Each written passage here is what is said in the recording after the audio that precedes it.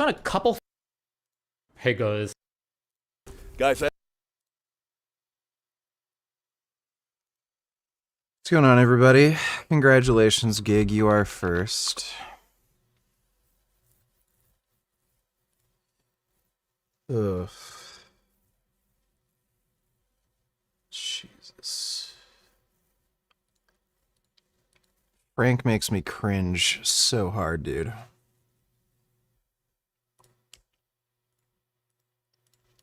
Years has had such remarkable advances in strength training and bodybuilding that teens today are almost like a new race of superhumans compared to back when I was in high school. Even the star football player in my high school team, if compared to people today, he'd be at most a DYEL or otter mode.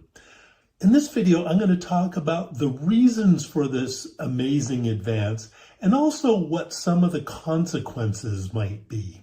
There's teens today who have better physiques after 2 years of lifting than I did after 20 years of lifting, and they're like 300, 400% stronger. It's literally like they're a different species. Let's look at the reasons for that. The first is equipment. When I was in high school, our school did not even have a gym, and it was a huge high school. We had over 1,000 people. Only the school teams, like football, had access to a gym, and it was one of those stupid universal machines. So we did not have access to equipment. And back then, teens did not go to gyms. It just was not done.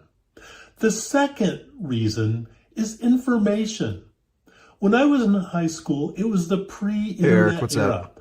There was no good information at all about how to gain muscle, get stronger. You had to go to the library, and those were mostly academic, hard to digest books. The magazines were out there, but they were ridiculous because they didn't mention that the workout routines they were promoting were for steroid users only. So any natural user that tried to use those workout routines would suffer from overtraining and not get any results at all. So that's the second reason, lack of information. The third reason is performance enhancing drugs. Back in the 70s, when I was in high school, it was something that only professional athletes did. It had not worked its way down into high school. Have you gone this fast before, DD? Let me take a look. oh, I'm at home, baby! I'm at home, motherfucker! Woo! Tonight the music seems so loud. I wish that we could lose this crowd. Maybe it's better this way. We hurt each other with the things we want to say. We could have been so good together. No, probably never gone that fast. That guy's an asshole. Dude, all it takes is one person to make a lane change, and then you're dead. What a fucking dick. Well, thanks for the donation, Blair. Schools and teen lifters. So what are the consequences of these amazingly rapid advancements in strength training and bodybuilding? Well, let me tell you what I suspect. Let's cover two separate areas, muscle gain and strength gain. Good morning, technically speaking, VG. I hope that you are doing great tonight. So, I read this passage from one of Carl Sagan's books and I instantly thought that this is what Trump and maggots are trying to do. Let me see. I have a foreboding of an America in my children's or grandchildren's time when the United States is a service and information economy, when nearly all the key manufacturing industries have slipped away to other countries, when awesome technological powers are in the hands of very few and no one representing the public interest can even grasp the issues, when the people have lost the ability to set their own agendas or knowledgeably question those in authority, when clutching our crystals, nervously consulting our horoscopes, Our critical faculties in decline, unable to distinguish between what feels good and what's true. We slide, almost without noticing, back into superstition and darkness. The dumbing down of America is most evident in the slow decay of substantive content in the enormously influential media. The 30-second sound bites, now down to 10 seconds or less, lowest common denominator programming, credulous presentations on pseudoscience and superstition, but especially a kind of celebration of ignorance. Well, that is definitely true of the MAGA crowd. So that's pretty damn prophetic, but there are forces pushing against it, at least. Thanks for the donation, Ben. So let's start with muscle. Hear about Putin winning the re-election? Yeah, sure he won. A perfect example of this is Sv3rige, who at age 21 is more muscular than the Mr. Olympias of the 60s, 70s, and 80s, and he's just 21. With all due respect, such a fantastic moron. It's so painful. So painful to listen to this idiocy. Please stop displaying imbecility. Don't put on public display that moron, at least have some humility. You have no idea what you're talking about. Yeah, I was thinking of doing a skit about Norm Finkelstein, and he uses the Berenstain Bears as a reference in a debate. But thanks for the donation, Norm. You are an absolute moron. You're an uneducated simpleton. I mean, think what he'd be if he was Mr. Olympia age. My guess is that, unfortunately, people like Sam will die before age 40, and here's why. Teens can get away with taking massive amounts of steroids, but as you get older, it becomes more and more dangerous. Steroid use causes blood pressure to go up, it causes arteries to harden, their cholesterol levels become horrible, it causes the blood to thicken, which increases the possibility of deadly clots. Have you heard about Project 2025? Sometime now, we've been hearing about the conservative I don't know if I have. Let me take a look. Heritage Foundation's radical plan to reshape the U.S. government and inject it with deeply held ideologies, including Christian nationalism, the next time a conservative wins the presidency. The connection between Project 2025's vision of a Christian autocracy and the likely Republican nominee, Donald Trump, became chillingly clear this week. Trump took the stage at a Christian media convention on Thursday and let loose a string of unsettling remarks, laying bare his intentions for a Christian nationalist government if given another shot at the presidency. He outlined a number of proposals, including restricting transgender rights, including banning gender-affirming surgery, because he referred to it as child mutilation. His rhetoric escalated further as he declared, Like, I'm assuming blanketly, including for adults. quote, "No one will be touching the cross of Christ" under the Trump administration. In a bizarre comparison, Trump also likened his legal troubles to the crucifixion of Christ. Hypothetically speaking, if Jasmine had cock, which way do you think it would curve? Left, right, or no curve? What do you think?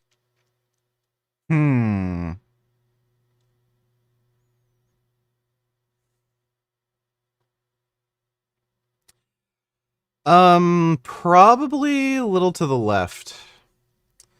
Thanks for the donation, Coyote 2. Gesturing as if he were on a cross, he stated, "I take all these arrows for you. I'm being indicted for you."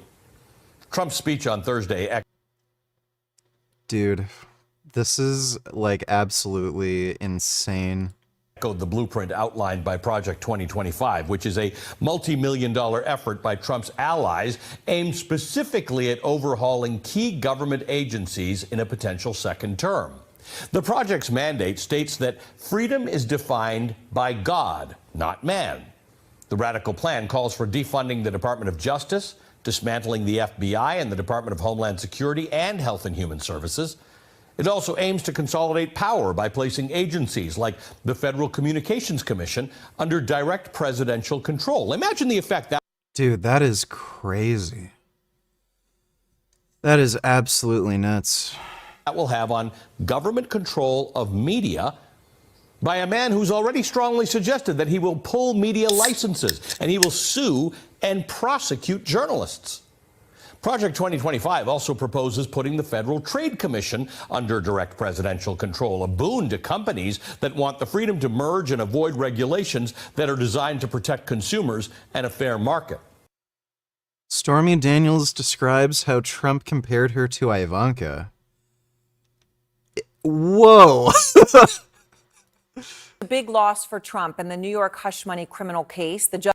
Bruh, Trump wants to have sex with his daughter. Holy shit. To be fair, she is pretty hot.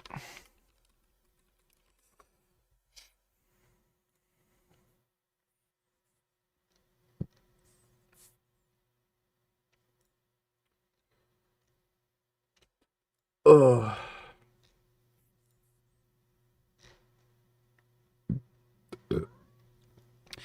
Apparently she is like 6 feet tall too.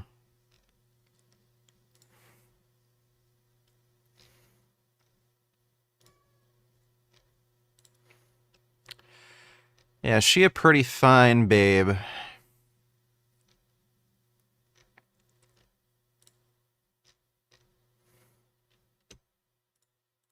Judge ruling against Trump's efforts to block testimony from Michael Cohen and Stormy Daniels in what is expected to be his first criminal case to go to trial. Now, that trial was scheduled No, I haven't started Breaking Bad yet. I've just been sleeping constantly. to start a week from today. The judge has delayed it until at least April 15th at this time, though. But this decision comes on the same day as the release of a new documentary about Stormy Daniels. In the film, Stormy says she accepted the $130,000 payment in 2016 to keep quiet about her alleged affair with Trump because she was scared for her life. My friend was like, you might actually have a problem. I don't want to scare you, but based on the things you've told me, now you're the whole Republican Party's problem. And they like to make their problems go away. It was really about two things: trying to keep the story from... Oh my god, if this project succeeds, America will no longer be a free country. Yeah. I wouldn't be surprised if they get rid of the term limit. Yeah, that's just crazy that you have a fucking president that wants to do something like that. And people are actually willing to vote for him. Thanks for the donation, Dodo. coming out so that it would not hurt my husband and my daughter, and I wouldn't lose my life. And that there would be a paper trail and money trail linking me to Donald Trump so that he could not have me killed. All I had to do was sign this piece of paper and collect $130,000.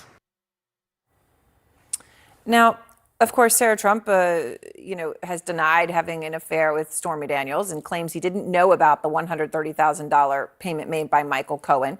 And Sarah Gibson is out front now, the director of Stormy. This is her first television interview since the film's release. And Sarah, I just think everybody should be clear. You've been working on this for a long time. Your documentary tonight officially out for everyone. Yeah, I'll watch Breaking Bad, okay? To watch on Peacock.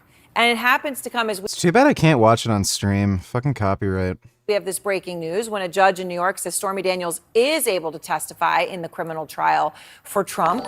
And as I said, My dad thinks you're a miserable fuck and that the reason you're streaming so much lately is because you're desperate for cash and unable to get as many donations. I've been streaming less, if anything, just because I've been so fucking tired lately.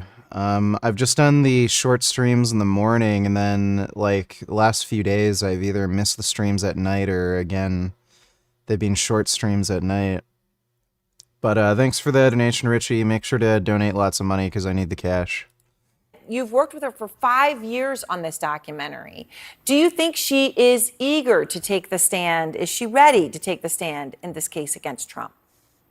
I would say absolutely. She has a real fighting spirit, and she's looking forward to being able to tell her story in the court and in front of the world, what happened during 2016. So it's clear from watching these parts of your documentary, Sarah, that the fear and paranoia that has followed Stormy Daniels since her story first came out in 2018, that's just so present. In the film, you see $10 to react to Sv3rige's review of Tufano. Also, Ivanka Trump is pretty hot. I wouldn't even care if she was my second or third cousin or some shit. I'd still try to smash. Yeah, same. Yeah, we can watch the Sv3rige video next, just after we get through the Trump stuff. Thanks for the donation, nigga. see her confront someone following her. I don't take any pre-workout. I just take creatine. Following her and her daughter, who is terrified in their car. And then you also show us Stormy's horse, shot by somebody with rubber bullets, abusing an animal after the address was leaked online. I mean, these are unbelievable things. And Jesus fucking Christ, dude. Play another clip from the film where she describes how all of this intensified after Trump's indictment. And I do want to warn our viewers in this clip, Sarah. These people are pieces of shit. Holy fuck. Some of what Stormy says is graphic. Back in 2018, it was stuff like liar. Yeah, that's actually why we haven't been showing any videos or anything of our horse, because we don't want anybody to figure out where the location is and then fuck with our animals. Slut. Gold digger. This time around, it is very different. It is direct threats. It is, I'm gonna come to your house and slit your throat. Your daughter should be euthanized. They're not even using bot accounts. They're using their real accounts. I'm desensitized to some of it, but they've also become more violent with me. I'm more prepared with my legal knowledge, but I'm also tired. Like, my soul is so tired. So, I mean, and I don't know if I'm so much a warrior now as... So, Trump's inner Hitler/Mussolini came out and attacked the Jews, again. Also, check out this St. Patty's Day banner in my home state of Ohio. Any Jewish person that votes for Democrats hates their religion, they hate everything about Israel, and they should be ashamed of themselves. Donald Trump had a Biden-like moment, honestly. You know, Biden says that if you're... Faggot donated $2. Have you ever watched the show Burn Notice? No. Don't think I've even ever heard of it. Thanks for that donation, faggot. If you're not voting for Democrats, you ain't black. You have Trump here saying to Jewish Americans, if you're not voting for Republicans, you're not a good Jewish person. Now, that's just the beginning of some of the statements that Trump made. It's baffling since Joe Biden's committed to supporting Israel. While appearing on Sebastian Gorka's radio program. Let's get into some more of it in just a moment. But Cenk, thoughts on what Trump said there, just right off the bat? Yeah, so look, first let me be fair. When people that are Muslim voted for Trump back in 2016 and 2020, I couldn't believe it. And I had family members who did it. And I was like, he said he would ban us from the country. Have you lost your mind, right? So I get that as a concept, except I'm from a Muslim background. So I'm asking my, members in my community, you guys sure? Because that doesn't sound right to me, right? Mm-hmm. When you're not in that community, that's crazy. So imagine if I said, if you're not voting for Trump, you're not really black. What right do I have to say that? That's nuts, mm-hmm. Right? Hey Nuki, what's up? Just coming to say hi. Good stream, brother. Thanks for the work against the meat industry. No problem, dude. Or Biden, it doesn't matter, right? And so for him to say that they're not good Jews if they don't vote for him, absurdity, by the way. I genuinely do not know how Trump can make a claim like that. It makes no fucking sense. Like, Joe Biden's committed to supporting Israel. He's been involved in vetoing UN ceasefires. Whatever happens, we must not let this happen in order to save this country. #Stop Project 2025. Yeah, I agree. Hopefully Trump just fucking chokes on his next Happy Meal. Thanks for the donation, Dodo. As out of man, I'm out of. How much of the threats against her increased? And also in there, we saw her, Sarah, in a way I've never seen her before. You see her as a human being. Yeah, and that gets missed a lot. She's been needing to salvage and make a living for her family. So I would say that the death threats have increased tenfold since the indictment, and even more so since 2018 when the news first broke. And I would say that a lot of the trolls online feel very empowered to. Richard Kumar Burgess is a piece of shit. Richard Kumar Burgess is a piece of shit. Richard Kumar Burgess is a piece of shit. Richard Kumar Burgess is a piece of shit. Richard Kumar Burgess is a piece of shit. Richard Kumar Burgess is a piece of shit. Rick. Well, you don't have to rub it in. Thanks for the donation, Tommy Kunwar. Although I don't agree with some of Anna Kasparian's politics, at least she has a pretty good rack. Yeah, true. She has some nice tiggled bitties. Thanks for the donation, Vegan Gains.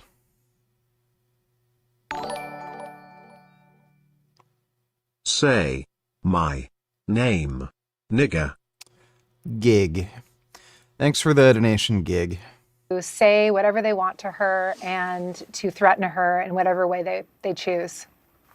Tenfold. That is something just gives me pause. I mean, she gives her most extensive description to you in this film of her meeting with Trump in 2006. That meeting is the meeting that would ultimately turn her entire world upside down. And she tells you, Sarah, that she went to a hotel to have dinner with him, and then he calls her up to his room, and she tells you they spoke about her career as a director, and he dangled out potentially having her on Celebrity Apprentice. And then this is what she says happened. He told me I reminded him of his daughter. I felt like he was being sympathetic to me. Ivanka is beautiful and she's blonde, and I'm sure she's had people assume that she's an idiot. But I felt like as this father figure who has watched his daughter be treated a certain way could identify with me. I thought we had this mutual respect. No, he meant he wanted to have sex with his daughter, and you remind him of his daughter. Which is why it was so crazy when, having no red flags whatsoever in a conversation, I came out of a bathroom to find myself cornered. I don't remember how I got on the bed. It was awful.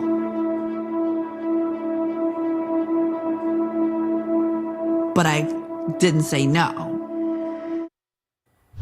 She's brutally honest there.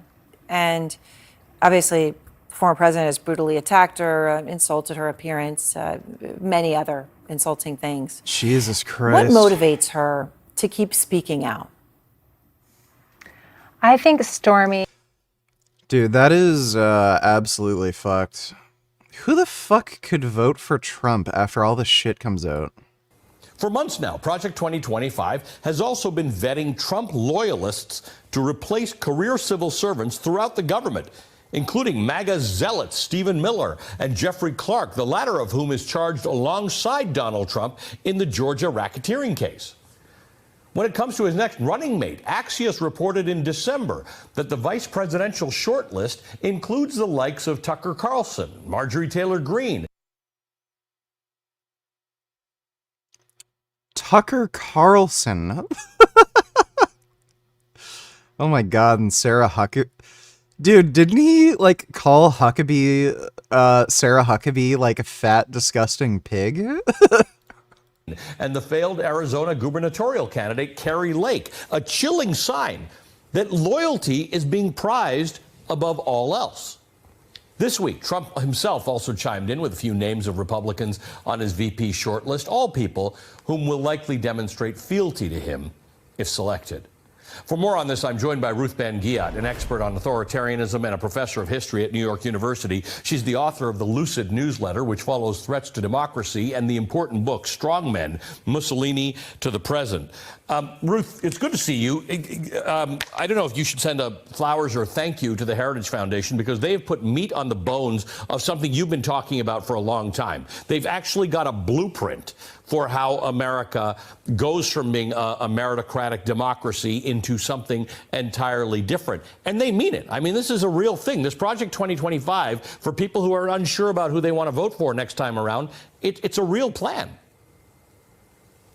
Oh, yes, it is. And it's very well thought out, and it involves, tens of thousands of people. So the essence of authoritarianism is removing restraints on the leader and making him immune from prosecution by domesticating government. And so some of what Project 2025 proposes, like abolishing the DOJ and the FBI, is designed for that end, to make it impossible to prosecute Trump and allow him to commit crimes with impunity. But there's a bigger point here, because this is a huge, they want to abolish lots of government agencies, the Department of Education, Health and Human Services. And so the scale of this leads me to think about the way that authoritarian regimes actually operate, which is if you get rid of a lot of government and then you've got your smaller army of loyalists, it allows the leader and his cronies and his inner circle and his family are often in there. There's talk of Jared Kushner being Secretary of State. They are the ones, a small number of people, who actually run government. And they take away the rights of millions, and it's like a band of cronies. And that's the way that authoritarian states actually operate. I'm glad you just spelled that out, because I left out of the introduction the discussion about the Department of Education and the Department of Commerce, because I'm not sure everybody understands. Like, I don't feel like I interact much with these departments. Why does it matter whether Trump would have them or not have them, or Project 25 would have them or not have them? And I want to really just get into that with you for a second. The idea being that these agencies that in theory are otherwise populated by Senate-approved people who are deemed to have the merit to run them, well, now they'll either be eliminated, or the presidents and the executive branch will make decisions that were otherwise being made by experts.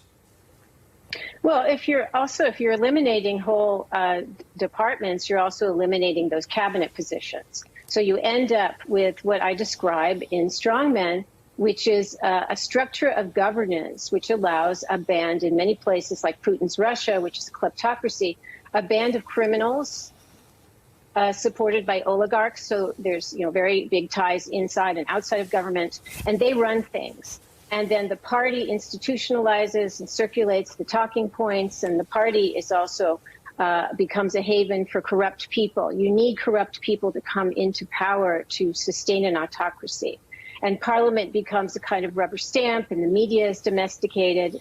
And so often people talk about Orban's Hungary as, the model. And there, 85 to 90% of the media is under, either under friends of Orban, as they're known. It is worth studying this business with Viktor Orban, because he's called for an alliance between Christian nationalists in the United States and Europe. And this is also The only path to Nutella is, are you going to watch the new Godzilla X Kong movie? Yeah. It kind of looks like stupid fun. Yeah, that's the point. Also, did you know that director's next movie is Thundercats? Also, what animal is this? He looks like a cow, deer, zebra. Thundercats movie could be cool. Wow. Oh my god. I don't know what animal that is, but it's very pretty. Tucker Carlson could be in office if this happens. God, that's terrifying. Yeah, how in the fuck could that possibly be his VP pick? Can he literally pick, like, anybody to be a VP? Could he find, like, a homeless bum off the fucking street and that's the VP?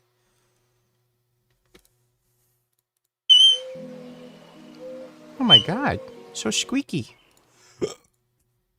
Those are some good animals.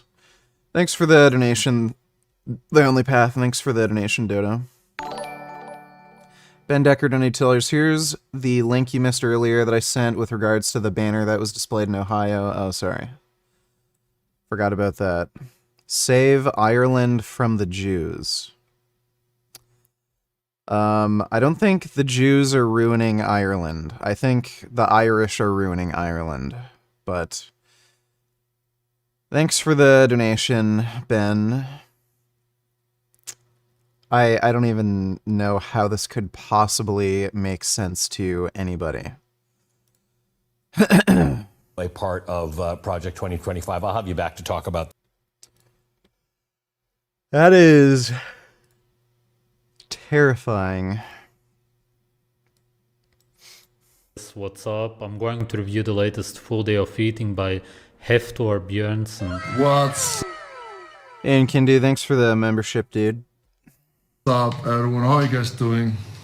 Welcome to a full day of eating. I'm excited for this one. This has been on the agenda now for a while to film a full day of eating. I haven't done one, I think, since 20. He does look strong, mostly because he's tall. That's why you naturally look strong. But he also looks incredibly old. Guess how old he is? He's 35. If you would have guessed 50, then I wouldn't blame you because...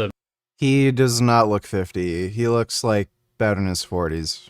When I look at him, yeah, I would say that he looks like a 50-year-old. Yeah, at least. It's funny, like strongman diet. So it's gonna be cool to see what the people think, and also just to show the small changes there and there. Then let's go inside. I'll introduce you to a new member of the kitchen. The chef. Here we have. What up? Hi. For those who don't know, this is my dad, Björn. I hired my dad as my. They almost look the same age. They do not almost look the same age. A chef, because there's nothing more boring than eating a food you don't like. It's crazy how bad he looks like. He looks incredibly sick and old. That's what drugs do to you, but even if he wouldn't have used so many... Well, this is just really harsh downlighting. He's gonna look older and like really harsh downlighting. I'm simped in a $2 watch. I believe you said it right there in quotes, like my dick fell out. I think that's what you said right after. Exactly what I said. I didn't even believe it. I was running. I'm looking at the 40, and all of a sudden I feel it. I feel it. His dick fell out. Touch my leg, and I'm like, oh shit. So I try to cuff it and take the dive. You know what I mean? Because I know little kids watching. And oh my God. Put your dick away, Chris. I gotta say, how blessed you are to even be able to describe it as though your dick fell out. Because I don't even think I could describe that adjective. And I don't think you can fall anywhere. Dude. Oh my God. How does he not have like underwear that like are supportive enough? Thanks for the donation, I'm simp. Dame right, it's horrifying if this passes. It cools to not only result in the end of Amarcia, but since America is potentially the most powerful country on earth, it could also mean the end of possibly the world itself. Yeah, I don't think it'll be the end of the world, but it'll be, you know, the end of a free society anyway. Thanks for the donation, Dodo. Many drugs. Of course, working out and eating so much will also age you.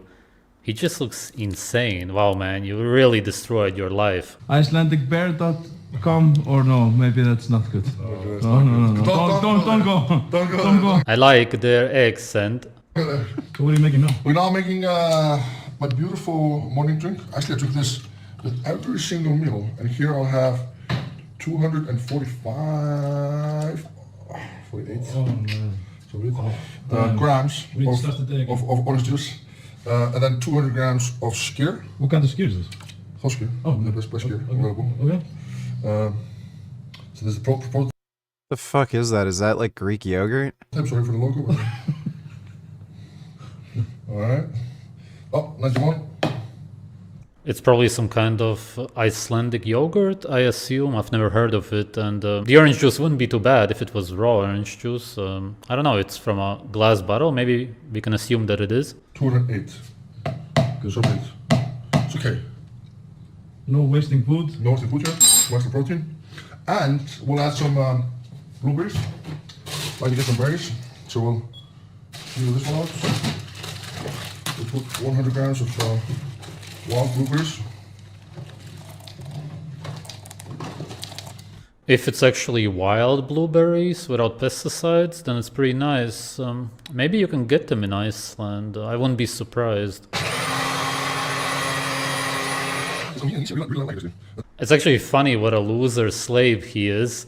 The Icelandic people always used to drink blood, eat a lot of animal organs, and if they would make a shake, if that was even possible, then it would be a shake of organs, blood, and whatnot, whereas now... No, they never did that, because that's gross. He gets dairy, alright, it could be worse, but it's still slave food at the end of the day. Dairy is of course not available in nature as such, and just some wild blueberries and orange juice. It's maybe good for hydration. The drink is red and you're really just an embarrassment for your Icelandic ancestors. What? Fuck? It's tarded. The problem is that when you eat like this, you destroy your genes. His children will be smaller than him, and their children will be even smaller, and so on, because they... In all likelihood, his children will be smaller than him because he's so fucking insanely gigantic. Like, everybody on the planet is smaller than him, dude. They don't live like their Icelandic ancestors. The reason he's so tall and probably has big bones from what it looks like, good genes, is because his ancestors ate animal organs, the fish, raw, the way it should be now. No, he's tall because of genetics, not because of what his fucking parents ate. Naturally, and now he eats orange juice with wild blueberries. Veistu hvað? Ég ætla alveg að laga lestina. Já, sjá.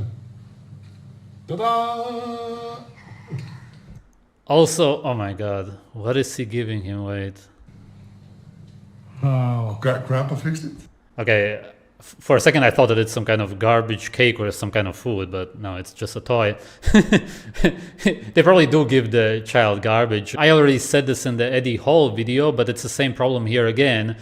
These kind of men don't care about their children whatsoever, because if they did, then they wouldn't do what they are doing. They are body destroyers. They reduce their lifespan by decades.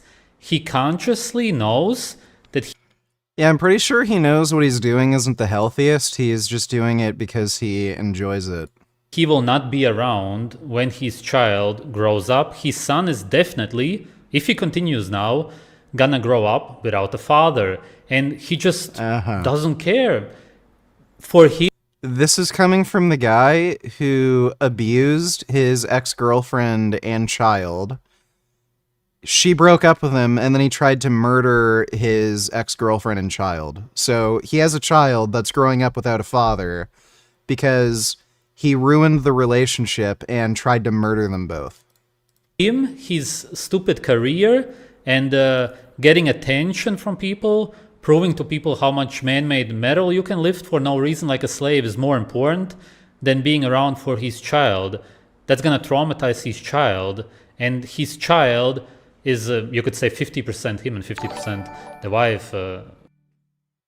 Despite Richard's evident lack of acumen in his pursuits, one must concede that his visual allure provides a delightful distraction, a pleasing facade that belies the vacuity beneath. Alright, well, I'll consider that a compliment. Thanks for the donation, Norm.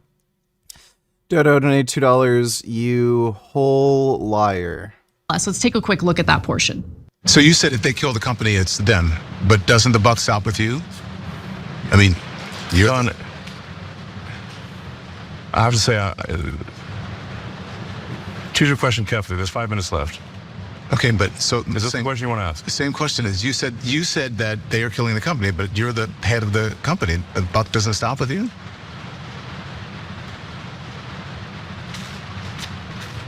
I acquired X in order to preserve freedom of speech in America, the First Amendment.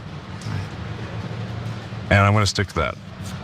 And if that means making less money, so be it. Wow, what a fucking toddler. So I have to be, listen, I'm just being honest, right? I'm not trying to, like, get you or anything. I was just surprised that you would blame other people for killing the company. I mean, when you say the buck stops with the president of the United States, regardless of what happens, right?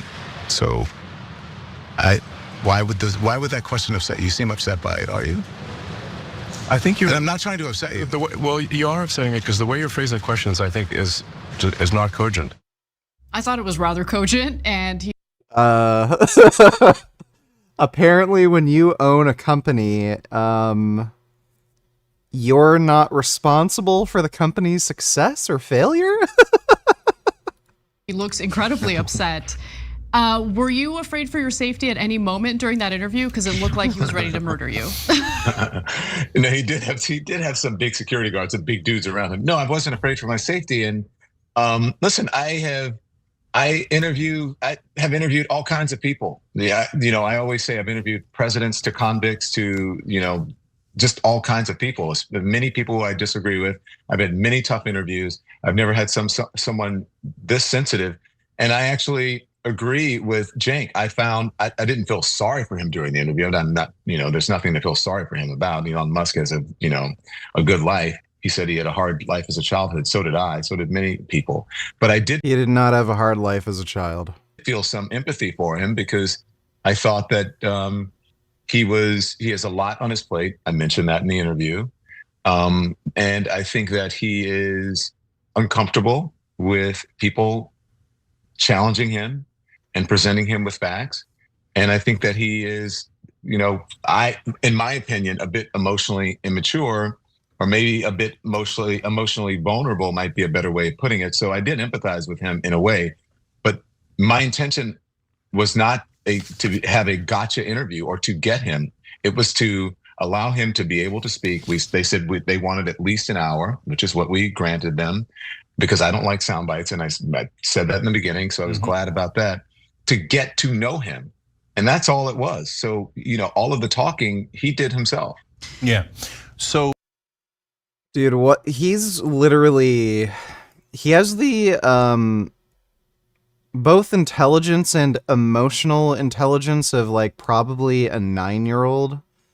Just, he wants everything his way and he can't take responsibility for like anything. What an idiot. Thanks for the donation, Dodo. We can assume that it's not exactly like that, of course, but my point is that he's going to destroy half of himself, the future self. It's just crazy. He's not going to be around for himself, essentially. Grandpas can fix everything. It was broken. It was broken, but Grandpa fixed it. You can see that the grandpa looks way better than him, just because he probably had a better upbringing. What does quarantine mean?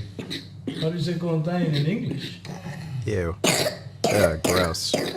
Oh, dude, kids' coughs are so fucking gross. I get some protein, obviously, when I steer from eggs and some milk as well. I used to drink milk with every single meal, but I think a lot of dairy, like too much dairy, caused me some inflammation.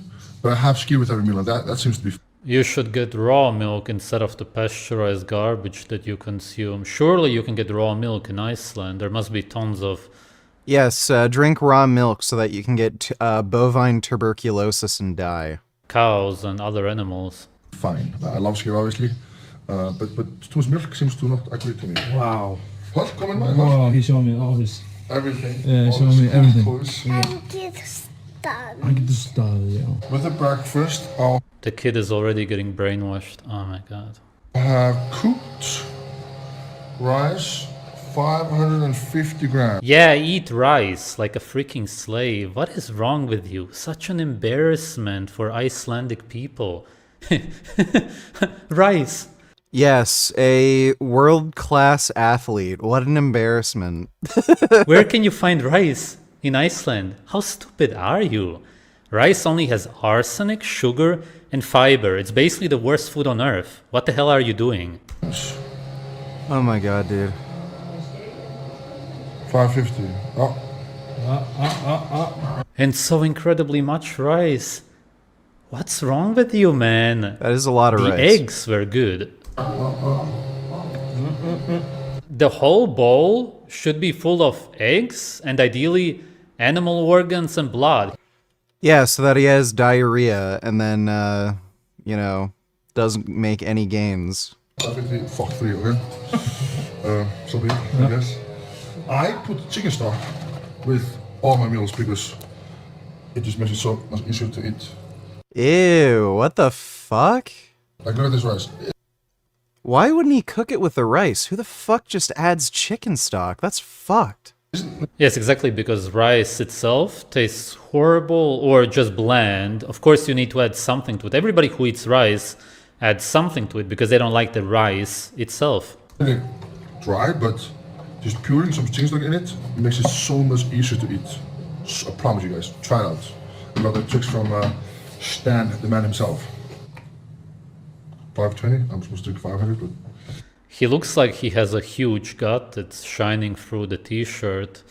No wonder, with all of the rice, all of the insulin, the pancreas, of course, insulin belly.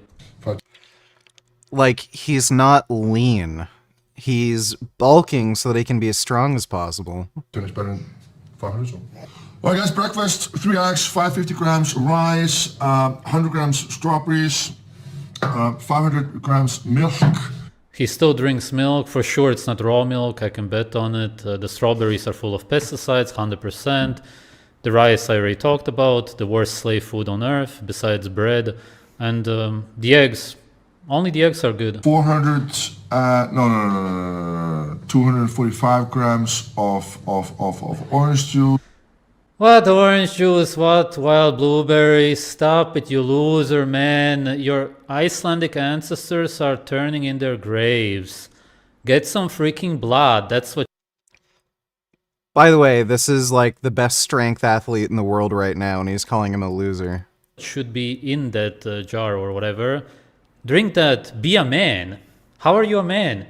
You're a drugged up junkie with a huge insulin gut. Your tattoos won't fool anybody. You're a loser.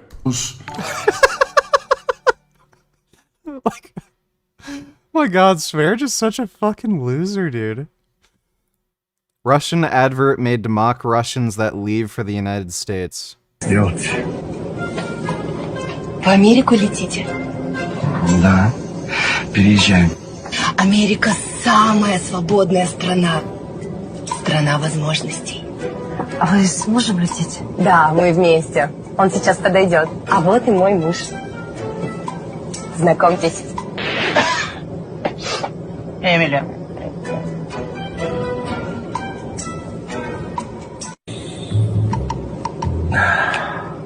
Простите, мистер. Пассажиры позади вас вегетарианцы.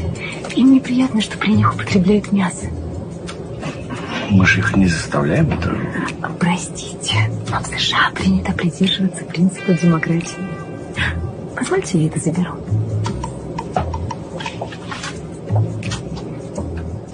Парень, тут очередь в туалет. What do you want? В очередь, говорю, встань в туалет. I want to go to the toilet. Простите, мистер, что случилось? Да вот парень без очереди лезет тут. И что? Вы не хотите его пропустить? Я? Конечно, конечно. Его надо пропустить. Мы подождем. Его народ долгие годы терпел притеснение. Yeah, I've seen Russian propaganda like this where they try to convince Russians that black people have more rights than white people. Белых. Мы перед теми афроамериканцами в долгу. Простите нас, сэр. That is cringe as fuck, bro.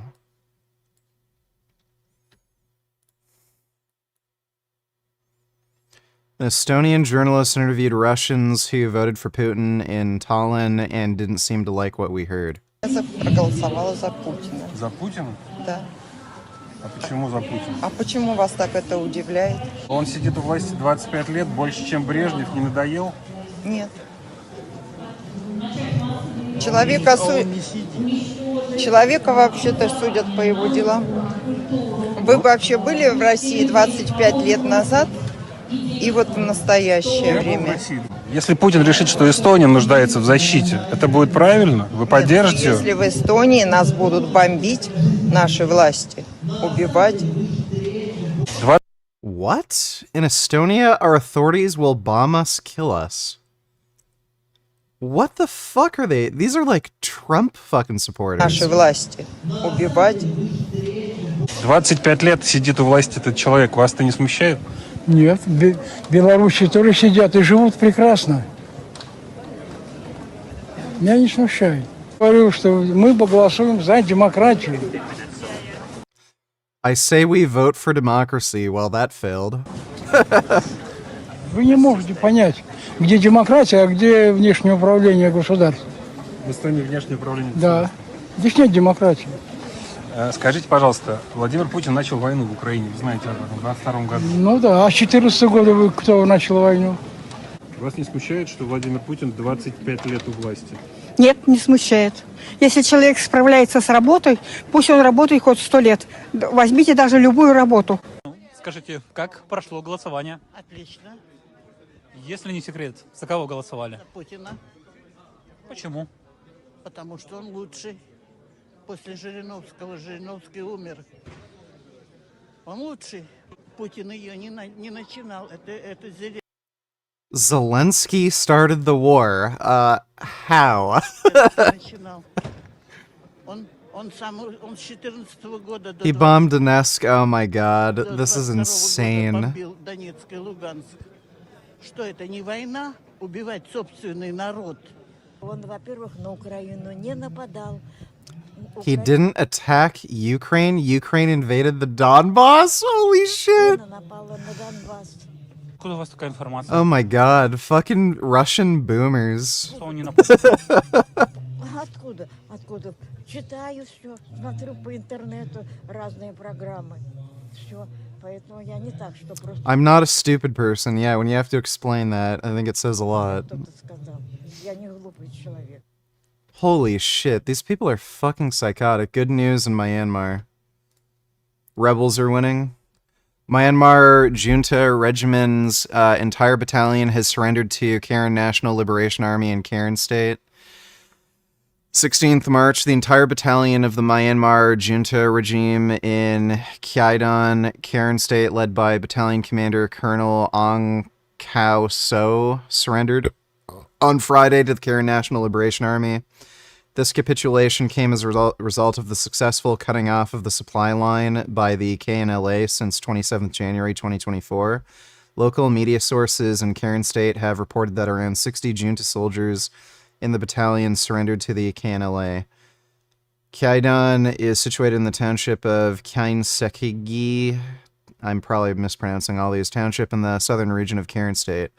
Fighting is being intensified in Thingan Ni Nong area close to the Myawaddy A border town with Thailand and central Karen State. The surrender of the battalion is a significant blow to the Myanmar junta. Highlights the increasing vulnerability of junta regime forces across the country. Yeah, I'm glad the rebels are winning. The whole story behind this is just absolutely fucking crazy. The rebels initially, they were literally 3D printing firearms because they couldn't get a hold of any, commercially produced weapons. So it's pretty amazing how successful they've been so far. Thanks for the donation, Dodo. With some 200 grams of skyr and some 100 grams of blueberries. There you go. There's a lot of grams. I am a little baby. I will eat my blueberry. Blah, blah, blah. 40 grams of everything here. And we enjoyed this bowl. It's pretty obvious when Sv3rige is jealous of somebody. Wow. Spider-Man's here. Yeah. Hi, Spider-Man. You better eat your Spider-Man, breakfast. I'm gonna eat your breakfast. You're gonna pick a straw. No! Don't do that for me. Don't do that. At least the Spider-Man figure has a sort of normal physique. I often have some sourdough bread with jam and a bit of peanut butter if I feel What bread, what jam, what peanut butter.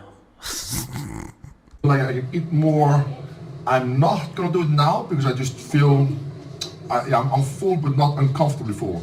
I don't really think You should never be uncomfortably full. That means that you ate a lot of fiber, which is indigestible. Your gut is probably bloated. It's literally when your body can process the food that you eat. Whereas if you eat a lot of meat, then your body, no matter how much you eat, can always process it. That's when you can know that you're eating the wrong diet, and you are completely. I need to. I'm not really trying to gain weight at the moment, even though it wouldn't hurt if I would. I'm weighing in around. You're severely obese. You have body dysmorphia. Why would you gain weight? Because he's a strong man, Sv3rige. That's why. What's your BMI? Probably like 40 plus for sure. 190, 12 kg at the moment. That's super very severe obesity. Oh my god. I know that. No, not for his height. He's like 6'7" or 6'8". I'll probably be slightly heavier at the competition day because soon. Can you even talk properly, man? Why such long pauses? What's going on with your head? English isn't even his first language. I'll be training less, and that means I'll be moving Talk! less. Talk like a normal human being. Basically, burning less calories. So I'll be gaining more weight. Now, next up, I'm gonna do my cold plunge. I do cold plunge every single morning. And actually, first up next is a 10 minutes walk. Alright guys, so Cold plunges are fucking stupid. like I said, I'm doing my 10 minutes walk, basically bike. I sometimes walk outside, I sometimes bike inside. This really depends what's more convenient. Now it's a lot more convenient to do it here in my greenhouse because it's firstly cold outside and it's snowy and icy. Wait. It's too cold to go outside for a walk, but afterwards you want to do a cold plunge. Are you even in any way listening to yourself? You're so severely brainwashed, it's unbelievable. So I don't want to risk myself falling. So yeah, I'll do 10 minutes here. And like I said, basically the reason why I'm doing this is just to help with my digestion. Also by moving my body consistently throughout the day for 10 minutes. Stop eating such garbage slave food and you won't need any help with your digestion. Not that it would help anyway. Meals helps me a lot with my blood pressure. Woo! Okay, every single morning, guys, I do 3 minutes of cold plunge. I've been doing this for quite some time right now. And for how long? Maybe a few years, right? Because that's when Wim Hof came out with it. The mainstream media started reporting about it. And that's when all of the slaves who have no thoughts of their own started doing it blindly. Because you're such losers that you can't even think for yourself. Nobody on YouTube or anywhere says that they have been doing cold plunges for 10 plus years even, let alone 20 years. No, because you heard about it only some years ago. Humans never used to do it. Never. It completely goes against our nature. I was dealing with a lot of information when I started this strongman journey again. And this really helps me. No, it doesn't help you whatsoever. And this has been proven in studies. I have made tons of videos about this.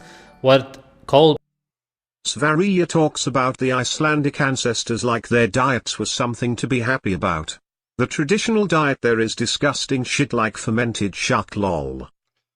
Yeah, I'm pretty sure they wouldn't have been eating that if they had a choice. Fermented shark. Ugh. That sounds horrible. Thanks for the donation, PP. plunges or the cold in general does is it numbs down your body, it stops the inflammation, which is bad anyway, because the inflammation is what heals your body, it repairs your body literally, and after Yeah, so there's an inflammatory response to exercise that is beneficial. You want that inflammatory response because it's part of the hypertrophic process. Now, there's such thing as too much inflammation. If you have too much inflammation, then you do want to do something that will help bring down the inflammation. But he is right. For a normal person to be doing things like taking cold plunges, taking anti-inflammatory medications, you don't want to do that. I don't know what particular problems he was having. Those cold plunges might be good for him. But yeah, in general, you don't want to do like the cold exposure and shit. Afterwards, the inflammation gets even worse because your body now has to produce a lot of white blood cells. It has to fight. That's not true. Fight the infection caused by cold plunges. And cold plunges do not cause infections. Again, this has been proven in studies. The cold literally activates your immune system. It does not. Because your body feels attacked because it is being attacked by the cold. Just to maintain that to minimal, because it was to the point where I was just struggling in daily life. But doing the cold plunge, not only do I feel better, like in my head, but also physically a lot. So yeah. Did he just say that he feels a better man in his head? Yes, we can really hear that you really sound like you're. Like Sv3rige doesn't realize he has an accent, and English isn't his first language. Vitamin A. Doing good. I'll finish 3 minutes here, and I'll take my son to school. Let's go. Yes, Sv3rige, tell us about the vitamin A. Don't take your son to school, man. Homeschooling is the only way to live today. And if you can't in Iceland, then move to a different country, seriously. All right, let's get some rain. Hey, what a moron, dude. Yes. What do you like? Something I haven't tasted before. I actually don't think you have tried this one. I don't think I have either. Tropical Storm. Wow. I actually might go for the same. I'm a big sucker for large streams ago, as many of my followers know, but let's go for this one. It's good to have a tropical storm. We're not used to tropical storms, just cold ones. You know, so it's a good change. A cold tropical storm. Oh, okay. Icelandic. Fits one, yeah. So, next meal, guys, I have rice, 450 grams. I have steak, 110 grams. Okay, he eats some steak, that's great to hear. It's probably overcooked, meaning that the protein is partly destroyed. But again, rice. Why? Vegetables, 100 grams. He'd be much, much better off by eating tofu. Like, especially since he's saying he has issues with, like, whole body inflammation. He should be eating more foods like tofu that have isoflavones that have, anti-inflammatory properties. Here I have half hour. Why vegetables? Those vegetables don't even exist in nature. Why would you eat them? Why would you eat something that human beings never used to eat up until really just 2 decades ago? I don't know, maybe it's good for you or something. Avocado as well. Half avocado. And then the What avocado, man? You're from Iceland. Same drink I had before. The skyr and orange juice, always with each and every meal. The OG is 245 grams. At least he gets somewhat hydrated, better than most of the bodybuilders, because he drinks these shakes. That's about it. And then 200 grams of skyr. All right. I love this is lunch. Ben donated $2. This is brutal. All right. Now, I want to ask you about this photo. It's St. Patrick's Day. By the way, he wasn't Irish. But here is a lot of your family, okay? What are your thoughts on Audi, Mercedes-Benz and BMW? I'm a big Audi fan. I like the transporter car. I absolutely hate Audi. They're a terrible, terrible manufacturer. Like, just the company is awful. They're a very small, like, company. They don't make many cars, and their actual, like, brand support is awful. Once they make a car, after, like, only a few years, it becomes extremely hard to find replacement parts because, you know, they're not a big auto manufacturer, so it's very difficult to actually even like own these cars for a number of years, because when shit breaks down, becomes very difficult to find parts for them. They're built in the most retarded fucking way. They'll put things like the thermostat and shit. Hafthor also has Bell's palsy. I believe it's the same condition Sylvester Stallone has. No, Sylvester Stallone had his nerve damage from something that happened when he was born. That it's totally different. Sylvester Stallone doesn't have Bell's palsy. Thor got Bell's palsy from some sort of infection. But thanks for the donation, Pooh. Yeah, they'll put things like the thermostat like deep into the engine so that if, you know, something that's normally very simple to fix, like you literally have to take the entire engine apart to actually, you know, get to just stupid little things.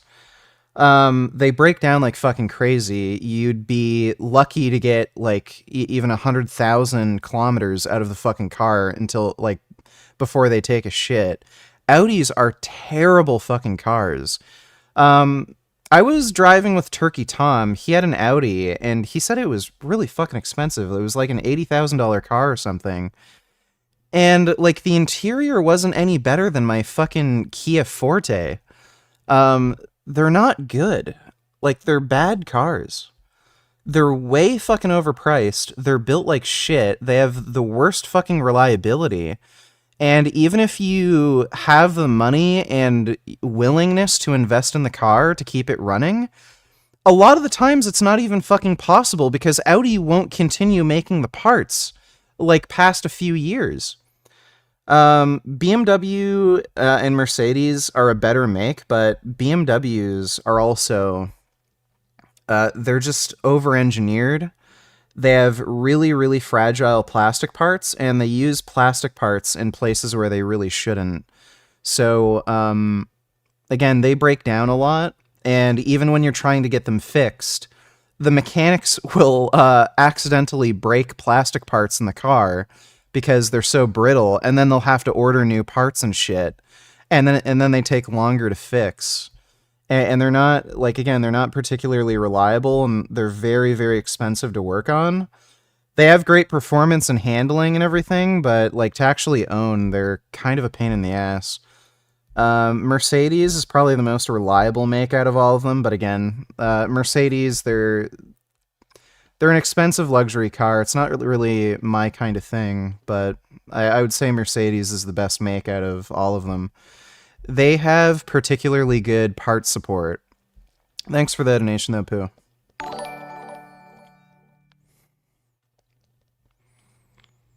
Dodo donated $2. Putin is the longest-serving leader in Russia since Joseph Stalin. This is amazing, by the way. Watch this. Any software devs in the comments, what are your thoughts? This is impressive. Hey, I'm Scott from Cognition AI, and today I'm really excited to introduce you to Devin, the first AI software engineer. Let me show you an example of Devin in action. I'm going to ask Devin to benchmark the performance of Llama on a couple different API providers. From now on, Devin is in the driver's seat. First, Devin makes a step-by-step plan of how to tackle the problem. After that, it builds the whole project using all the same tools that a human software engineer would use. Devin has its own command line, its own code editor, and even its own browser. In this case, Devin decides to use the browser to pull up API documentation so that it can read up and learn how to plug into each of these APIs. Here, Devin runs into an unexpected error.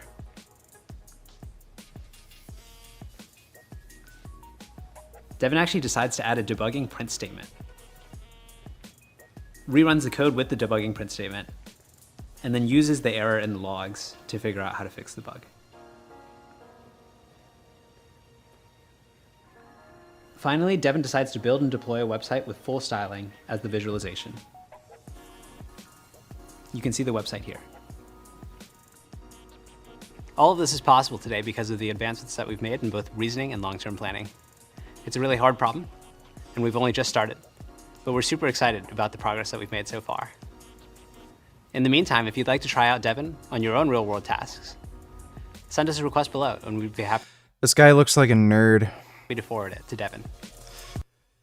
Yeah, I wonder what AI is going to do for software engineering. Might put a lot of people out of a job. Thanks for the donation, Dodo. Jake donated $2. What about Honda or Toyota? Honda and Toyota are really good makes. Toyotas are expensive, but they're very, very reliable and well-engineered cars, and same with Honda. Honda makes better performance engines, but yeah, they're two really good makes. Thanks for the donation, Jake.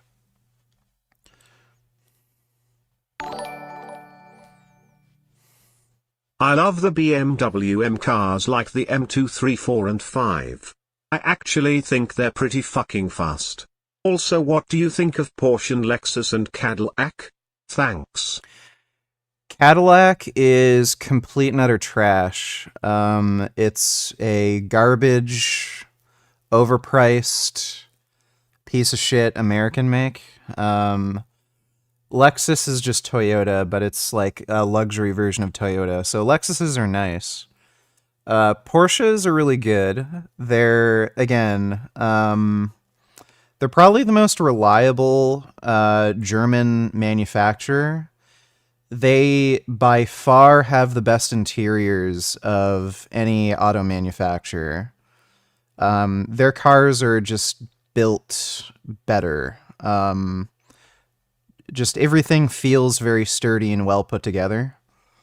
And they're, cars like the GT3 RS, the performance is insane. The BMW M series, they're they're fast cars, but they're just not reliable. And they're very expensive and difficult to work on. I also don't like the redesign. The new fucking M4 and M5, they look like pig noses.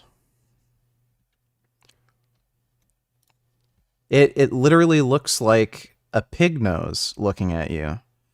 I like the look of the old style M4, like M4s and M5s, but the new ones, they look like big giant pig nostrils. Like, this looks nice, but the new ones, it's literally a pig nostril. Let me see, BMW M5 2023. Or is it the M4? Yeah, the M4 has giant fucking disgusting pig nostrils. They look bad. I saw them in person, and they look better in person, but they still look bad. Yeah, it looks like a oinker staring at you. The performance is insane. I think the new M4 goes from 0 to 60 in like 2.7 seconds. Thanks for the donation, though, Tool. Gathered around Joe Biden, and it is a, St. Patty's Day. They all put out messages that are all about the same thing, which is, go Joe, we support you. What does it mean when the people who know you best say Joe Biden is better than their own brother, uncle, cousin? All right. Damn, dude. RFK Jr. just got shat on.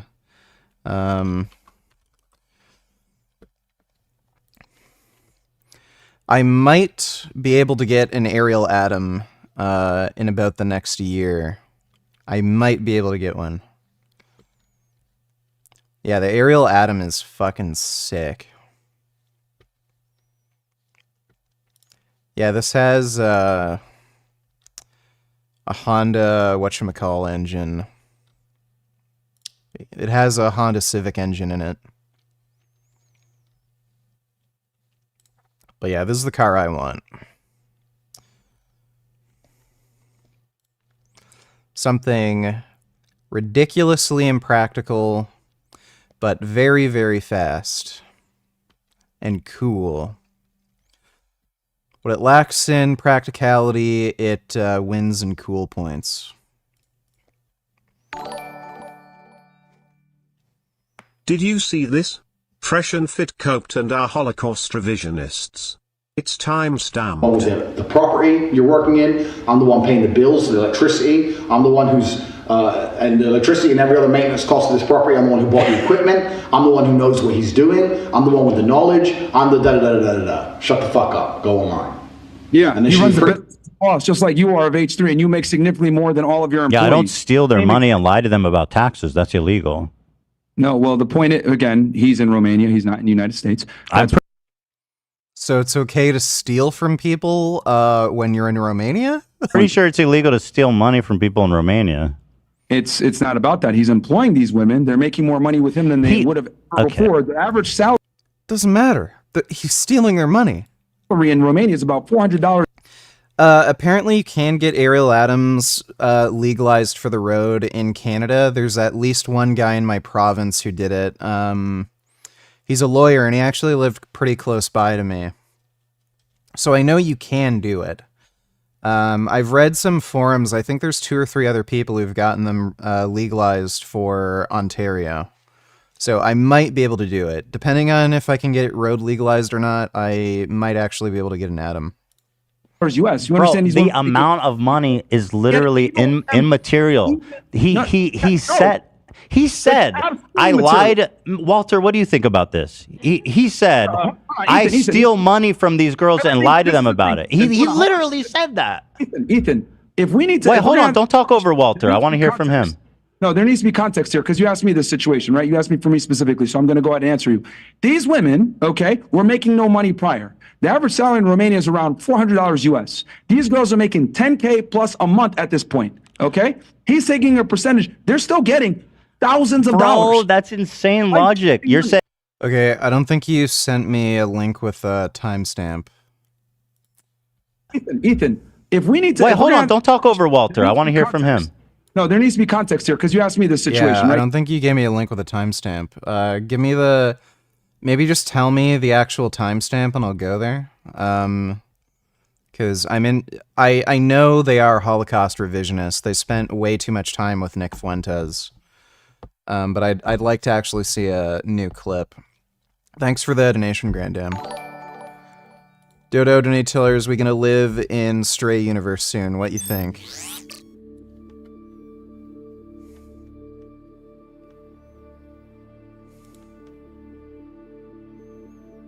Hey, Figure One, what do you see right now?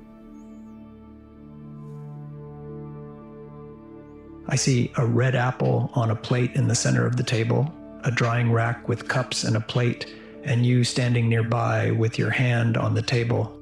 Great, can I have something to eat? Sure thing.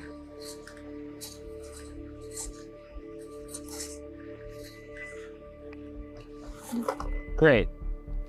Can you explain why you did what you just did while you pick up this trash? On it. So I gave you the apple because it's the only edible item I could provide you with from the table. Yep, Stray Universe is coming soon. Hopefully the kitties take over. Thanks for the donation, Dodo. Do you think you could kick Zerka's ass? Even with the broken elbow? Did you see his fight with Shkitoki where he got his shit pushed in? Yeah, I could beat Zerka even with my broken elbow. For one thing, I don't think he's a particularly coordinated person. And 2, he's kind of a whacked out, degenerate drug addict, so... even with one arm tied behind my back, I'm pretty sure I could still kick his ass. Thanks for the donation, though, nigga. You asked me for me specifically. This is lunch. Okay. Simple, effective. You do this everything. Let some rain, have some drink sugar, flush it down with. Here I have to do some additional electrolytes because I'm a fucking massive guy. I fucking sweat a lot. I need a lot of fucking electrolytes. You don't sweat a lot because you're a massive guy. You sweat a lot because you use a lot of drugs, and if you are larger, you sweat more. Because you're very stressed throughout the day. Your height most definitely won't make you sweat more. I hope that it's needless to say. Your weight technically could if you would, again, be stressed a lot. And I have salt, more sodium. I don't even know how much sodium I fucking take every day. I take a lot of fucking sodium. 10 grams or something? Fucking lot of salt in it. Yeah. Probably.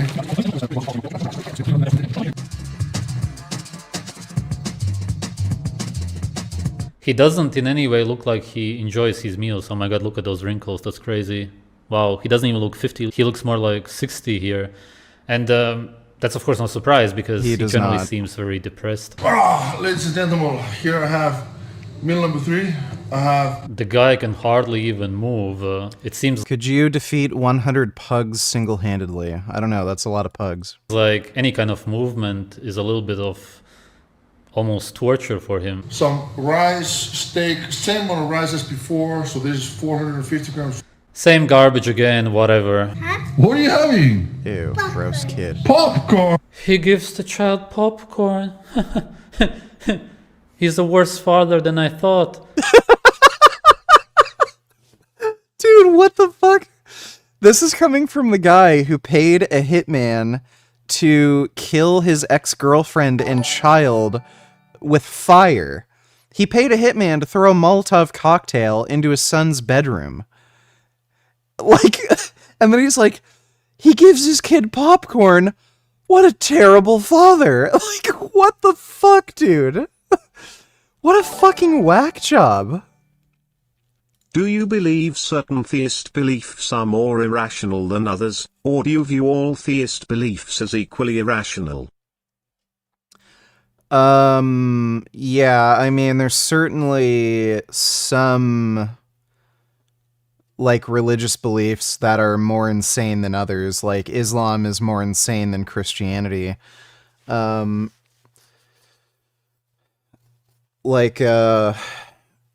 You know, the idea that there's some all-powerful God that wants you to commit jihad and murder non-believers, that is certainly crazier than, you know, the belief that there's an all-powerful God that's, you know, all-loving and just wants you to treat your fellow man with respect. So there are some beliefs that are crazier than others. Thanks for the donation, though, Vegan Linguist. Dodo donated $2. Let me see.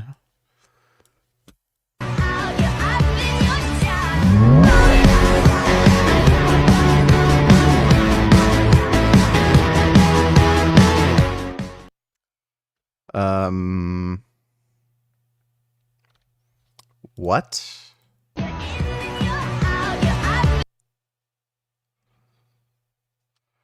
So, Melania is more fashionable than Jill Biden? Okay.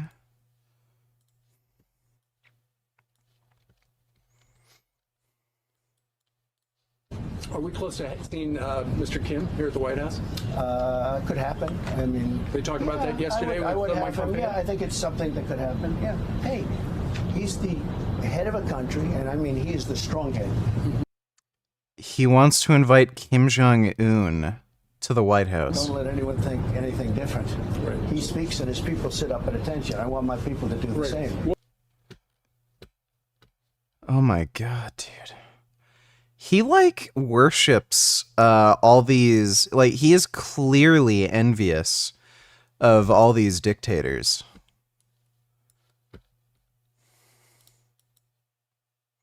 No war with Russia, stop funding Ukraine, Frexit, no NATO. French people take to the streets against their gay warlord. Yeah, well, that's characteristic of the French to, you know, be afraid of going to war or any kind of combat.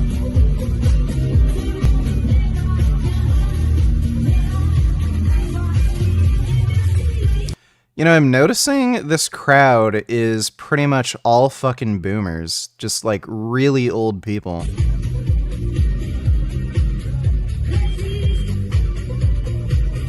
Yeah, like these are literally people who would have grown up in World War II era who are saying no to fucking NATO. Wow, fucking losers. Yeah, prove to the world that the French are cowards. As predicted, MAGA has now embraced Kim Jong-un and Xi Jinping as well as Putin. Trump easily convinced them to do so. Jesus. Trump and Putin right now are the only ones successfully fighting against the deep state. Well, I think as well as Xi, too. Who? Xi. Oh, in Xi China. Jinping? Mm-hmm. So Xi Jinping is fighting against the... He's a good guy. Oh, so he's fighting against the... Why? Because think about it. He's not part of the CCP. Trump's not doing it alone. Whoa. He's got Xi of China helping him, Mo of India, Putin. So Xi Jinping is the only person in the Chinese Communist Party that's not a communist, and he's fighting against the Chinese Communist Party. He's fighting the CCP. And he's the head of the Chinese Communist Party. Yeah, it's a CCP, just like we're fighting the deep state. Xi Jinping, Modi, Vladimir Putin, Donald Trump are all working against the deep state. Right, and then you've got the White Hat Alliance, which is a lot of countries. He is part of the good guys. The reason I think that is because he's fixing to go into Taiwan. You wait and see what I tell you. When he gets into Taiwan, guess what he's going to find? More labs. More biolabs. That is all planned out, y'all. It's all planned. This is one big sting operation. That's what I believe. Yeah, so Xi Jinping... I didn't know, like, you know, these Trumpites could be this fucking crazy. So they went from hating China to now, like, backing China? That is insane. Thanks for the donation, Dodo. Sorry. Try 202 and 4 seconds. He also speaks about Myron coping about his sugar daddy profile at 2:59, and then copes when Ethan addresses not having clients at 3:05 and 10 seconds, and 3:21 and 50 seconds Ethan exposes Myron's sugar daddy profile. Alright, sweet. We'll watch that. Thanks for the donation, Graham. True, that is not true. You're lying. That is lying. Yep. I've had the timestamp. Where? Show us. Okay, I'd love to. You guys I got it. wanna- I still got the timestamp. Yeah, give me a sec. Well, I've got it all here too. Well, you guys want to talk? I mean, Myron, is the timing of going and erasing your anti-Semitism have anything to do with the timing of this conversation? Anti-Semitism? What are you talking about? Anti-Semitism. Oh, are you denying being an anti-Semite? No, I'm not an anti-Semite whatsoever. Are you? Do I hate myself? I wonder. Because I'm an Arab. Wait, hold on. Why? Ethan's Jewish. Why do you wonder that? Dude, it's the stupidest fucking thing. I'm Arab, so do I hate myself as well? Yeah, I'm curious. Arabs aren't Jews. What the fuck? These people are so retarded. I didn't ask if you're Islamophobic. You guys want to talk about this? So here. You don't have to be a Muslim to be an Arab. Yeah. He didn't ask you if you were Islamophobic. I'm aware of that. Are you okay? Islamophobia. Like what? There are Christian Arabs. And there's Jewish Arabs too. Right. Yeah. Okay. So you say you're not anti-Semitic. So here's the clip this is the one that he erased from the other day. This is from YouTube. Here it is. And then you can tell me if this is anti-Semitic or not. You're sitting with Nick Fuentes, by the way, a known neo-Nazi. You agree with that, right? He's a neo-Nazi. No, I wouldn't agree with you on that. He's a groip. So Nick Fuentes isn't a neo-Nazi, even though he says he idolizes Hitler and wants to exterminate all the Jews. Wouldn't agree with you on that. He has an alt account that he communicates with you with called Autumn Groiper or something. Like he literally is a self-described groiper. Kids loved Hitler. Kids love Hitler. What does that have to do with, like, what's your point here? You're taking one clip. You're fantastic at taking sound bites and trying to run with the narrative. You're fantastic at doing that. We've debunked you a bunch of times trying to do that. What's your problem with Nick? Right. Okay. He's a great, upstanding guy. There's nothing anti-Semitic about him. Let's watch this clip. He's gone. I already told the ADL. He's fucking gone. These anti-Semites are gone. What the? Myron got the call? 6 million died. You fucking piece of shit. So at this point, what is this you're dressed up as, and what does 6 million died refer to? I can't see what you're showing. Oh, really? I can't see it. It's you dressed in a long black beard and a black top hat and a suit, and you're talking. Yeah. So what is it you're dressed up as here? You know what? I'm really glad that you brought that up, Ethan. You know what I have here? Viking hat, Mexican hat. Are you comparing wearing up? Oh my God, bro. Okay, bro, we can actually.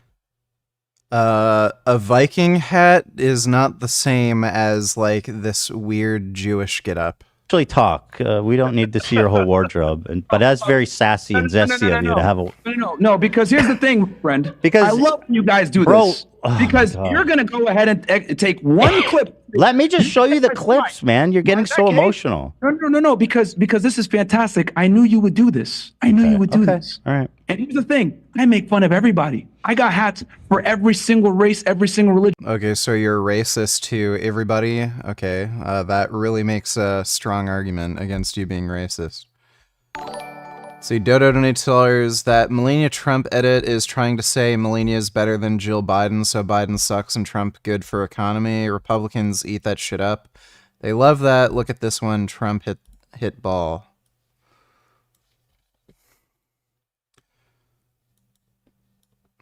This is a real commander-in-chief, goat, true patriot. Can anyone imagine Joe Biden, Kamala Harris, Barack Hussein Obama, or DeSantis doing this? Well, Barack Obama is actually a really good athlete. Didn't he play basketball in like college?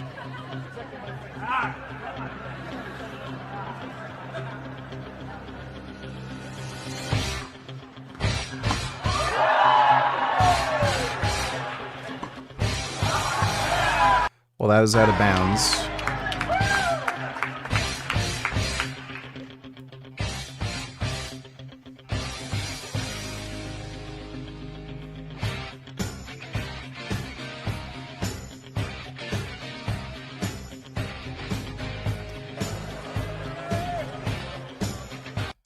Trump can throw a ball, so...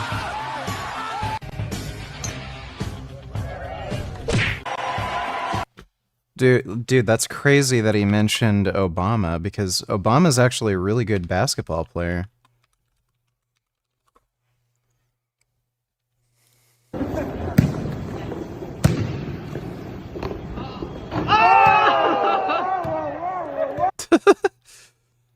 Like he actually is a good basketball player.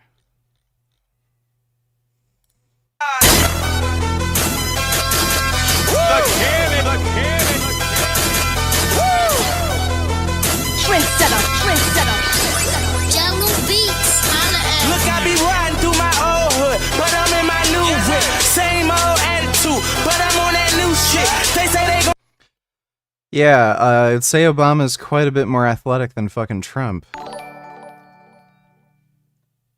Muslims are obsessed with death. The filthy Quran is embedded with verses that say kill Jews and kill Christians. There is a hadith that says all creatures should kill Jews. It also says that Allah turned some Jews into pigs and monkeys. Yeah, Islam is an incredibly racist, bigoted, hateful religion. But, you know, they still try to convince people that it's the religion of peace. Thanks for the donation, Vegan Linguist. Hey man, here's the Dr. Mike vid I was telling you about earlier. It's a pretty good one. Alright, let me see. Alright, we'll watch that after we get through the Sv3rige video. Thanks for the donation, Unicorn Jizz. Okay, so what did you... Fun of myself. I have more. Would you like to see it? Dude, you could show whatever you want. I make fun of everybody, every race. I'm not anti anything. I hate everyone equally. I make jokes on everybody, bro. You knew I would pull. You knew I would pull the video. That's not an argument against you being racist.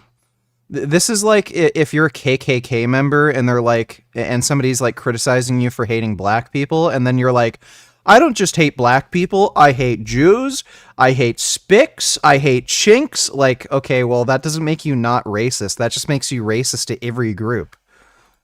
Videos you erased, right? That's fantastic, man. You could pull whatever you want. You did erase it though, just to You be realize clear. that we don't hide anything. All this Okay, stuff let's continue. Let's continue. I understand what your point is. Let's continue. So you say, so you're dressed as a Jewish guy, and you start saying 6 million died. What is that about? What do you mean by that? I mean, hey, dude, if you want to debate on that, you could go ahead and obviously have that discussion with Nick. Oh, but again, Nick, I thought he was a normal, upstanding dude. No, he's a great. He's a guy, Holocaust historian. Yeah, Look, actually, funny, right? Go ahead. Let's finish this clip. 6 million. It was exactly 6 million. It was not a hair less. What about 59999? Myron Stein is here. Anybody need a loan, by the way? High interest rates, but I can hook y'all up. Low interest, man. Sorry. You know what's the most awkward part of the show? That's anti-Semitic too. Yeah, Fred, what'd you say, Fred? But okay, I understand. You make fun of everybody, so we can let this clip go. You know, I think I got a clip of you making anti-Semitic comments about Ben Shapiro, if I'm not mistaken. If we want to go down this road, Do you want to go down this road, Ethan, we can do this. Is it okay for me to say the N-word? Anti-Semitic comments on Ben Shapiro. Is it okay for me to say the N-word? Ethan, you disabled our screen sharing. Can you delete that? By the way, Ethan has in fact said the N-word. It was an out of context N-word, but he has said it. Or whatever. Because if you want to go down Wait, this what road, happened? that's cool, bro. Wait, hold on one sec. What happened, Walter? Screen sharing. You disabled our screen Are sharing. you guys having a hard? Yeah, it was during the iDubbbz. Let me see. H3H3 says N-word. I don't know if it's still up on YouTube. Here we go. I don't think Felix is a racist person, but god damn, he really kind of just was really comfortable using that word. Nigger, faggot, whore. It's just a wonderful string of words that really gets you going. That really just kind of, Fuck you, nigger, faggot. Yeah. Like you're. So, yeah, you probably don't want to go down that whole virtue signaling route of it's never okay to say it when you've said it. Hard time seeing the video feed? Just sorry to pause the debate for a second, but I do want to fix that so you guys can see. I mean, this isn't really even a debate. It's him trying to reach. Okay, I'm sorry. I don't want to argue with you. I'm just wondering if you need me to fix something. Technical I'm trying to help. Yeah, it's just a technical question. Are you not able to see Ethan anymore? We can't see Ethan right now. You can't see Ethan? Okay, 1 second. Let me see if I turn off and on my video. Dodo $2. I think this is perhaps the best evidence that American conservatives are heavily influenced by Kremlin propaganda without realizing. They're trying to de-radicalize French conservatives now. This clip, notice the bulge and early photos are Brigitte Macron, Emmanuel Macron, president of France's wife. Looks like Europe have their very own big mic situation going on.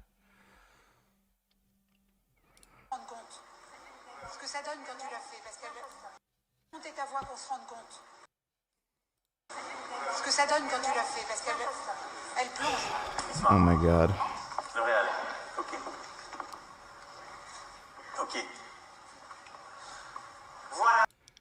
They're literally claiming they're literally claiming the president of France's wife is a man now. Oh my god. These people are just psychotic. They really should be institutionalized. Thanks for the donation, Dodo. We can see Ethan now, but we can't share our screen to show our videos. If you want to send us links, I can pull stuff up. That's fine. Oh, if you want the ability to screen share here, I think I just did that. So theoretically, you could screen share it now as well. Yeah, but why take it off in the first place? It's kind of weird. It's a tech. This is Coconut. I know. Everything is a conspiracy, but it's off by default. I just turned it on. All right, guys. Yeah, it was the Matrix. Exactly. Okay, hold on. Let's continue. Let's continue, shall we? Hold on. Do you don't want me to show the anti-Semitic clip of you talking about Ben Shapiro? But can I say the N-word? Myron, can I say the N-word? I don't care. You could do whatever you want, bro. Is it appropriate for a white person to say the N-word? You're a grown man. You can say whatever you want. What word? Walter, is it appropriate for a white person to say the N-word? No. What word is that? I'm sorry. Coconut's in my head. What word is that? Why are you acting like silly, like you don't know what I'm talking about? Bro, Remember, coconuts for brains. What word is that? Can you just tell me real quick? Oh, is I'm that what listening. happens when I'm making a point that you know is not easy for you to answer? You go, oh, I can't hear you. I got coconuts for brains. What's that word, Ethan? You're so smart, bro. What's the word? Just real quick. What's the word? You know, play the video. Oh, no, I gotta get the clip. I have What's to hear the word? When was the last time you stole something, Blackie? Even as a vegan, you still enjoy chicken-flavored vegan tendies? How often do you enjoy watermelon? I enjoy watermelon whenever it's in season, so hopefully in the next few months I can enjoy some good fresh watermelon. It's been a long time since I've stolen anything. I remember once I stole batteries from Walmart, and that's it. That was like over a decade ago. More than a decade ago, actually. Yeah, that'd been like 15 years ago. I do enjoy vegan chicken tendies. Thanks for the donation, Christy Commander and Queef. Dodo donated it proves that Russians years ago, since Obama, have successfully infiltrated the conservative brain, evidenced by the amount of Republicans who think Michelle Obama's a man. That was a Russian operation and they won. Really? I didn't know that. Yeah, conservatives are pretty stupid. Pretty goddamn stupid. Thanks for the donation, Dodo. Ethan, come on. You're smart, bro. Okay. I'm waiting, bro. I mean, look, bro, you can say it if you want. If you guys want to play videos of me saying the N-word, I'm gonna. We can't show that, but I know that I have done it. If that's what you're saying. Yeah, you did, and you made. Dodo donated more than posting the same shit. This guy has to be a Russian bot account. Many of them are. They use the same thing, but on YouTube, and no one realized it was Russians until now. Let me see. So it's basically the same post. Yeah, I didn't know basically Russian spies were doing this.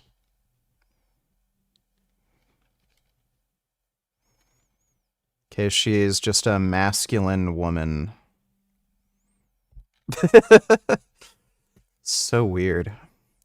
Thanks for the donation, Dodo. Made a bunch of racial comments too. Dodo donated $2. Let me see. France has never invaded any country. It has never violated the sovereignty of any other country. Paid attention to Macron's words that France has never attacked anybody. What? Has this person never heard of Napoleon? Or is that ironic?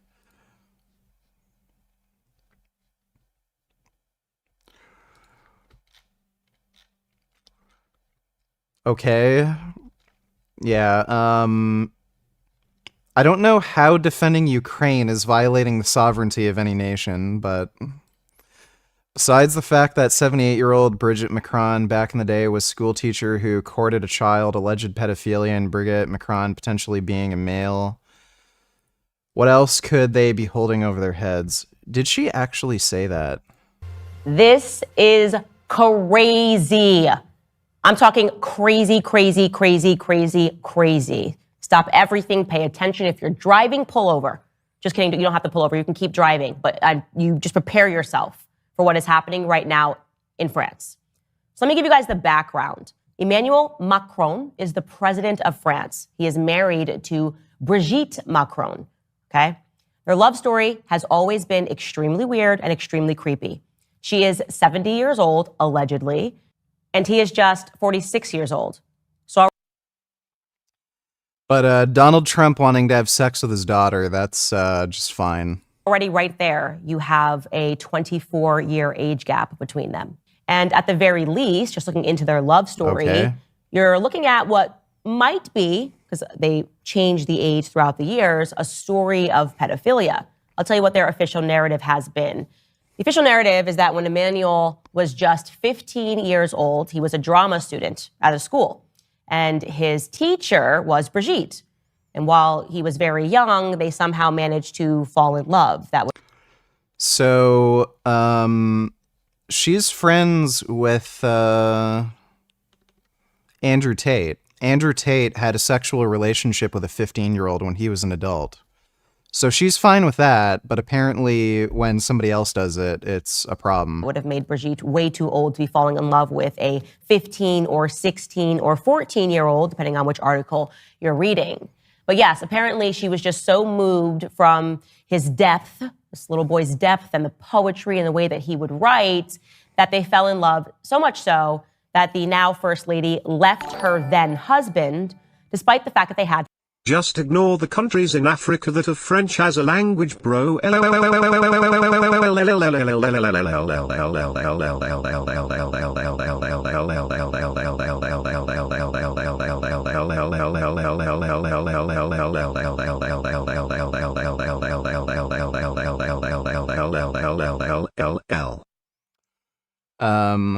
thank you for that, PP. Appreciate it. 3 kids. Okay, so that's the background story. Nobody cares. Doesn't matter. It happened so long ago. Now she's the First Lady. We should celebrate her. No, some major update now happening. Major update. Is she literally going to say she's a man? Let me tell you about how I happened upon this story. There was just an article that was published in the Daily Mail. Here is the headline. The proof France's First Lady wasn't born a man. What? I was going, what? So I, of course, instantly read it, because what a bizarre thing that you're even needing to present proof that Brigitte Macron was not born sitting on her mom's lap. But when I saw this photo, the first thing I noticed was that the person on the far left, the boy, that actually looks like Brigitte Macron. I'm taking you guys through my thought process. I saw this photo, I was like, that actually looks like she might actually be the guy. Maybe she's a dead ringer for her brother, but I don't see any resemblance. Okay, so she's... Candace Owens is a crazy whack job promoting Russian propaganda.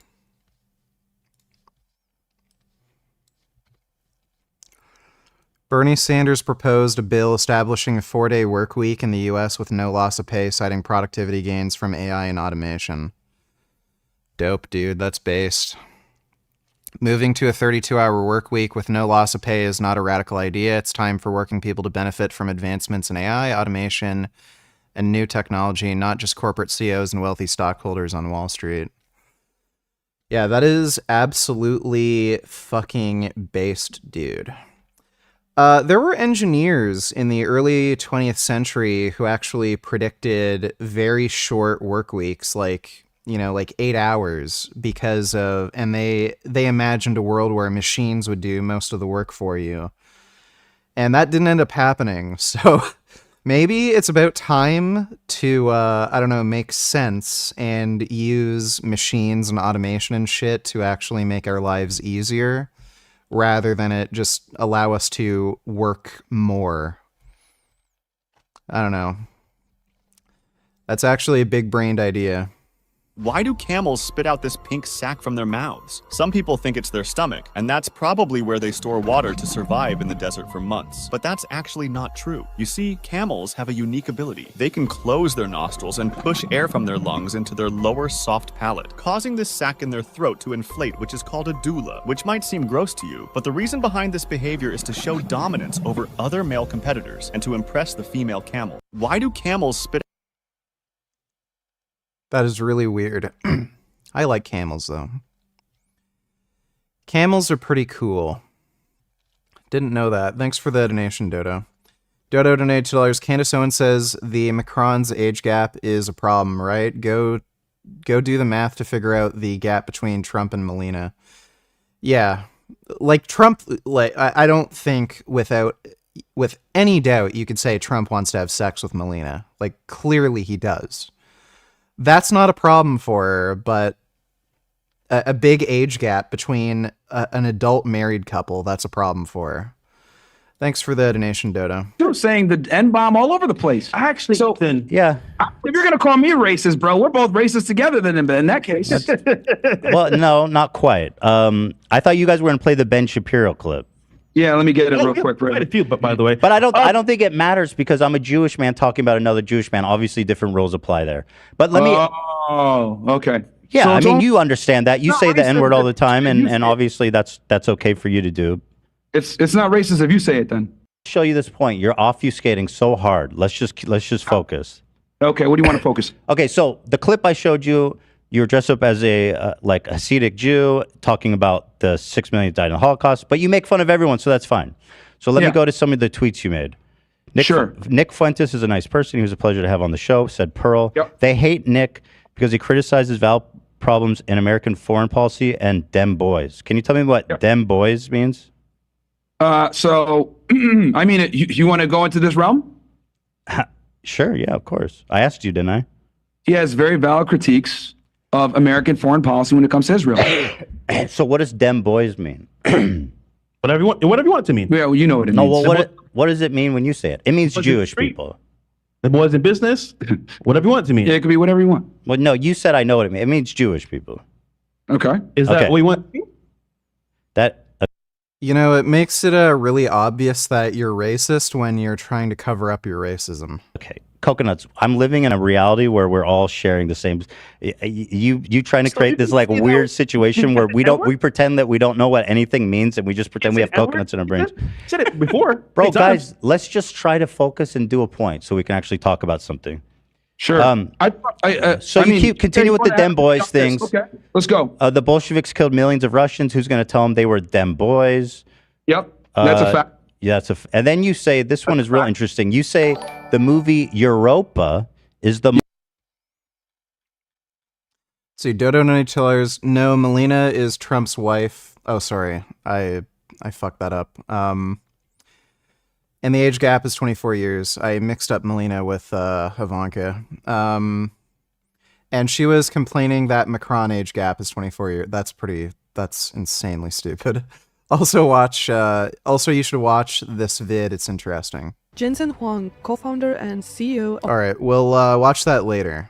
Don't learn to code, but study this instead. All right, that sounds interesting. I'm assuming it has something to do with AI taking coding jobs. Thanks for the donation, Dodo. Most based documentary. Yep. Can I read a synopsis of that film? Where are you going to read it from? Wikipedia on one of the bot forums? Well, tell me if you think this is inaccurate. Okay. Hold on. I'm grabbing it. Here it is. So yeah, it's from Wikipedia, but if you have a better place to describe it, that's fine. Wikipedia. Wikipedia. Bro, the Wikipedia's lies about everything. Hell, they even make you look crazy on there. So Wikipedia will often cite a source, and you can look up the original source. Bro, you're gonna read Well, Wikipedia? it's all true. It's all true what they say. I mean, you know what I mean? Here's the synopsis of the film, and then correct it where it's wrong. The film promotes various anti-Semitic conspiracies claiming that communism was created by Jews with the goal of total world domination, and that Jews control the world's money supply and are conspiring to engineer the downfall of white race by encouraging immigration and interracial relationships. It also engages historical revisionism to claim that Jews started World War I and II as part of a plot to establish Israel by provoking the Nazis into acting in self-defense. The film also claims that Jews caused Germany's defeat in World War I. Check out this cute kitty. Let me take a look. The orange cat, who was accepted by a herd of capybaras at a Malaysian zoo, received his own signage earlier this year, making him an official honorary capybara. And he's so popular with both his capybara friends and the internet that he's the #1 fun story of the year. The cat's name is Oyen, and it's believed that he was orphaned as a young kitten. But he found his family in the capybara habitat at Zoo Negara, and he seems to think of himself as just another capybara. The capybaras have been equally accepting of Oyen, happily welcoming him into their herd. Oyen has been seen within the habitat for the past several years, and over time, So orange. Oh my god. he became so popular that many people would visit the zoo specifically to try to catch a glimpse of him. Because he's become such a beloved resident of the capybara family, he received his own official sign outside of the habitat. And now it's officially Oyen's home too. Zoo staff has indicated that both Oyen and the capybaras are happy and healthy and have no signs of distress. And although he has been occasionally spotted snacking on some leafy greens with his friends, Oyen is fed his own cat-friendly diet and he's well taken care of by the zoo. I'm Jen, and I post something positive every day. Wow, that's a good cat. Those are some good capybaras. Thanks for the donation, vegan linguist. One, which is commonly referred to as the stab in the back myth, that Adolf Hitler was fighting against a global Jewish plot. You called that movie most based. Yeah. It's very based. It is very based. And I so, mean, is it 100% accurate? No. Most documentaries aren't. There's always an so which error. part? Okay. Yeah, I think that's putting it lightly, that it's not 100% accurate. All right. I'll say it's too based. It's not- honestly. yeah, it's way too not- based. So, Honestly. but you guys don't have a problem with the description? I mean, dude. I mean, where'd you read that from? You read that from Wikipedia, bro? Tell me. You've watched the movie. Tell me if it's accurate. Wait, you didn't watch it, Ethan? Did you watch it? No, I did not watch some fringe neo-Nazi documentary, bro. We can't even have a conversation, bro. Then we can't even have, bro. Ethan, Is what's this wrong- accurate? What, dude? You guys are such more like. Is this accurate? Is this accurate? Come on. It was actually a bunch of things. Just to wrap, just we are to not- wrap this up, on the movie Europa, of which the narrative is basically tons of conspiracy theories about Jewish people, a lot which are echoed by Adolf Hitler and used as cause to kill Jews. You described that documentary as Europa is the most based documentary. Yes, and the reason why I called it based, Ethan, is because it covers historical facts that are hidden from American Like what? history classes. Like Well, what? watch the documentary and we can have a Why discussion. can't you tell me? Yeah, so they're Holocaust revisionists. Again, there's a reason why they're friends with Fuentes. 30510. So he exposes their sugar daddy website shit.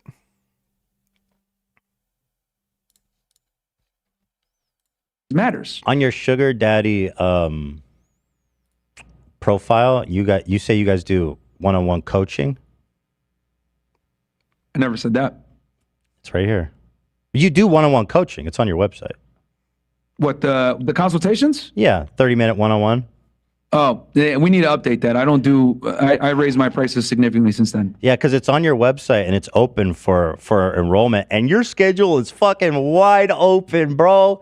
Both of y'all, every hour. Ain't nobody wants to talk to you guys. 5, 6, 7, 8, 9, 10, 11 a.m. Look at every day wide open, baby. You know what's interesting, Ethan? I literally had to refund a guy 2 days ago on PayPal. He actually commented when Candace Owens was in here. Nigerian Burgess. This is your God, Allah. I have been watching you, and I am pleased. From here on, I name you, Wahalid, Kumar, Bin Laden Ahmed, Burgess. You also get your choice of virgin 7-year-old. You're welcome. Stay black, stay based. Cheers, Allah. I appreciate that, but I think I'll pass on the 7-year-old virgin. Thanks for the donation, Nigerian Prince. It's funding because I increased my prices and I don't do consultations like that one. That's why it's on your website? It's a wrap. You're not on there like that, man. We need to update it. It's Okay. been a while. I've enough. said it several times on my podcast. Guys, I do conversations like that. I've increased my prices. So once again, you're reaching and you failed. It's on your website. How's that a reach? Again, we need to update it. We All haven't right, updated so that's not my fault. That's your fault.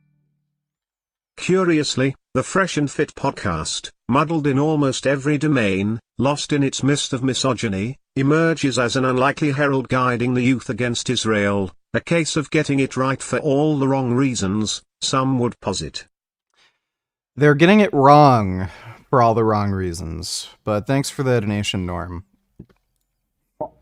And by the way, that calendar is looking full though. I don't know, man. It sounds like a cope. Bro, we don't do calls hardly ever, bro.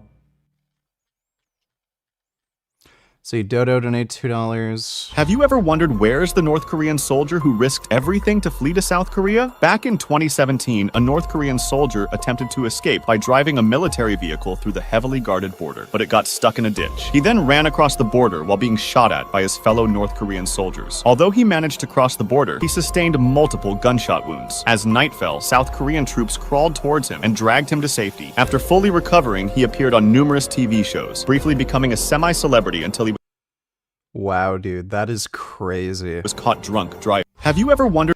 He was caught drunk driving? This camel is eating cactus. You might wonder why and how they are able to eat cactus. And you must be imagining how difficult it is to chew on cactus with 6-inch long spines. However, inside the camel's mouth, it is lined with cone-shaped structures called papillae. Papillae are made of the same keratin as human nails. They can be found on the inside of the mouth, cheeks, and tongue of some species. Their teeth grind the food against that hard palate. The camel's chewing motion distributes the pressure from the cactus onto the papillae. In turn, the papillae shift the cactus spines vertically down the throat. This way, the sharp ends of the cactus do not prick the camel as it swallows. Over centuries, camels have evolved to survive in dry environments with limited vegetation, including cactus. Their ability to eat cactus provides them with a reliable food source, especially when other food is hard to find. Wow, camels are amazing.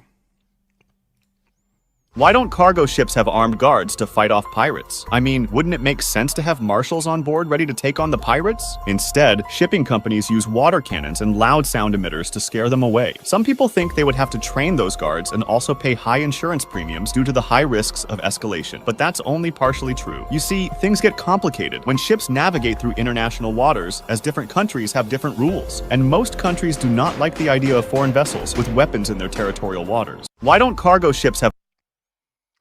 Makes sense. Thanks for that donation, Duda. Like, we you know what's funny? It's open because we refund people all the time, and we just refund people, man. Zoom calls for everybody. Literally refunded somebody a couple of days ago. I don't do consultations like that anymore because I've increased the prices significantly. All right. It ain't that whatever you say. And I've even mentioned on the podcast a million times, hey guys, I've increased my price. If you're going to book a consult, it's more. How much is it? For how long? 30 minutes. That's what this one is, right? I mean, well, an hour, maybe an hour. Well, now I changed it. It's 1,000 for 20 minutes. What the fuck are you gonna tell him in 20 minutes that's worth $1,000? That's fucking hilarious. Well, life changing. The thing, Ethan, is it's to protect time so that we could focus on the podcast. Because you said we film 3 times per week or do 3 live shows. We actually do 6. We do 1 during the day, 1 during the night. We cover how to make money on Money Mondays. We cover how to date on Wednesdays. We cover call-in shows on Friday. We talk about self-improvement, how to get in shape, how to make money, how to invest, how to get into crypto. We cover a multitude of different things. Do you think? Do you guys think that? Go ahead. Go ahead. 321.50. Burgess Burgers Burgess Burgers Burgess Burgers Burgess Burgers Burgess Burgers Burgess Burgers Burgess Burgers Burgess Burgers Burgess Burgers. Poo bum fucking shit cunt shit nipples shouting on air and pee squirting sex fucking shithole 7 quintillion 777 quadrillion 777 trillion 777 billion 777 million 777,777. Thank you for that, Nigerian Prince Burgess. Appreciate the donation. But then once she gets into a relationship with you, and she can I just read this to you because I think it's funny. It's not really an expose. There's nothing necessarily wrong with it. I just think it's funny. This is your dating profile for the sugar daddy one. Oh, now you're showing that. Fantastic. Yeah. Social. I can't see the screen though. Say what? I can't see the screen. Okay, now I can see it. Social media influencers and content creators. I run a popular podcast in Miami. I bet at Vodka Soda you can't guess my ethnic background 2 tries. I own a high-ticket coaching business that nobody's booking. Anyway, that's just my opinion. Who knows? And I'm realizing that Notorious B.I.G.'s song "Mo Money, Mo Problems" is disappointingly true. Nice I'm try, hoping you don't add to that disappointment. Are you having money or mo money, mo problems? Yep. Damn. I have more money than you, and I'm good. I'd be happy to go over this bio with you because just so you know, this bio has been copied by thousands of people. Yeah. Okay. Just so you.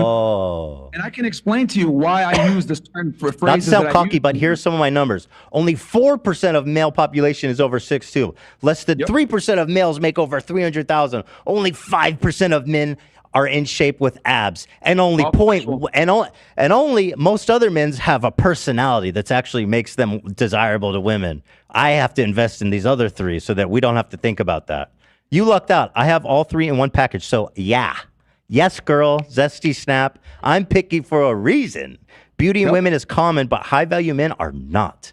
Be prepared to compete. Yep. On God. It's a wrap. So Ethan, here's the thing: when you write profiles, you'd be surprised. When a woman finds you attractive, she actually does read your profile. They spend a lot of time reading it. I know, that's the problem. Phrase things. But hold on. Problem though is women don't find you attractive. Hold on. It's just cringy. Because no, you can say it's cringy, but there's a reason why thousands of men have copied it, and I get messages from girls all the time saying, "Yo, this is literally your profile." Okay, they'll use my pictures and they'll use that same exact verbiage. All right. Well, they're goofs. Popcorn is worse than bread. It's one of the worst. It's not even food. It's one of the worst toxic. I don't know what to even call it. You can give it to anybody. It's just horrible. It's actually child abuse. Popcorn is child abuse, but paying a hitman to throw a Molotov cocktail into your son's bedroom, not child abuse. Where we can find in Iceland. This one right here has coconut oil, There is no such thing as good popcorn. Idiot. salt, and just mice. There's only 3 ingredients. Mice and corn, yeah. My bad. Small Icelandic there. All right, yeah. Have fun. We gotta show the people. That's cute. But also very sad because the child thinks that he's giving daddy a sort of treat, but in reality, he's being poisoned, he's poisoning daddy. 510 milliliters of milk with some 2 slices of solid bread, jam, one jam, and peanut butter. And peanut butter also, and then I thought that he doesn't drink so much milk, but it seems like he does still. And he actually really eats bread with marmalade and peanut butter. What an absolute joke. Bread is really, besides popcorn... Oh, hey, GSTLK viewers just joined. What's up? Hello, everybody. Worst thing that you could possibly eat. It really only has anti-nutrients, fiber, and sugar, not even any micronutrients. It's just absolute garbage. The jam is just sugar again, probably heated sugar, which is worse. And peanut butter, aflatoxins, phytic acid, just absolutely horrible meals. The milk, if it wasn't pasteurized, would actually sort of save the meal almost, but because it is, what is even left in there? It's really just white liquid with sugar. Yeah, dairy is not good for you.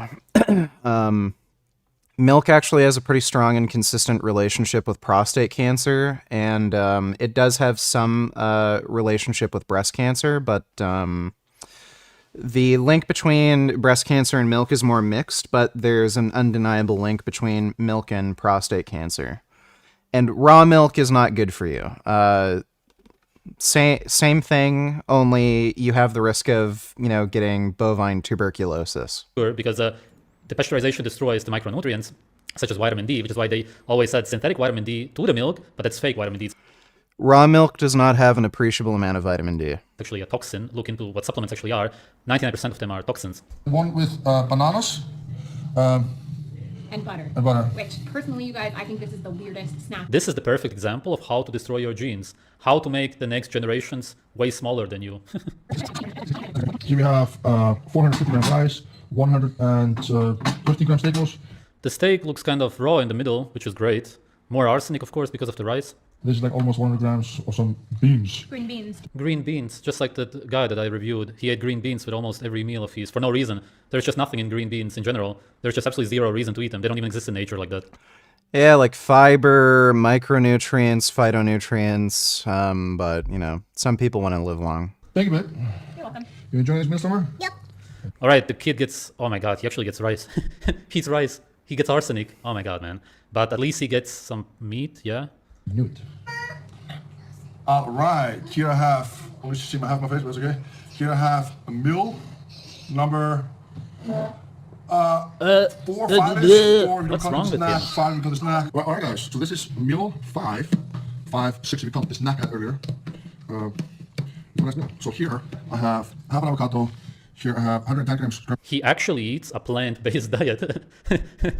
He oh does my god, not. what would his Icelandic ancestors think about him? They would laugh themselves to death. Is that the camera guy? Interesting tattooed head, kind of strange.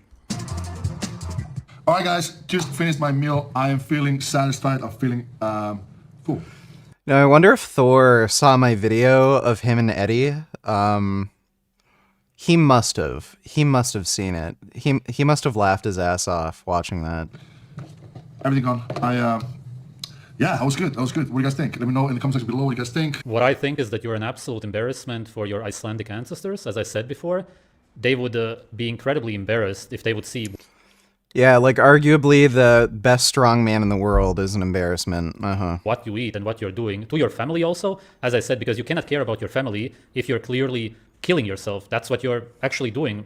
Whether you're really conscious of it or not doesn't really matter, because you for sure cannot look in the mirror and think that you look like you're 35 years old. No, you biologically have completely aged and actually destroyed your body. That's why you look like you're at least 50 years old, and actually 60 plus in some shots. It's because of all of the drugs, the working out, the immense stress on your body, and of course the overeating, because the more you work out, the more you eat, the more stress there is, the more food you need all of the time, and the more you need to repair your body, but you can't because you take cold plunges, which actually hinder the repair of your body. And all of the arsenic will also not help. You're not actually eating nutritious foods which repair your body, but instead you eat foods which have hardly any micronutrients, which are not even found in Iceland.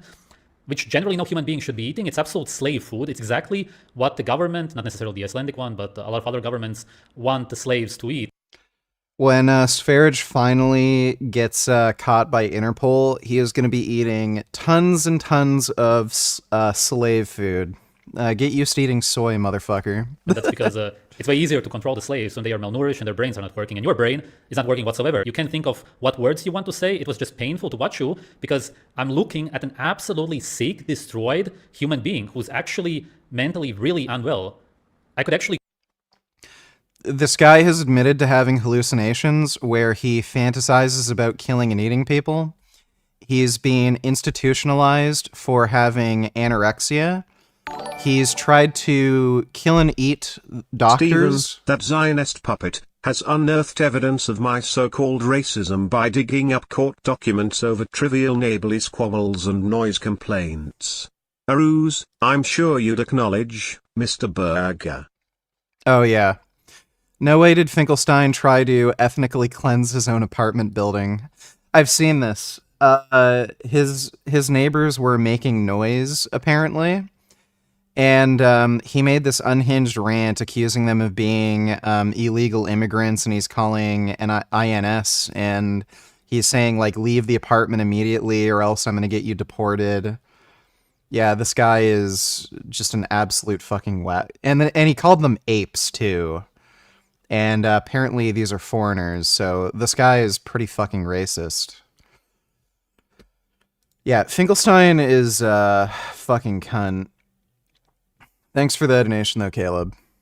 Yeah, so Sv3rige tried to kill and eat the doctors that were providing him aid at the hospital, the mental hospital he was at.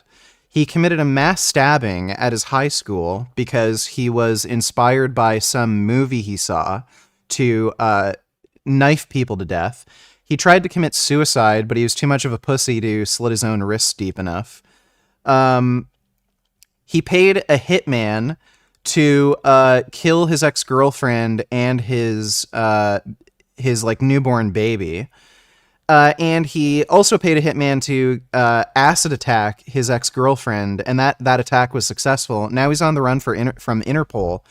And he's fucking calling Hafthor Bjornsson fucking mentally ill. They call you mentally ill because of what I just saw in this video. Thanks for watching.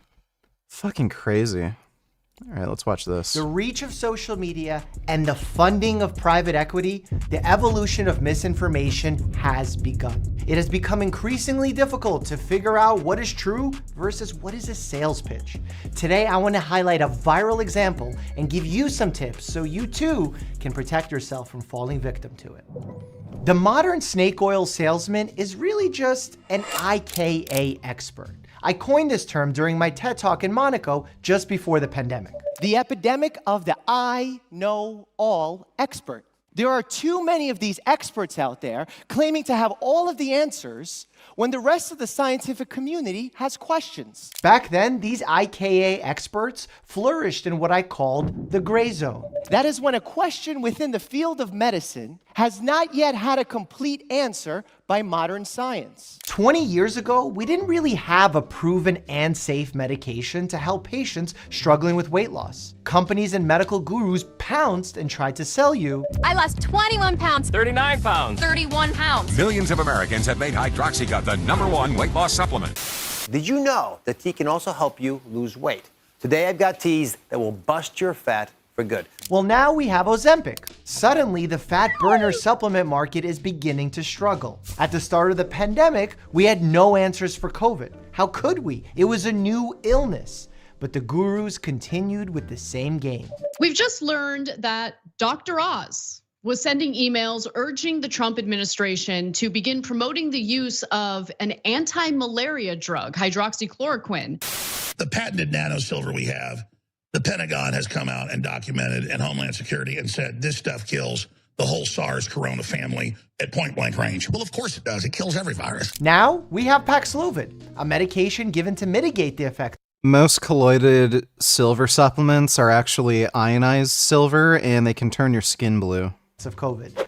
Suddenly, No more gurus promising miracle cures. These are just two examples of modern science making legitimate progress in these gray zones and putting pressure on the snake oil salesmen to up their game. Bring it on! They've seen the gray zone is only successful until science catches up. So they've begun to focus on an area where science really can catch up: aging. Anti-aging is really just a BS marketing term. Aging is not a disease.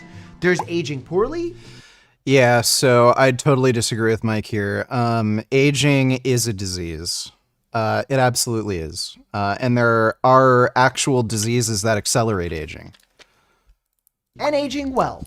There's no preventing it, unless of course you can pay 5 monthly payments of $19.99. Brian Johnson, the man who spends $2 million a year to slow down his age. This is a really bad example.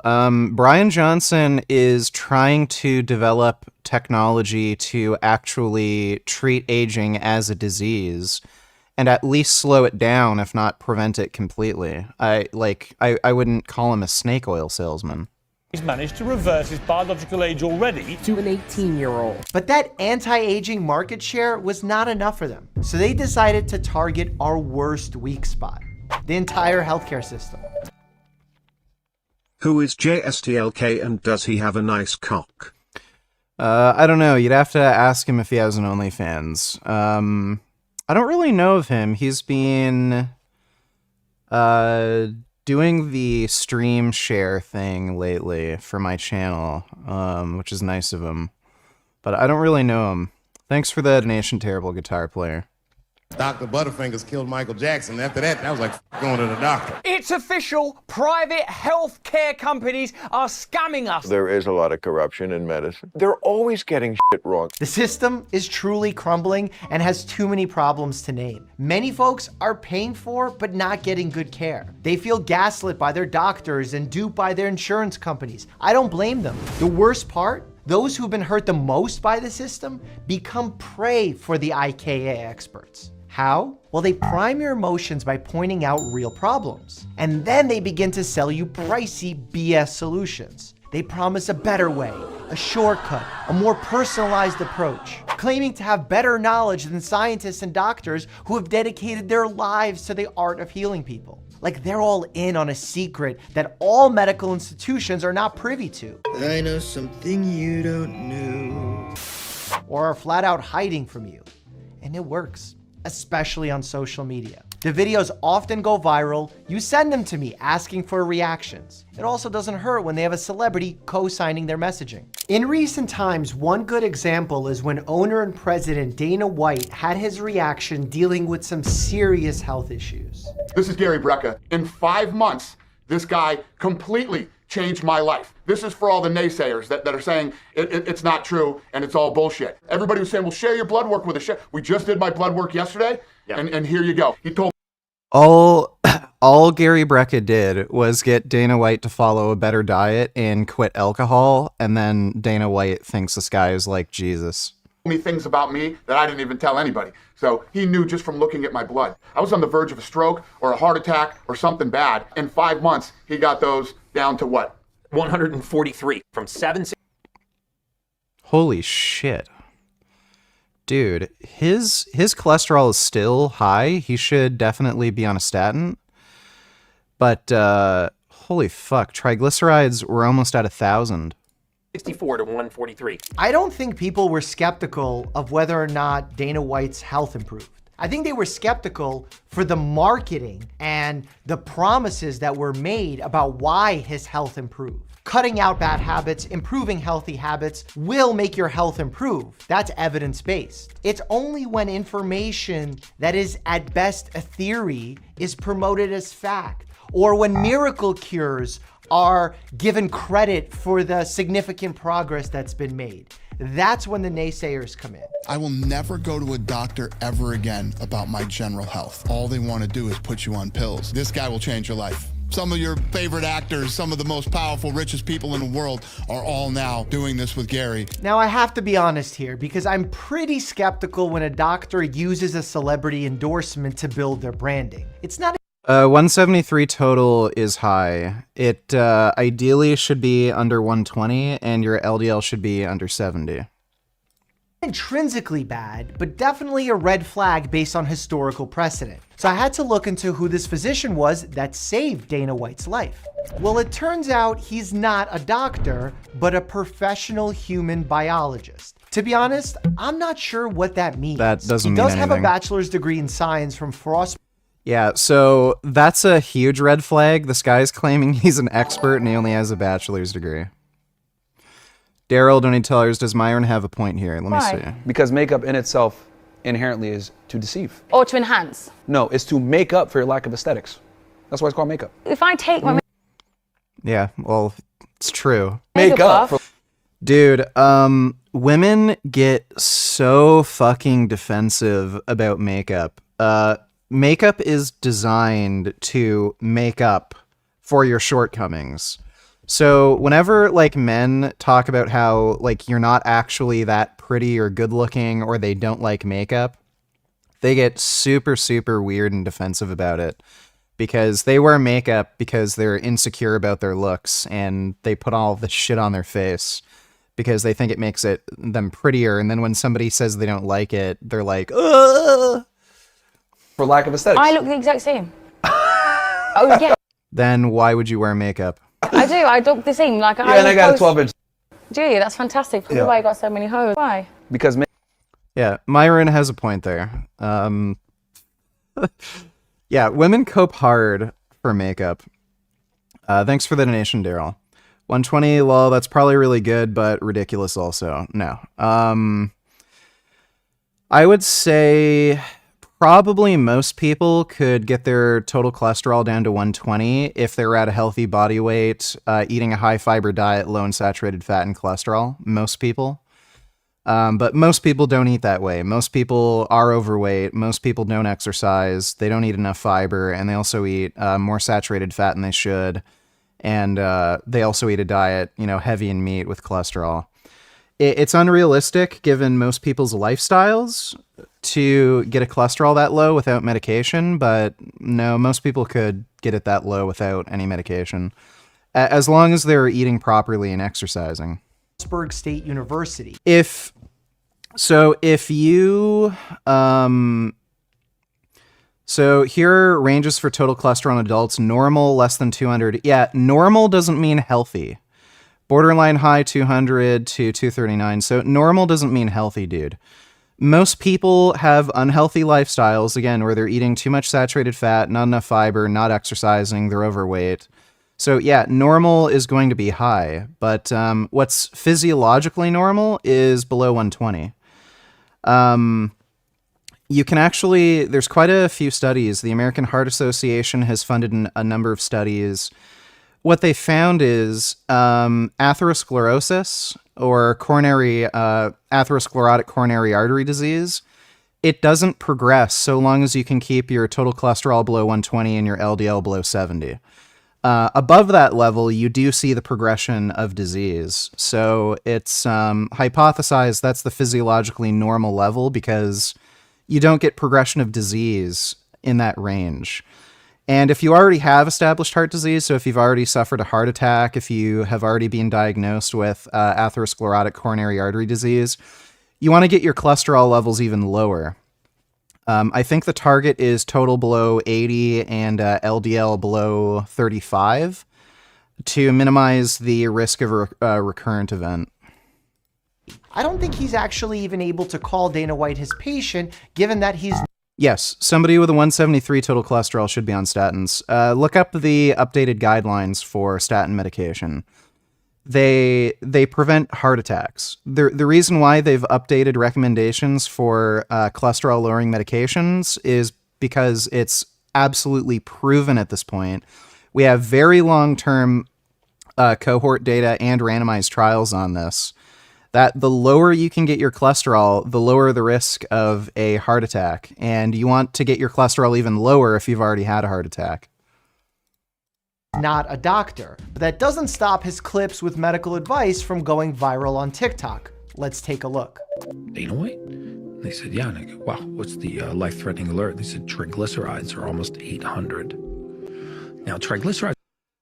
So triglycerides They don't seem to have a very strong relationship with heart disease. There's actually a study recently where they were looking at overweight diabetics, and they gave them medication to lower their triglycerides, and it actually did nothing to prevent heart attacks. But when they gave them medication to lower their cholesterol, it did actually prevent heart attacks. So I wouldn't be too concerned with high triglyceride levels. Obviously 700 is really fucking high, and it's probably a sign of some problem, but I wouldn't really be too concerned about tackling triglycerides specifically. It shouldn't be like the main focus of, preventing heart disease. The main focus should be lowering cholesterol, but you're going to lower triglycerides if you put somebody on a better diet, higher fiber, you lower their body weight. As a measure of blood fat, okay, it shouldn't be above 149. That so far is very accurate. 800 is a high number. It falls into the moderate to severe high. Fascinating. I thought 170-ish seemed pretty good, though I wonder if it's different thing altogether if you're a vegan with that cholesterol opposed to a carnist. Cholesterol is the main risk factor for heart disease, so it doesn't matter what diet you're on. Your risk profile is going to be pretty much determined by your serum cholesterol score. Category. At 200 or 300, this is a cataclysmic level in the blood, especially in a fasted state. We only typically check for triglycerides in a fasted state, and 200, 300 is not ideal, but to say it's cataclysmic is being very dramatic. There are incredible... Yeah, it doesn't seem to be a strong direct risk factor for heart disease. It's more of a sign of metabolic dysfunction. Again, you wouldn't really want to treat triglycerides as the main focus of treatment to prevent a heart attack. High levels where you start getting into the thousands of triglycerides, that puts you at a risk for developing pancreatitis. But 200, 300 does not put you near that risk. They weren't 400, they weren't 500, they weren't 600, they weren't 700, they were like 768. That is a high number and usually runs in line with someone who has perhaps prediabetes or diabetes. They're consuming a lot of simple carbohydrates in excess, not just a small amount of them. They're living an unhealthy lifestyle, maybe not exercising, because all of that does drive having high triglycerides. I remember, I think his assistant called me and I was at the airport and she said, hey, Dana wants to know if his life expectancy's in. The idea of having a life expectancy is incredible. Look, I know that Gary worked for a life insurance company and that's like his gimmick. It's like his thing where he tells people how long they're gonna live. But here's why not knowing anything about medicine is that it's BS. Human behavior changes. Human risk changes. It's an ever-evolving state. So to claim that you have control or intimate knowledge of when someone's gonna pass is just untrue. Yes, through AI and data, you can get an estimate of someone's chance of having a heart attack or a stroke in the next 10 years, a serious, what we call ASCVD risk. But just that risk alone, not the immense complexity that is the human body. That's why it's a gimmick. So if you or someone that you know suffers from headaches, migraines, muscle soreness, or brain fog, those are a lot of symptoms. One of the leading causes of brain fog and leading causes of migraines, believe it or not, and muscle soreness, deficiency in sodium in your water. Now, I'm not talking about iodized table salt. I'm talking about pink Himalayan sea salt. Jesus Christ. Yeah, that's just bullshit. Oh man, I hate to laugh, but this is the difference with someone who has a license for someone who doesn't. You can't. He's a grifter. The reason he's saying, oh, eat pink Himalayan sea salt is because he can sell it as a supplement. Go and tell people that their migraines are caused by low salt when you have absolutely no evidence. Look at the list of things that causes headaches. How in the world has he come to the deduction that it's because we're low in sodium that we are experiencing headaches. Are there people who are low in sodium that develop migraines or soreness? Sure, but to say it with such oomph is just completely disconnected from what a practicing physician can do. You wake up a few times a week or a few times a month with a dull headache, very likely it's your sodium content.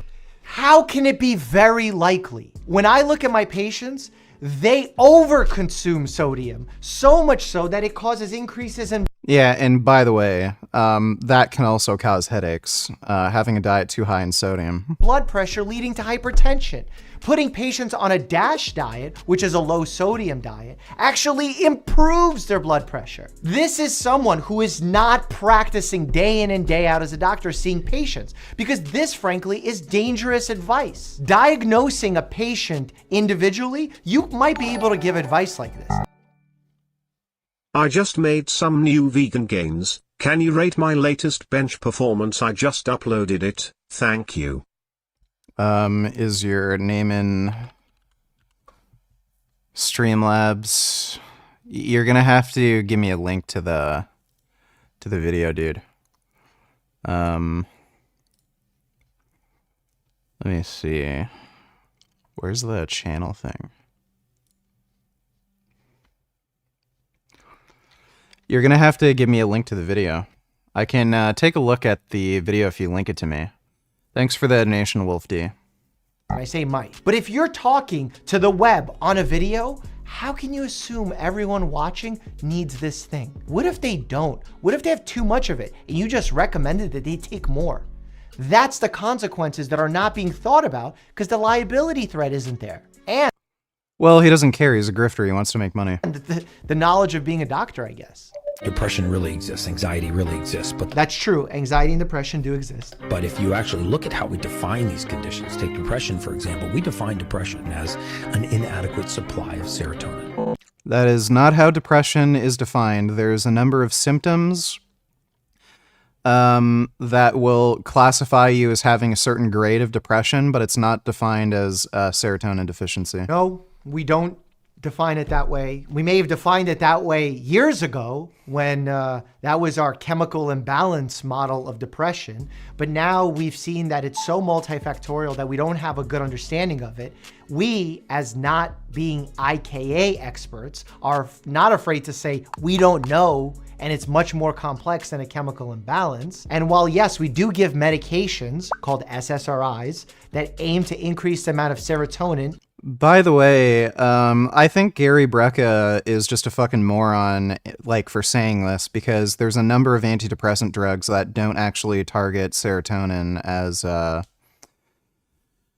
neurotransmitter. There's NDRIs that are targeting norepinephrine and dopamine. I've been on an NDRI before. So there are antidepressant drugs that don't target serotonin at all that are also highly effective. In the area where they act, the fact that we increase the serotonin is not even why they really work. We don't even truly understand how they work. We just know that we've done the trials and they do have a success rate, but how they work, the mechanism by which depression occurs, we don't yet know. And being honest and not afraid to say I don't know is what makes a true medical expert. So if you are low in serotonin, you're by definition depressed. No, that's not a... Nope, you could have low serotonin and not be depressed. I've never checked serotonin levels in a patient to diagnose depression. I don't know any doctor that does that. Yeah, it's not even a diagnostic criteria. No organization does that. In fact, here are a ton of articles saying that we no longer view the serotonin theory as the definition for depression. We take people that are depressed and we put them on SSRIs, selective serotonin reuptake inhibitors. And what these do is they ration what little serotonin these people have. That is not true. He doesn't even know how SSRIs work. All right, let me take a look. 255 by 5.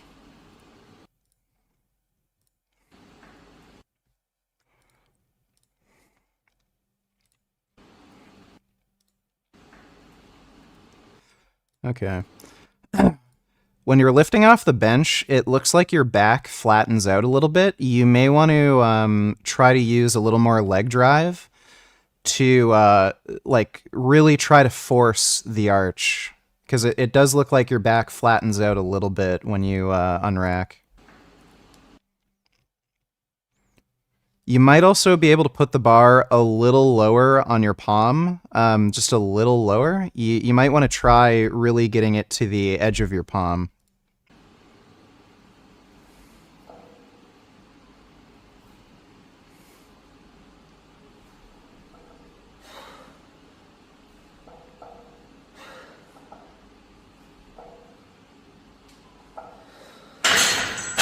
Yeah, good technique overall though, dude. Really good lift. Looking strong, bro. Thanks for the donation, Wolf. No, they block the things that take up serotonin and allow the serotonin to be there to function. But why that mechanism actually works for depression is poorly understood. And we have to have the transparency and honesty to say it's poorly understood. You wake up in the morning and you do not like to eat.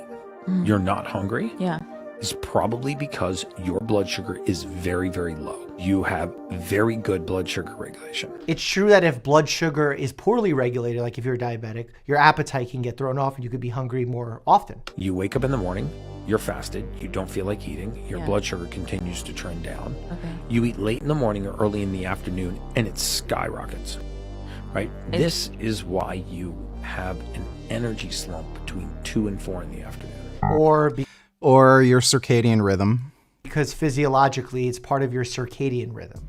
As someone who talks about nature and natural all the time, I think we should talk about the circadian rhythm. There's a natural dip between 2 and 4 p.m., maybe 2 and 5 p.m., and then 2 a.m. as well. And those are the times of the day where you feel sleepiest. That's a normal part of being a human. Yes, if you eat a heavy, high-carb meal, high-fat meal, you can experience this slump a little bit worse, especially if you have underlying conditions. Sleep apnea, insomnia for other reasons, you're drinking too much coffee at night. What do you mean by ring or no ring? And yeah, I'm gonna bench 405 really soon. Not getting good quality rest or even alcohol before you go to sleep. Yeah, all those things can absolutely happen.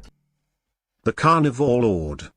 Let me take a look, Grandam. A couple days ago, Thomas DeLauer released the interview I did with them, and the headline was, Dr. Baker, the carnivore, whatever, OG or something like that, is now eating fruits. And a lot of people just read the headline and didn't listen to the interview. And again, this goes back to, I'd mentioned, about 6 weeks ago, I did a little sort of short-term experiment to add fruit in my diet for the express purpose to see what impact it had on my cholesterol, given the sort of data around lean mass hyperresponders. And so I did add 100 grams of basically apples a day for roughly 1 week.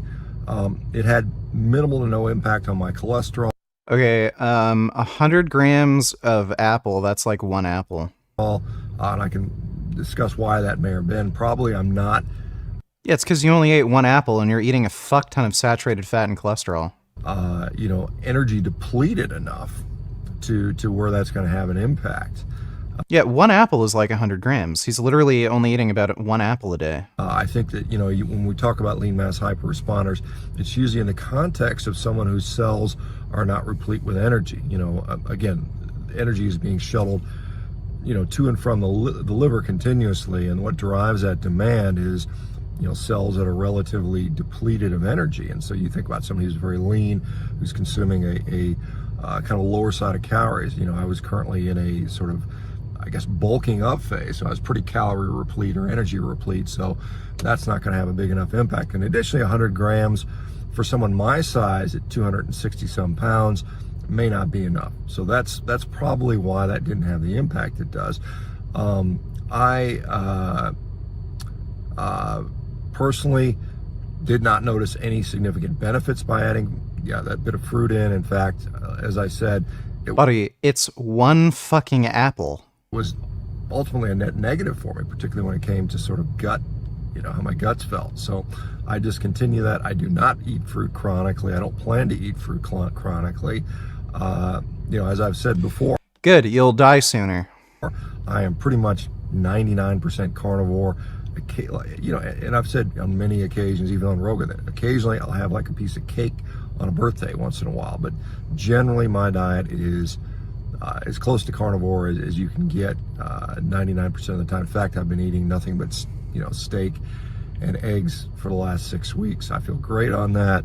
I anticipate I'll be doing that, for the foreseeable future. But again, this isn't a religion. This isn't a dogma. Feel free to experiment to see what works for you. And I've done that over the years. I've played with different macros. Like, he says that, like, he says this as if anybody's going to intuitively know what's going on in their insides, purely based on how you feel. Like, you can have sky-high cholesterol and feel fine.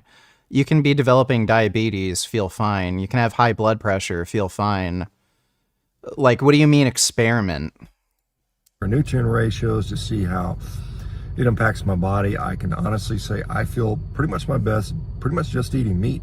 And that's just the way it is. So there you go. That's an update for those people that are kind of attracted to sort of the clickbaited headlines. Cool story, dude. 100% certainty of carnivore will make you live longer, which I think is a very reasonable position.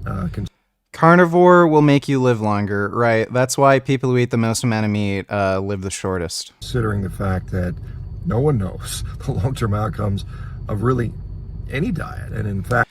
Right, even though we have long-term prospective cohorts going several decades showing, again, people who eat more meat die younger. When we think about medicine, most medications that are brought to market are not brought with the intent to make someone live longer or not. It's there. He's so fucking hot, I want to ride him right now. Well, that's nice. Thanks for the donation, Austin. It's done to help with disease. You think about it, symptomatic relief. And that's exactly what carnivore has been doing, and doing very well with regard to fixing people's medical problems, relieving their symptoms and greatly improving their quality of life. Now, whether or not that's going to lengthen or shorten somebody's life, it's anyone's guess. My suspicion... It's going to shorten your life. We have enough long-term prospective cohort data to know this. Is, again, this is a suspicion, not a I know it for sure, but my suspicion is by getting healthier, you will probably live longer. But I'm not willing to say with 100%. You are not going to be getting healthier by eating a carnivore diet, unless the diet you were eating before was worse. Certainty, which I think is a very reasonable position. All right, guys, let me know what you guys think. Yeah, Shawn Baker is a dumb guy. Like, genuinely a dumb guy. But to say that the reason why you slump in the afternoon is because you ate, that's not exactly true. Look, that was a lot of misinformation, but he's not a doctor. But you don't need to be a doctor to be a good businessman. He's well-spoken. He's had a unique background working in the life insurance industry, predicting death. He does share some info that is accurate. His website is well made. His product sounds super promising. A genetic test that discovers what's holding you back from feeling the way you want to? Only $600? And you'll get a customized supplement protocol that you'll have to pay more for. But wait, there's more. The Superhuman Protocol. Just buy the $133,000 Superhero Protocol bundle. The most important part of the... What's ironic about these people like Gary Brecka is he'll say, the medical industry and the pharmaceutical industry, oh, they're scamming you. They're making you pay all this money and you're not getting anything for it. And then you're going to be spending more money with his stupid fucking, bullshit he's selling. Son Goku donated $2. Let me see. Let's see. Squat 330, bench 190, deadlift 340. Jesus.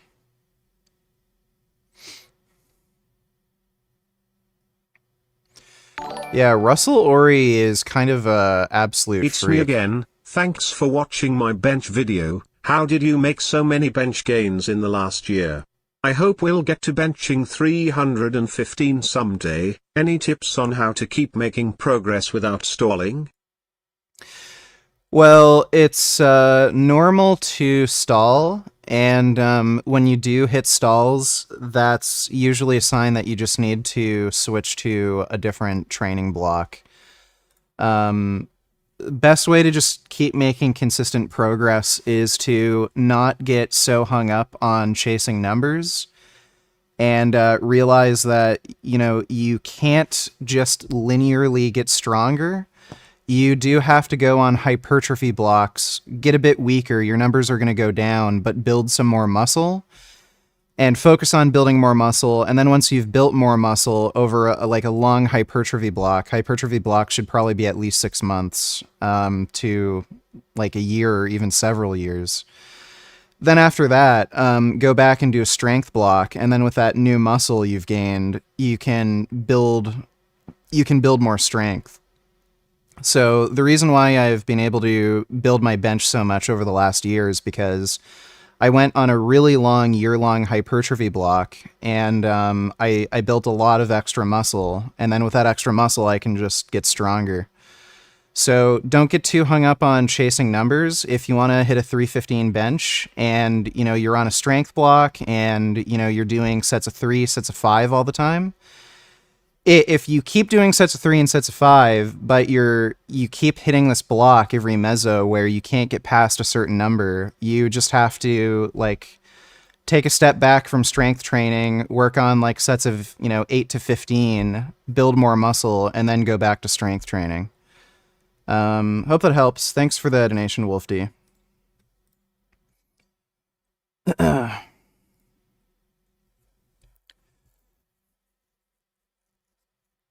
Yeah, Russell Ori is freakishly fucking strong.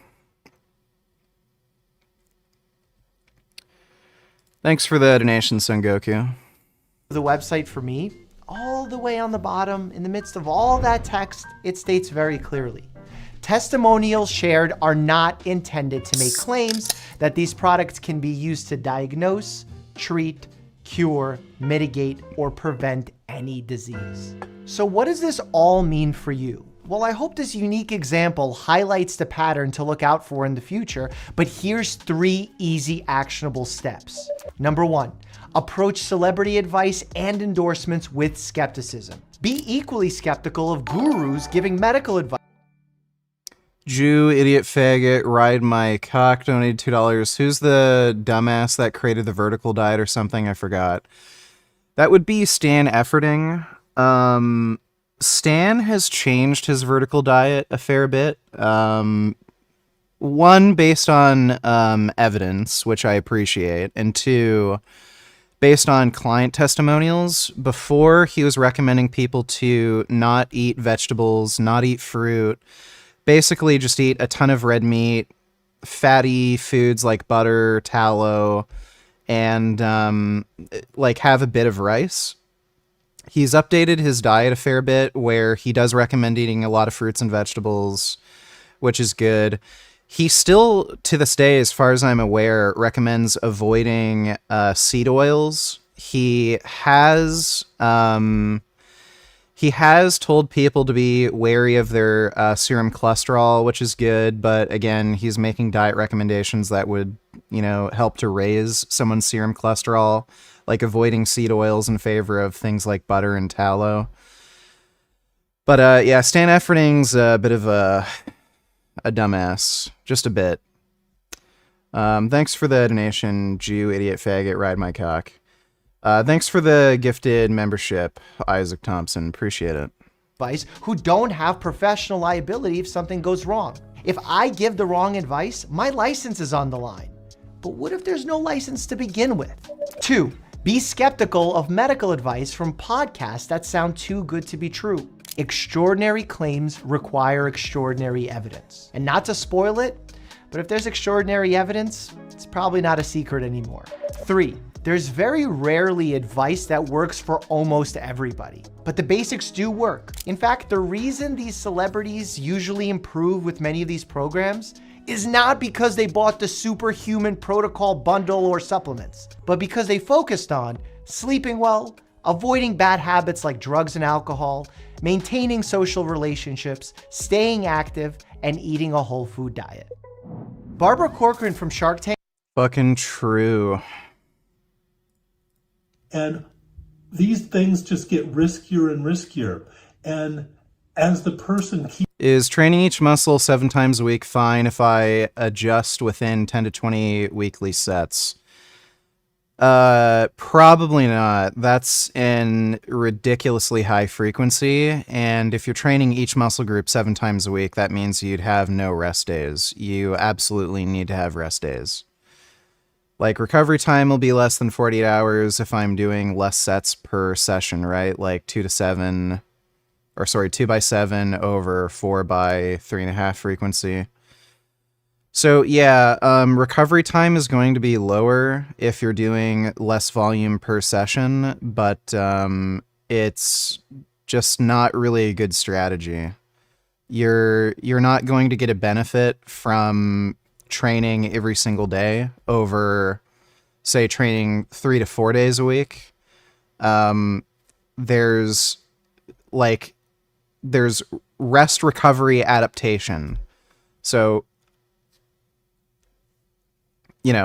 stimulus, recovery, adaptation. That recovery period is very important. That's when you actually grow.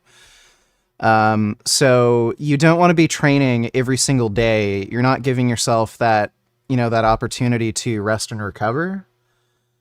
And again, you can look at the literature. There's no benefit training every single day over, say, training 3 to 4 days a week. So there's just no point in doing it, and you're violating that principle of stimulus, recovery, adaptation, since you're not giving yourself an opportunity to actually, have time to recover. And each session, if you're going to do really low volumes each session, the actual stimulus you're getting from each session is also going to be lower. Keeps taking steroids, the same dose that they were taking when they were 20 can become fatal at age 30. And that is what I suspect happened to Joe Linder. Now let's take the super strong, like this guy whose tagline is the natty aesthetic powerlifter. Yeah, he's not natty. But let's look at the consequences of lifting that heavy of weights. Now, this guy is lifting incredible amounts of weight. I mean, like 300, 400% of what I did at my peak. Joints are mechanical. The heavier the load on the joint, the more it's going to wear out. So there's a lot of weird, interesting things about joint wear that we don't understand. Currently, there's actually a higher rate of not atherosclerotic. What's the word I'm looking for? Arthritic changes in knee joints. So there's a greater amount of arthritis in your knees now compared to decades ago. It's much more common to see arthritic joints in your knees by age 40 today than was seen back in the 1940s. And that's even adjusting for BMI. So even with even when you're comparing people of the same body weight, you're more likely now to have arthritis in your knees than your grandparents or great-grandparents were. Nobody really knows why. It could be some things related to lifestyle. People had a lot more manual labor jobs and were more physically active, and that might have actually protected them from arthritis. When you lift, like when you do physical activity, you're strengthening your body, and that includes your joints. So that might actually have a protective effect. There's not great evidence showing that these high effort lifts are actually wearing down your joints faster than if you were to not lift any weight. And what's really important is actual clinical outcomes. People who lift heavy actually experience less pain as they age. This is especially true of your back. A lot of people complain about back pain as they age. If you lift weights, you're actually less likely to experience back pain, although you'll see way more arthritic changes to your spine. You'll see people with more split discs or degraded discs as they age, but they have less pain. So even though your joints may be wearing out faster, possibly, that doesn't mean you're actually going to be experiencing less pain and have less mobility and function. So my prediction is that people this strong are not going to make it much past the age of 30 before they have ground away all their cartilage and cannot lift any longer. The less weight you lift and the better form you use, the longer you can lift without having joint problems. Yeah, that is not true of the spine, at least. Again, people who lift heavier, they have less back pain. Now, what I can say from personal experience, I'm 62 and I'm still lifting. I have a number of problems, which I'm going to list here because I've mentioned them before. So my lower back problems, I had those before I started lifting. That's just genetic issue I have with my lower back. My right shoulder has no cartilage. Now, that is most likely because of my years of overhand serving and beach volleyball. If it was lifting, it would be both shoulders, not my right shoulder. Now, my knee issue is because autoimmune diseases run in my family. I'm actually very fortunate.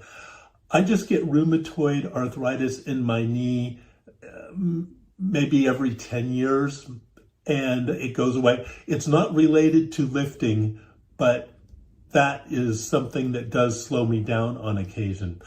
I actually have no joint issues that I can specifically trace to lifting weights. I credit the fact that I was a weak bodybuilder that I have good joints because I use good form and I didn't lift heavy weights. So my prediction is that these young, really strong guys are not going to be active in bodybuilding much past the age of 30. But you know what? I might be wrong. This is all... By the way, he's probably wrong. Arthritic changes to joints don't predict pain, especially in the back. So, like, I'm a good example of that. I had a bunch of knee surgeries on my left knee. They actually had to take out some of the tissue in my left knee to use as some, like, weird thing to stabilize my kneecap. And you can see arthritic changes on an MRI, but I actually have less knee pain than before. And that's after, like, getting stronger legs, being able to squat more weight, you know, doing things like rollerblading and shit, and I have less pain in my knee than I did before. Uncharted waters, as I said.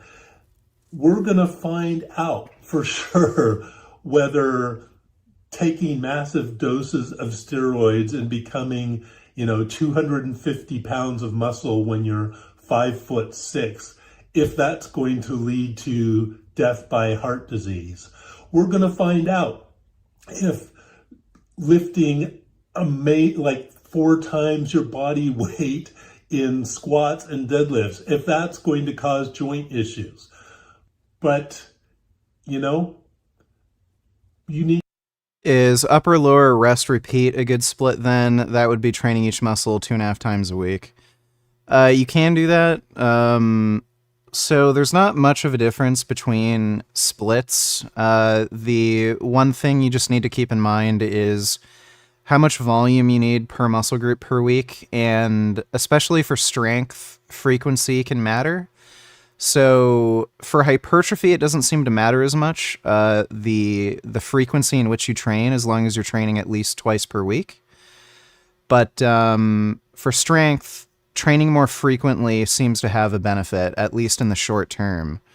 So just follow a split that gives you an ideal training plan for your current goals. If you're on a strength block and you want to get as strong as you can as quickly as you can, you may want to choose a split that lets you train more frequently. So say maybe up to 5 times per week per muscle group. And if you're training for hypertrophy, you may only need to train, each muscle group twice per week.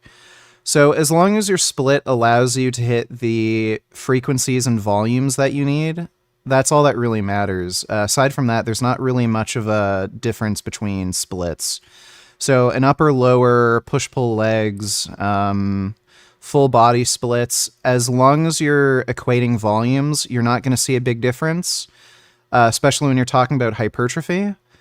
And for strength, again, there does seem to be a benefit to training with higher frequencies, at least in the short term. So if you're doing something like push-pull legs and you're on a strength training routine, that's going to limit you to only being able to train each muscle group twice per week. So that might be a bit limiting for you when it comes to strength training, so you might want to consider either upper, lower, or a full body split. You need to weigh your options. If I had to venture a guess as to, a good middle ground, people always ask me, so how can I work out without destroying my joints and staying healthy? Well, first of all, cardio every day. That's part of staying healthy. Nutrition is a huge part of eating healthy. Eating your vegetables and fruits and eating minimally processed foods. That's a huge part of it. And then as far as the working out, probably physique gains would be to do like a full body workout twice a week. But you know what? Wait, I gotta back up and see what he says there. I think probably what would be optimal for minimizing joint wear while maximizing physique gains would be to do like a full. You're probably not going to be able to get in enough weekly volume if you're trying to do bodybuilding, if you're only training twice per week. It's just not possible to train every muscle group with enough adequate volume while only training twice per week. Imagine if your weekly volume is, say, on average, maybe 15 sets per muscle group. Some might be higher, some might be lower, but training every single muscle. So your biceps, triceps, forearms, front delts, side delts, rear delts, your back, your traps, your hamstrings, glutes, quads, calves, everything with only, 2 sessions per week. You'd have like sessions that go on for 4 or 5 hours. It's just not possible. You're also not going to minimize joint wear by doing that, because most people don't what would be the point? Like, if you're going to do an upper lower split, the volume across your joints would be the same. So it doesn't make any fucking sense to distribute your sessions like that. Body workout twice a week. But you know what? Don't take my word for it. I'm just guessing here. We don't know the answers. So there you have it. The new race of superhuman teens, and they are going to provide us a lot of data in the upcoming years. Thanks for watching. Auf Wiedersehen. Yeah, Scooby has some weird ideas about joint wear. I've seen him make a video before where he compared the human body to a car, which is really stupid. Cars are not the same as people, so like the more you use a muscle or a joint, it's not going to wear out the same way like car parts will.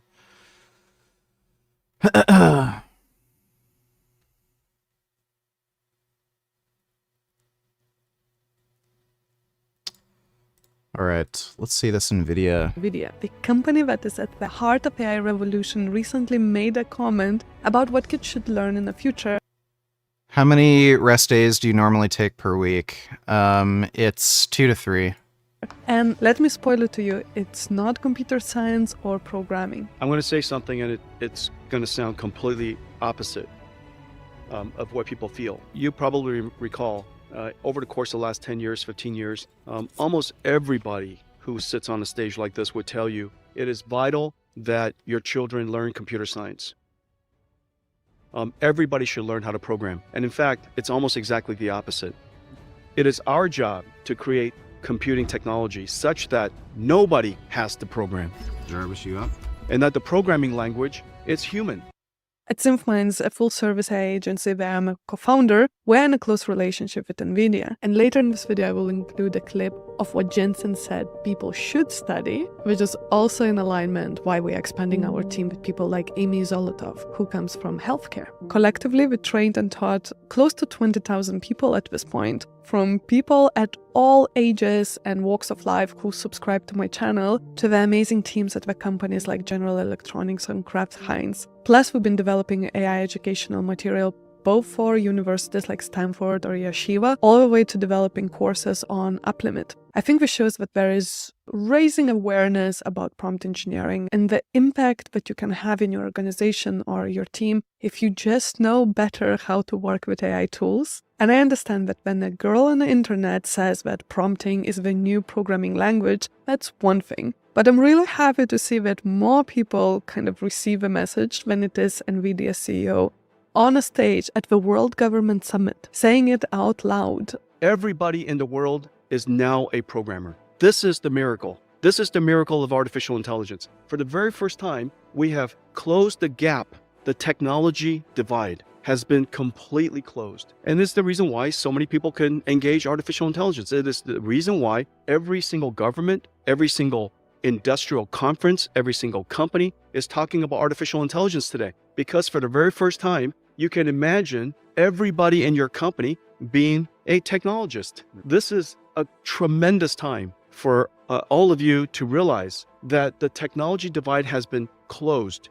I hope more people and businesses will take it as a wake-up call and start looking at this quite seriously. Also to realize that to engage AI is a lot easier now than at any time in the history of computing. It is vital that we upskill everyone. As for 90% of people, prompting is going to just become easier and easier, and there is a good reason for that. It's because of smart AI engineers and prompt engineers working in the background optimizing that chat interface, so that a few vague words can be taken, processed by way bigger and more extensive prompt, or the whole separate AI model, by the way. All that optimization gets combined into the final prompt and sent to the AI model. Therefore, you get these amazing outcomes like DALL-E 3 or Copilot. It starts with a prompt from you in an app. Copilot pre-processes the prompt through an approach called grounding. Put simply, grounding improves the quality of the prompt, so you get answers that are relevant and actionable. One of the most important parts of grounding is making a call to the Microsoft Graph to retrieve your business content and context. Copilot combines this user data from the graph with other inputs to improve the prompt. It then sends that. Is it normal to lose strength during hypertrophy block? For example, if a person hits a strength limit and can't progress further, do a weight deload and start focusing on progressing in reps, and then when trying a heavier lift their strength decreased? Yes. So let's say your max bench is 280 pounds after a strength block. You'd expect to not be able to hit that 280 bench after a hypertrophy block. But after you go back to a strength block, you'll be able to easily progress past that ceiling. So you were able to bench like 280 before, but now you can do like 315 after, a couple months on a strength block. So that is normal to have a decrease in strength after a hypertrophy block, and it's just because you're not training for maximum strength. You're just doing more high volume training. You're not doing heavy singles or sets of 3, so your nervous system can't push that sort of load. Thanks for the donation though, Yoda. Appreciate it. Modified prompt to the LLM. Copilot takes the response from the LLM and post-processes it. This post-processing includes additional grounding calls to the graph, responsible AI checks, security, compliance, and privacy reviews, and command generation. Finally, Copilot sends a response to the user and commands back to the apps. It's awesome if you're not specific and you are just really exploring, but it also takes away some controls, because sometimes these chatbots get so optimized that it gets horribly hilarious. Gemini from Google went viral for absolutely wrong reasons, refusing to generate white people and over-optimizing for inclusivity and, I could say stereotypes, but kind of phenomenal but it became stereotypical. I'm genuinely curious what impact it will have that NVIDIA CEO had this hot take. But if you listen between the lines, even Sam Altman hinted at this future. I think coding will still be important in the future. It's just going to change a little bit or a lot. One of the predictions I'm most confident about the future is it's just going to happen much faster than the past did. And that, young people are always the best at adapting to that, but now it's going to be extra valuable. I think I agree with that framework incredibly much. And I think anytime you can choose a skill or a class or an activity to do that you feel aligns with the learning how to adapt to new technology, pick it for sure. But on specifics, I still think that software is actually a really important skill to build. And some of it is, it's not going to be about the mechanics. It's not going to be about the specifics of the programming language. It's not going to be about those details. But fundamentally, getting computers to do what you intend, like that's the world we're heading to. And so understanding the low-level details of how it works, that's a starting point. And we do see people who have never coded before who have built some of the best AI applications. And so that's actually new, right? That you can actually get computers to do things without having to do it in this contort yourself to the machine. As it is right now, anyone can work with AI. Anybody can instruct AI. Can you imagine that a couple years ago, this ability to interact with AI models was available only to researchers and actual developers? And just because it's available to everybody and it's getting easier, doesn't mean that people use it in the best way possible or the most effectively. The way I like to think about this stuff is like a spectrum. On one side, you have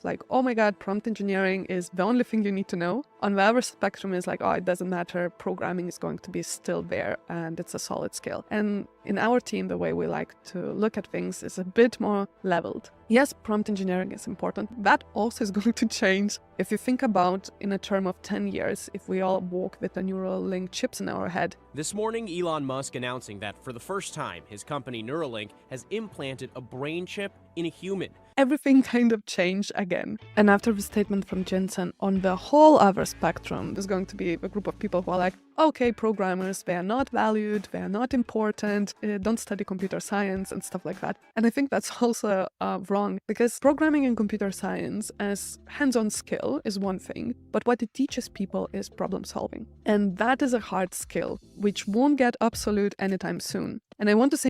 How do you train your rectus femoris of quad and bicep femoris short head of hamstring at home?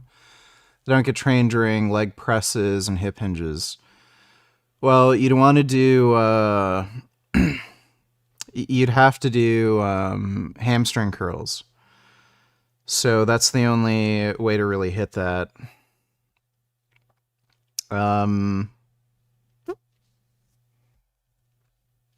Yeah, that's the only way you're gonna be able to hit that. They never, but we also said that creativity is probably going to be the last affected by AI, which turned out completely opposite. So anyway, taking apart being in the middle, educate yourself about prompt engineering, how to use AI, how it works, what are ethical uses of that. But if you're able to also learn about computer science and how computers work in general, develop deeper problem solving and critical thinking really skills with programming, that is not going to hurt you. Like I myself, I talk about prompt engineering, but I also decided to take CS50 course to kind of bridge the gap I have when it comes down to programming. Funny thing that a month ago, before Jensen's video came out, I made a video where I said that domain expertise is going to be extremely important when using AI tools. And here's one universal truth when it comes to prompting. You, as a user, have to have domain expertise and use specific language to condition the AI model and steer its responses to the right direction. Because if you know your stuff very well, not only you will be able to explain it well and make clear instructions, but you will also be able to detect hallucinations. The countries, the people that understand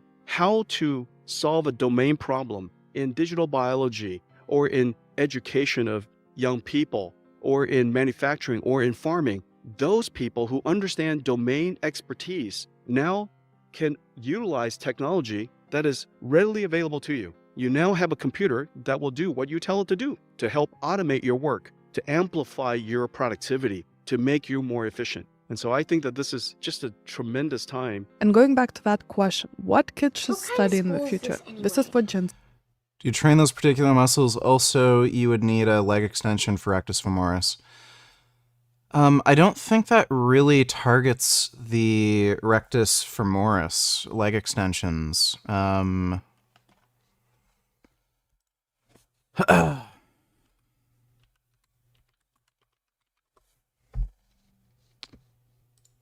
maybe they do. I think they do a little bit.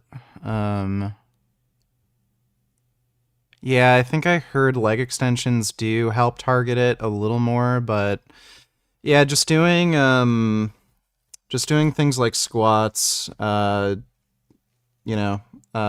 quad-centric movements that have a hip hinge component, it'll still train it.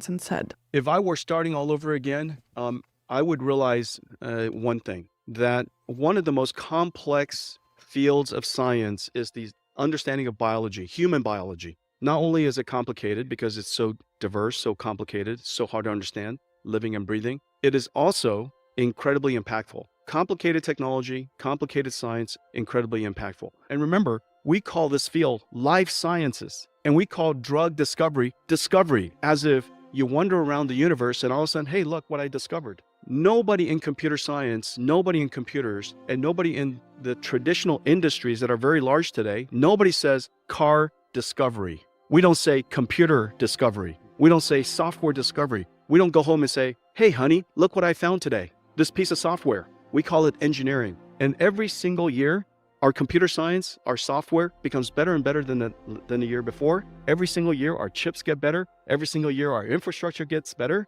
However, life sciences is sporadic. If I were to do it over again right now, I would realize that the technology to turn life science to life engineering is upon us. And that digital biology will be a field of engineering, not a field of science. It will continue to have science, of course, but not a field just of science in the future. And so I hope that this is going to start a whole generation. The Albert Einstein College of Medicine will be tuition-free.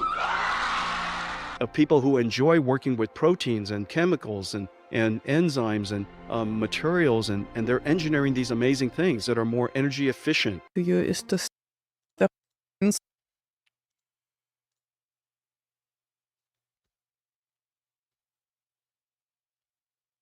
Maybe we'll react to that tomorrow.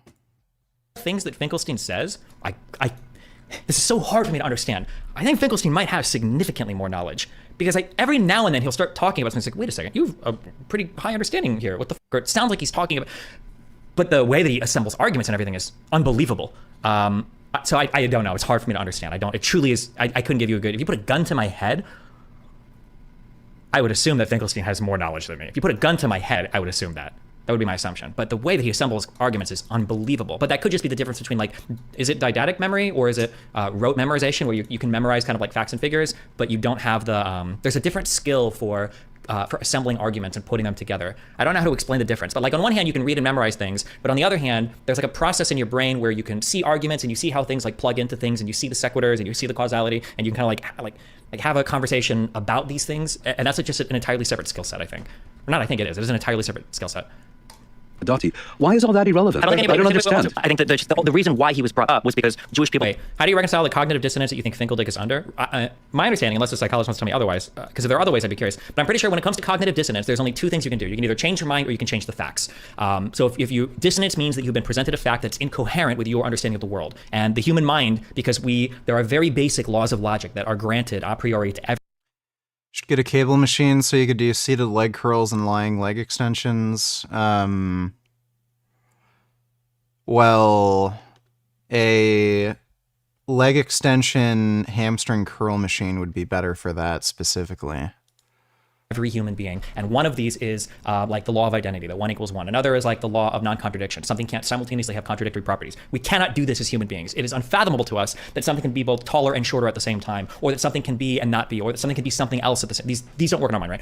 So when cognitive dissonance happens, we can't we can't have these thoughts, so we have to reconcile it. So you either change your mind and you go, okay, well, I was wrong about this, or you change the facts. They're wrong about this. And I think what Finkelstein does, it's a selective, basically it's a cherry picking of the factual record to pick the things that comports with his view of reality. That's why he's confident, and he's already said it a few times, he'll say a lot when we get towards the end, I trust the UN, I trust Amnesty International, who are you to contradict them? Who are you to contradict them, right? And he won't even engage with what they say, he just cites them. But when we look at the recent fact-finding mission to Israel over October 7th on the rapes, well, now Norm all of a sudden puts on his skeptic hat, and now he's going to dive into and criticize the UN fact-finding mission here. And he's going to be incredibly critical of every single line. Whereas before, he wouldn't even engage with it, right? So I think outwardly it's very obvious what's going on when you see somebody cherry-picking quotes, or you see somebody selectively citing an authority. That would be a thing that would be worrisome. So for instance, like a good criticism for me, and something that I try to be mindful of, is people will try, so for instance, I might say something like, oh, like it seems like the UN, this would have been a surface level criticism of me to make. If I say, I don't know if I trust the UN and the fact-finding missions all the time, I think sometimes they're kind of bullshit towards Israel, but then if I cite, oh, well, look, the fact-finding mission found all these rapes on October 7th, what do you guys think about that? A surface level criticism you could have made of me would have been like, oh, well, Destiny, aren't you doing the same thing? It seems like you agree with the UN when they agree with you, but you disagree with the UN when they disagree with you. There are two ways to counter that. The unsatisfactory way is I could say, well, I think that the UN is biased against Israel, and I can provide reasons for that. The voting bloc of the Islamic States, the historical crazy amount of resolutions towards Israel, et cetera, right? I could point that and then say, so that means if Israel is against, if the UN is against Israel, I'm probably going to say there's some bias here, but if they're not, then there must be something really strong because they're poised against them, right? That would be an unsatisfactory way to try to fight that claim. But I think the better way to do it would be, I would say, oh, well, I actually don't out of hand agree or disagree with the UN. When the UN made the statements about Israel, we read the entire thing. I'm not just quoting, even from the executive summary, I'm not just quoting a headline or a tweet. We read the entire document on stream and we went up and down. And then same thing with the UN reports that I disagree with. I won't just say, oh, the UN report or the Amnesty International report on Kasla or the March of Return or any of that, I disagree with it because it's a human rights work. I'll say, oh no, well, we read them. For instance, in the Goldstone report, I think the unfair application of international law is indicative of the inability for them to accurately analyze the situation. For instance, when they claim to have the mens rea component. Don't like the machine hybrids because normally they make you do leg curls and extensions in a shortened position for the double joint muscles, so no stretch.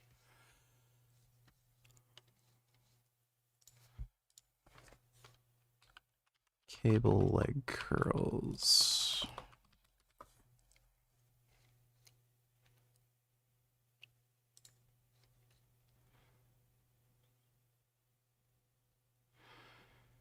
Because lying leg curls like this, they're not as good as seated leg curls for the hamstrings.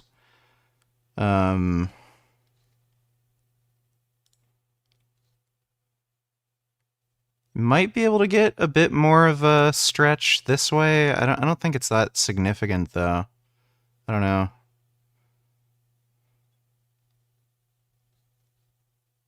I think I'd rather just get a machine. For a war crime committed on the Israeli side without ever interviewing an Israeli officer. That's impossible. You can't establish the mens rea thing there with the information you have on the ground because those analyses are done prospectively, not retrospectively, meaning you have to have the information available to commanders at the time to figure out if they were committing war crimes. You can't retrospectively look at the results and say, oh, you were doing war crimes. But they don't apply that same standard to the Palestinian side. Let me see.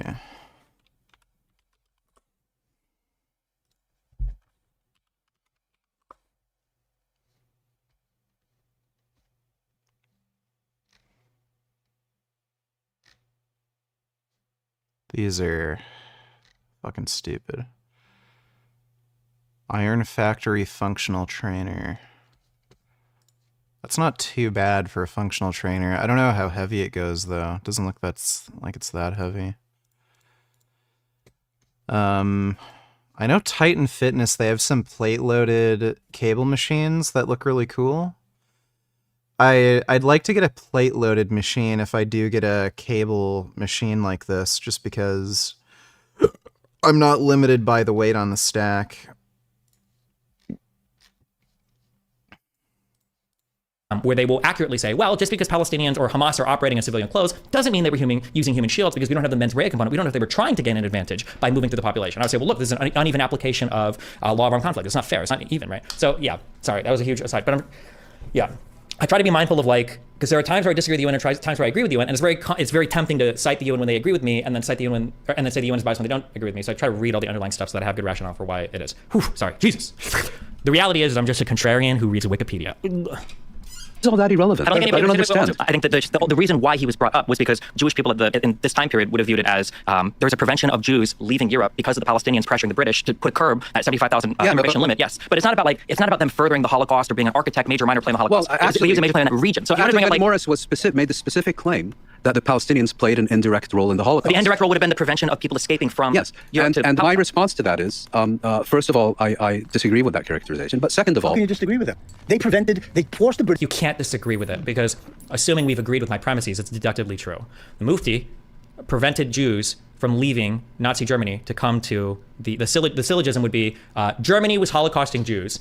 Palestinians prevented Jews from leaving Germany. Then in the conclusion, that'd be P1, P2. The conclusion would be, therefore, Palestinians indirectly contributed to Jews being Holocausted in Germany. Like, how can you possibly disagree with that? You would have to fight on one of the premises because the conclusion is deductively true, meaning it follows 100% from the given premises.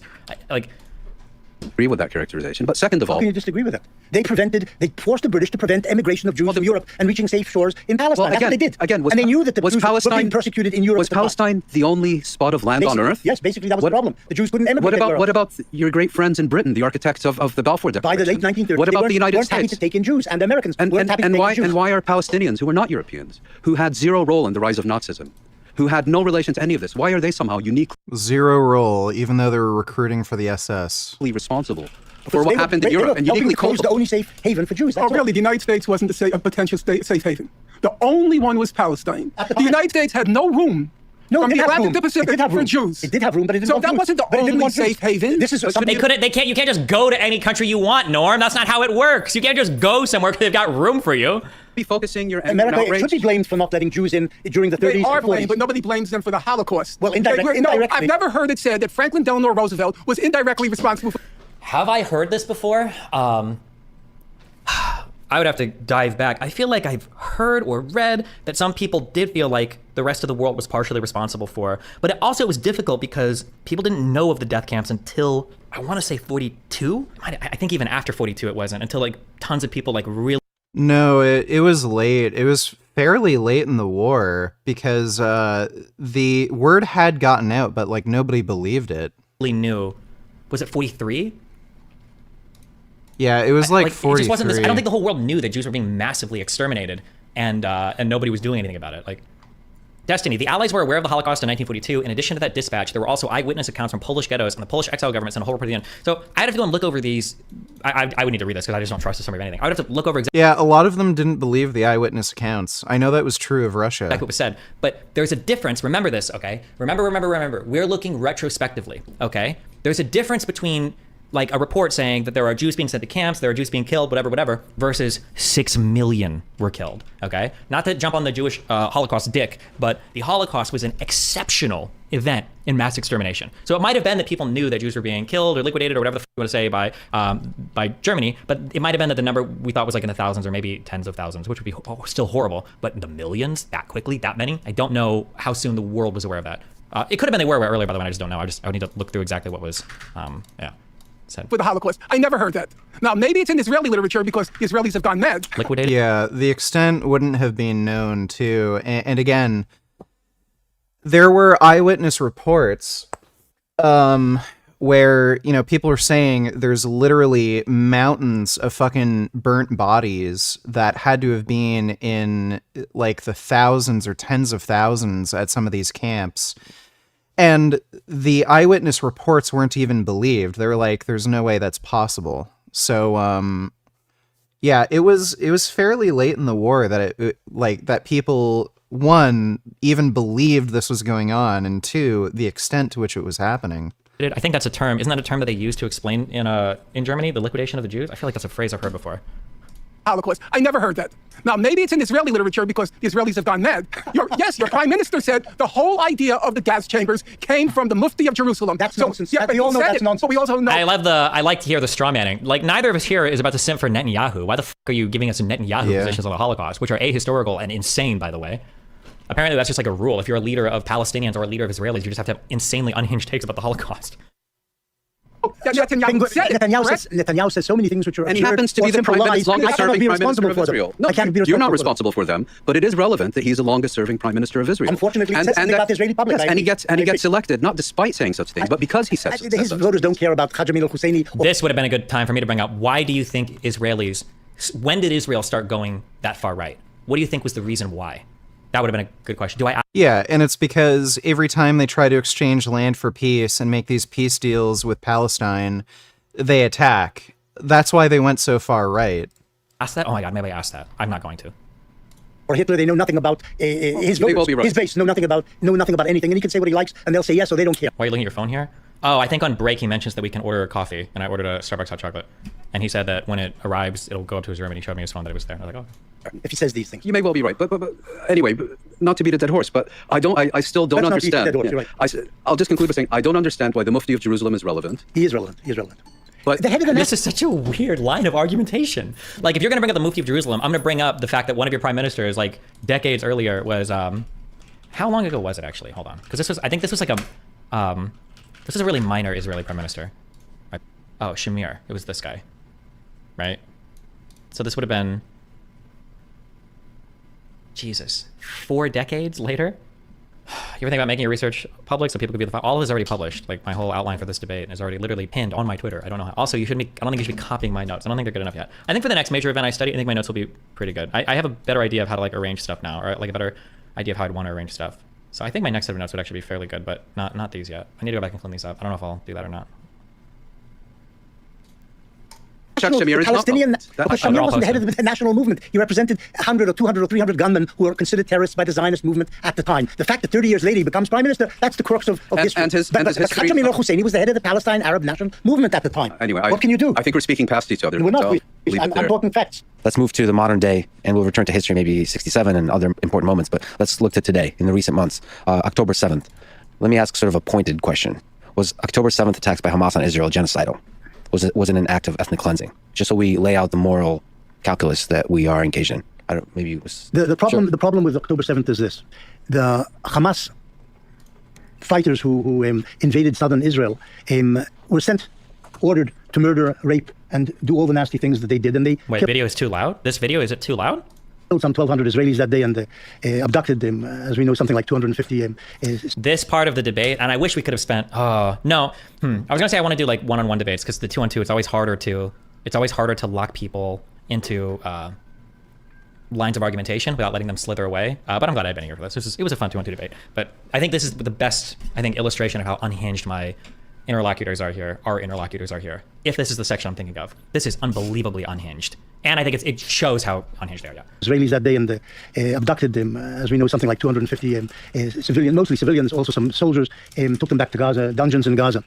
But they were motivated not just by the words of their current leader in the Gaza Strip, but by their ideology, which is embedded in their charter from 1988, if I remember correctly. And that charter is genocidal. It says that the Jews must be eradicated, basically, from the land of Israel, from Palestine. The Jews are described there as sons of apes and pigs. The Jews are a base people, killers of prophets, and they should not exist in Palestine. It doesn't say that they necessarily should be murdered all around the world, the Hamas Charter, but certainly the Jews should be eliminated from Palestine. And this is the driving ideology behind the massacre of the Jews on October 7th, which brought down on the Gaza Strip, and I think with the intention by the Hamas of the Israeli counteroffensive, because they knew that counteroffensive would result in many Palestinian dead, because the Hamas fighters and their weaponry and so on were embedded in the population in Gaza, and they hoped to benefit from this in the eyes of world public opinion as Israel chased these Hamas people and their ammunition dumps and so on, and killed lots of Palestinian civilians in the process. All of this was understood by Sinwar, by the head of the Hamas, and he strived for that. But initially, he wanted to kill as many Jews as he could in the border areas around the Gaza Strip. I'll respond directly to the points you made, and then... Wait, real quick. I'm sorry, I need to ask. I'm so sorry. Each played ace, 2, 3, 5, or 8 gives plus 8 mult when scored. Does that mean that I'll get a plus 16 multiplier if I play this hand? Is that how this works here? Only when scored. Are they not going to be scored here as part of this? So this is way better than the 4 of a kind, right? I'm going to get like a plus 20 or a plus 16 plus 4, right? It'll be like plus 20. Games? Oh yeah, okay, cool, okay. I wish it like just showed all of the added bonuses or whatever. I'll leave it to Norm to bring in the historical context. That Hamas charter is from the 90s, I think? 1988. 1988, so it's from the 80s. I think your characterization of that charter as anti-Semitic is indisputable. Oh, okay. I think your characterization of that charter as genocidal is off the mark. Simplicity. And more importantly, how is that? What? Yeah, charter where we have to eradicate all the Jews. I think it's off the mark to call it genocidal. that charter has been superseded by a new charter. In fact, has been, well, there is no new charter. There's like a new statement that a leader has made, but the charter hasn't actually been changed. That's just not true. Explanation, a statement 2018, in 2000 and something, 2018, supposedly clarifying things which are in the charter, but it doesn't actually step back from what the charter says. Eliminate Israel, eliminate the Jews from the land of Israel. In 2018, the Hamas charter, if we look at the current version of the charter, it's not called a charter. You're calling it a charter. The only thing called the charter is what was issued in 1988 by Yassin himself. Anyway, it makes a clear distinction between Jews and Zionists in 2018. Now, you can choose to dismiss it, believe it, it's sincere, it's insincere, whatever. Insincere is probably the right word. Secondly, I'm really unfamiliar with fighters who consult these kinds of documents before they go on. In the kindergarten, they're told, kill the Jews. They practice with make-believe guns and uniforms when they're 5 years old in the kindergartens of the Hamas. At the instruction of the Commissioner General of UNRWA, right? I didn't say that. I said the Hamas has kindergartens and summer camps in which they train. I like how he tries to make this sound so ridiculous. Oh yeah, like the UN orders them. Like, bro, we could go on YouTube and look. You can literally look at the fucking video footage of it on YouTube. It's just so insane that he'd deny this. At the cartoons, okay? Like, we know, like, we've seen this stuff. We could look at the propaganda. Dude, it's fucking crazy. Hamas teaching children.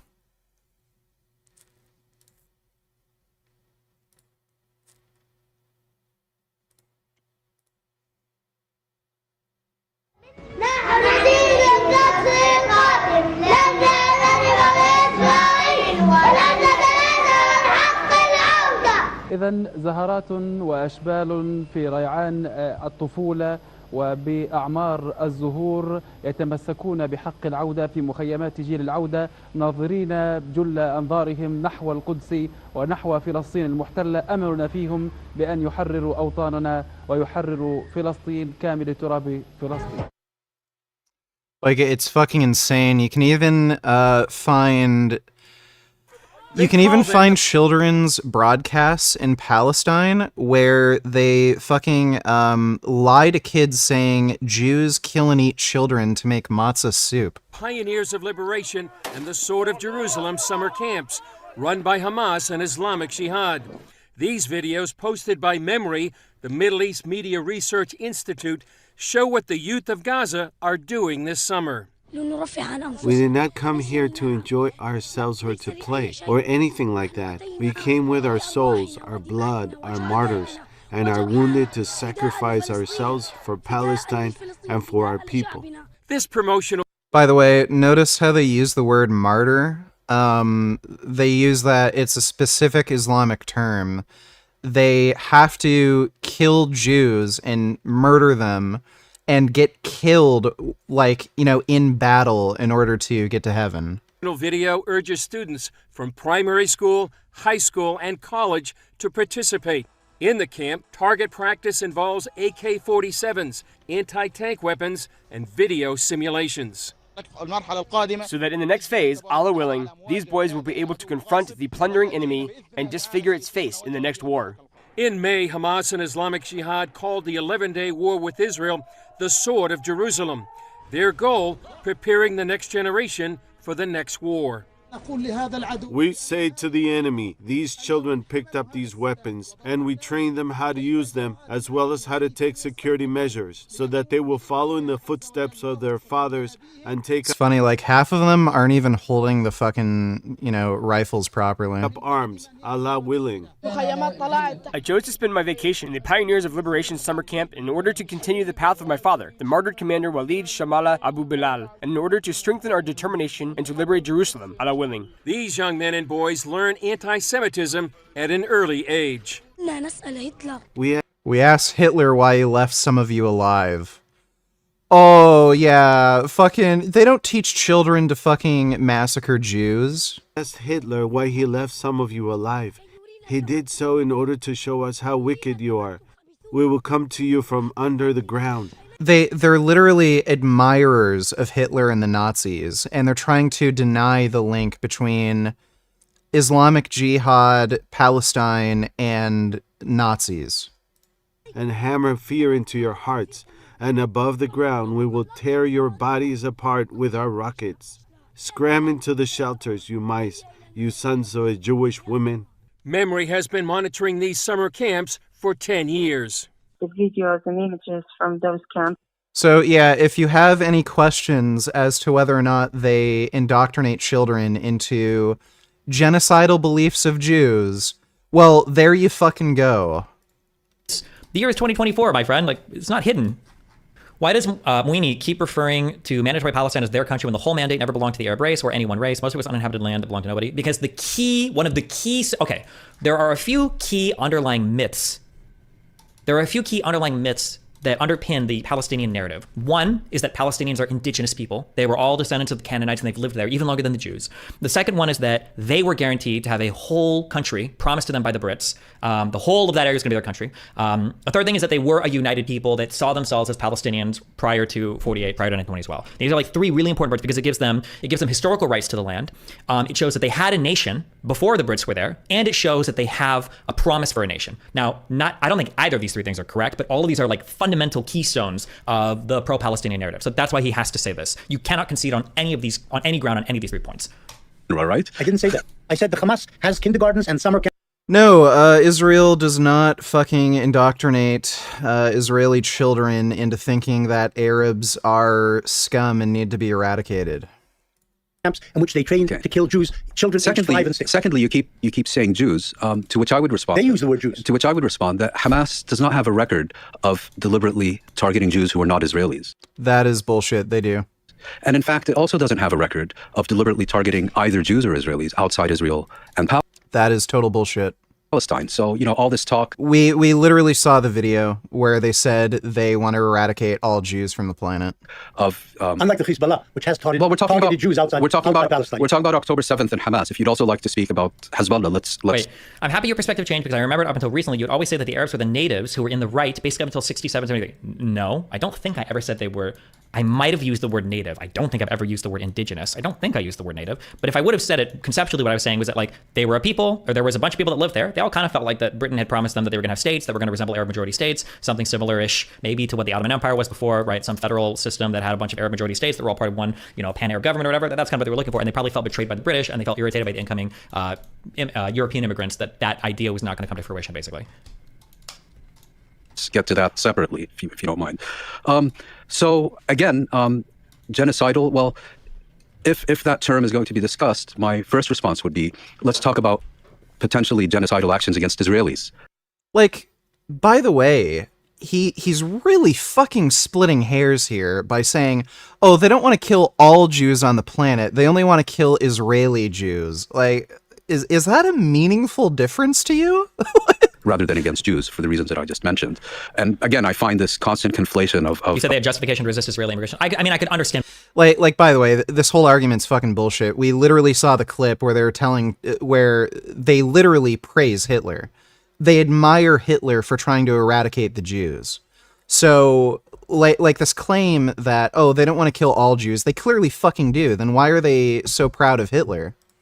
And why they would want to, yes. But careful, because when I'm using justification, I'm using it like in a very narrow sense in that they might have had like a moral reason to be justified, but it doesn't mean that they were like factually or ethically correct. Or rather, I think there can be competing justifications. I think you can have competing justifications in certain instances. I would argue that perhaps an example of this would be when after Rittenhouse had killed the one guy, Sam, what was his name? What was the first guy that Rittenhouse killed? As Rittenhouse was running and other people ran up to attack Rittenhouse, or Rosenbaum, I could understand the other people running up to attack Rittenhouse. They might have been in the moral right there. If they truly thought he was dangerous, other people reporting that he killed somebody, and they wanted to run up and prevent future harm, I could see them being justified in attacking Rittenhouse. Potentially, well, disarming him at least, potentially injuring or killing him, maybe. I'd have to think more about that. But I think Rittenhouse is also morally in the right to defend himself too, right? I think Yeah, Kloopster, Israel has roughly a 20% Arab population. Arabs are in their government system. There are, like I can't remember what the fucking figure is in government, but I think like something like 50% of their parliament is Arab. It's very close to 50%. Could be wrong there. Let me see. Arab percentage in Israel parliament.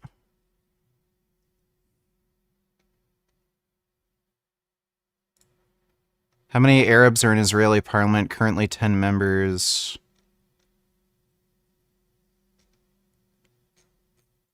I think they're actually overrepresented in government. There's more Arabs as a percentage in government than in the general population, something like that.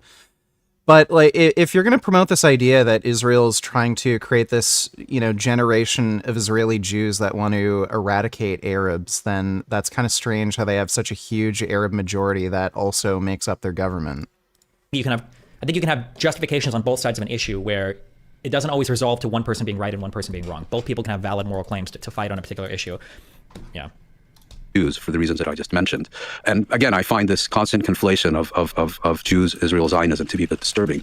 Secondly, I think there are quite a few indications in the factual record that raise serious questions about the accusations of the genocidal intent and genocidal practice of what happened on October 7th. And my final point would be, I don't think I should take your word for it. I don't think you should take my word for it. I think what we need here is a proper, independent, international investigation. And the reason we need that of genocide during this conflict, whether by Palestinians on October 7th or Israel thereafter, the reason that we need such an investigation is because there won't be any hearings on what Hamas did on October 7th at the International Court of Justice because the International Convention on the Prevention and Punishment of the Crime of Genocide deals only with states and not with movements. I think the International Criminal Court, and specifically its current prosecutor, Karim Khan, lacks any and all credibility. He's been an absolute failure at his job. He's just been sitting on his backside for years on this file. And I think I would point out that Hamas has called for independent investigations of all these allegations. Israel has categorically rejected any international investigation, of course fully supported by the United States. And I think what is required is to have credible investigations of these things, because I don't think you're going to convince me. I don't think I'm going to convince you. And this is two people sitting across the table from each other. No, there's certain things you don't even have to investigate. You know how many citizens, civilians died in the October 7th assault. Yes, but that's not... You know that there are lots of allegations of rape. I don't know how persuaded you are of those. They did find bodies without heads, which is there were no beheadings. Islamic. There were some beheadings, apparently. The Israelis didn't even claim that in the document they submitted before the ICJ. Go read what your government submitted. It never mentioned beheadings. Well, as far as Wow, what a good argument. Go read what they submitted. I read people were beheaded, but then we can bring it up right now. You also deny that there were rapes there. I didn't deny. I said I've not seen convincing evidence that confirms it. I've said that from day one, and I'll say it today for you. Yeah, aside from eyewitness accounts and bodies of women with their clothes torn off with their legs spread wide open. Yeah, gee, I wonder what fucking happened there. Maybe they were just playing a weird game of patty cake. 2.5 months later. Do you know that they killed 800 or 900 civilians in their Absolutely. assault? That seems to me indisputable. I'm so glad that I knew what questions to ask here. This came from all of my, funny enough, this is my Nazi training at work here, my Nazi debate training. I am a debate Nazi. When I argue against people that have very unpopular positions, but they try to weasel out of them, and I'm like, wait a second. God, my instincts were so good here on this line of Inquisition. Later. Do you know that they killed 800 or 900 civilians in their assault? Absolutely. That seems to me indisputable. Oh, okay. Well, I'm glad that you're I've said that from day one. Well, to be clear, you haven't. You did a debate. I remember the talk show, but you seem to imply that there was a lot of crossfire and that it might have been the IDF that killed a lot of... I said that there is no question, because the names were published in Haaretz, there is no question that roughly of the 1,200 people killed, 800 of them were civilians. 850, fine. So I never said that, but then I said, no, we don't know exactly how they were killed, but 800 civilians killed, no, 850, no question there. And I also said, on repeated occasions, there cannot be any doubt. Yeah, I remember, I vaguely remember Norm Finkelstein trying to claim that Israel killed a large portion of those civilians. I think he tried to promote that misinformation that Apache helicopter pilots were shooting at civilians, which was later proven false. My opinion, as of now, with the available evidence, that Hamas was responsible for significant atrocities, and I made sure to include the plural. There's a lot of tricky language being employed here. Do you think the 850... It's called attaching value to words and not talking like a motor mouth. Great. I am very careful about qualifying. You moron! I talk slowly like this not because I'm retarded, but because what I say has value. Because that's what language is about. That's great. Then let me just ask a clarifying question. Do you firmly believe that the majority of the 850 civilians were killed by Hamas? My view is, even if it were half, What a weaselly way to answer this question. Weasel. What a weasel. I hope that everybody watching can see how much of a fucking slime snake this guy is, with the way that he tries to weasel, the way that he tries to worm his way like a disgusting, like a cretin around these questions. It's so disgusting. This is why I said, and I will say it again, and I'll say it a million times, I respect Nazis a million times more than this fucking terrorist sympathizer who won't just own the answer. If you have an answer to a question, if you think the IDF killed half those people, then fucking say it, Norm. Don't do this like, well, even if it was this or blah, blah, just own it. Say what you mean what you say. If you're gonna say words are important, then mean what you say. The 850 civilians were killed by Hamas? My view is, even if it were half, 400 is a huge number by any reckoning. Okay, wait, you didn't. I said wait, even if wait, because Professor Morris, I don't know. I agree with Mouin Rabbani. I'm not sure if he concedes the 400. I'll say why 400? Because I have because 400. Right, as I said, of the 850 yeah. slaughtered by Hamas. I don't know. A couple of individuals were killed in this very action. I don't know. You're saying from day one you believe this particular thing. You clearly don't. You clearly don't believe this thing. From day one, you said people died. That's not controversial. Wait, hold on. That's not controversial. Mr. Bennell. Notice that, and he refuses to engage with any of my questions. Anytime he gets cornered because he realizes he's a hack, I don't like to call him a pop historian because I don't even think he would qualify as a pop historian. He's an activist, right? Or a hacktivist, right? Every time he gets called out on this, he has no response. He can't do anything. That's not controversial. Wait, hold on. That's not controversial. Mr. Bennell, I attach value. Also, he knows my name now, huh? To words. Yes, we've said that. When I was, so much. Mr. Bennell, please. Why do all my insults get cucked by the mic?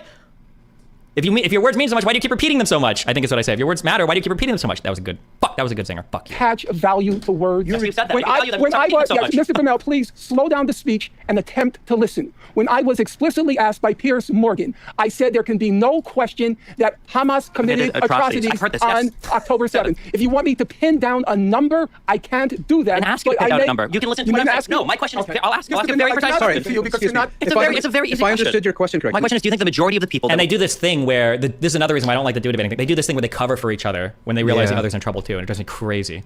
Were killed on October 7th. Civilians were killed by Hamas, or are we subscribing to the idea that the IDF killed hundreds, 400 or 500? No, but let me explain why that's a difficult question to answer. The total number of civilians... Listen to that. This is why... That is not a difficult question to answer. It's clear that the IDF did not fucking kill the majority, or even close to fucking half. It might have been like a handful, but even that is questionable. This is why I don't like this guy. This is why I consider both of these people terrorist sympathizers or terrorist apologists, or I just say terrorist supporters, or we just call them terrorists. Don't tell Pisco, okay? Watch this. But let me explain why that's a difficult question to answer. The total number of civilians killed was 850. We know that Hamas is responsible probably for the majority of those killings. We also know that there were killings by Islamic Jihad. We also know... We're bunching together the Islamic Jihad and the Hamas. So that's splitting hairs enough. Poor Benny. Benny is like he's the normie here, where Benny's like, wait, why the fuck would you draw... Benny's not aware of the debate pedophilia that my opponent is engaged in here. Like... No, but he means the Raiders. I'm speaking in opposition to the conspiracy theory that people like... Do you prefer Norm or Professor Finkelstein, or what do you... I don't know what you're... Yeah, like, the meaning of the question, like, it's not about how many fucking people Hamas killed specifically. It's how many fucking people Israel killed. So why are you splitting hairs about whether or not it was Islamic Jihad or Hamas that did the majority of the killing? It's about how many Israel killed. He's answering, like, a completely different fucking question. How do you it's not a conspiracy theory. Well, the conspiracy theory is the idea that the IDF killed the majority of them. It's not a conspiracy theory. And there's also a theory that, as Norm pointed out on the show that he was on, that he thought that it was very strange that, given how reputable Israeli services are when it comes to sending ambulances, retrieving bodies, he thought it was very strange that number was continually being adjusted. And do you know so why? when you say that in combination with, well, I'm not sure how many were killed. Well, do you know why the number? Do you know why the number went down? The number went down because the Israeli authorities were in possession of 200 corpses that were burned to a crisp that they assumed were Israelis who had been killed on October 7th. They later determined that these were in fact Palestinian fighters. Now, how does a Palestinian fighter get burned to a crisp? No, you're mixing two things. Some of the bodies they weren't able to identify, and eventually they just ruled that some of them were actually Arab marauders rather than Israeli victims. A few of them also, of the Jews, were burnt to a crisp. And it took them time to work this out. And they came out initially with a slightly higher figure, 1,400 dead, and eventually reduced it to 1,200 and the reason Israelis. And the reason is that a proportion of Israeli civilians killed on October 7th, I don't believe it was a majority. We don't know how many. Some were killed in crossfire. Some were killed by... Some. Listen to all these weasel words. Israeli shell fire, helicopter fire, and so on. And the majority were killed by Palestinians. And of that majority, we don't know I mean, again, I understood your question as referring specifically to Hamas, which is why I tried to answer it that way. But if you meant generically Palestinians, yes. If you mean specifically Hamas, we don't have a clear breakdown of how No, I don't many mean specifically Hamas, Okay. but I just think when you use the word some, that's doing a lot of heavy lifting. We'll use some. That's fine, but some can mean anywhere from 1% to 49%. But we don't know. Some. So the numbers here and the details are interesting and important almost from a legal perspective. But if we I think I go more in on this because I want answers. Please tell me I'm pretty sure I go more in on this. zoom out, the moral perspective, are Palestinians from Gaza justified in violent resistance? Well, Palestinians have the right to resistance. No. Was that it? Palestinian, No. That right includes the right to armed resistance. At the same time, armed resistance is subject to the laws of war. And there are very clear regulations that separate legitimate acts of armed resistance from acts of armed resistance that are not legitimate. And the attacks of October 7th, where did they land for you? There's been almost exclusive focus on the attacks on civilian population centers and killings of civilians on October 7th. What is much less discussed, to the point of amnesia, is that there were very extensive attacks on Israeli military and intelligence facilities on October 7th. I would make a very clear distinction between those two. And secondly, I'm not sure that I would characterize the efforts by Palestinians on October 7th to seize Israeli territory and Israeli population centers as in and of themselves illegitimate. You mean attacking Israeli civilians? No, legitimate? no, that's not what I said. Understand what you said. I think what you had on October 7th was an effort by Hamas to seize Israeli territory and population And centers. kill civilians. That's not what I said. What I said is I think I would not describe the effort to seize Israeli territory as in and of itself illegitimate, as a separate issue from the killing of Israeli civilians, where in those cases where they had been deliberately targeted, that's very clearly illegitimate. Whole families were slaughtered in kibbutzim. But I'm making... Many of them left-wingers, incidentally, who helped Palestinians go to hospitals in Israel and so on. Again, even drove Palestinian cancer patients to hospitals in Israeli. I'm making a distinction. But you don't seem to be here. very condemnatory of what the Hamas did. Well, I don't do selective condemnation. I'm not talking about selective. I don't do selective. And now we move to this. It's like talking point to talking. Well, I don't want to condemn them because I don't only selectively condemn and blah blah blah blah blah. It's like always condemnation of this specific assault on civilians. I would, for example, condemn Israeli assaults on civilians, deliberate assaults on civilians. I would condemn them, but you're not doing that with the Hamas. You know what the issue is? I've been speaking in public now, I would say since the late 1980s, and interviewed and so on. I have never on one occasion ever been asked to condemn any Israeli act. When I've been in group discussions, those supporting the Israeli action or perspective, I have never encountered an example. Would it be fair to blame Hamas for all of the events of October 7th, even if they were committed by other Palestinians because it was Hamas' operation? Yes. I wish I could remember...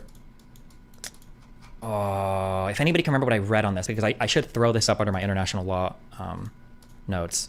I don't think I have it here.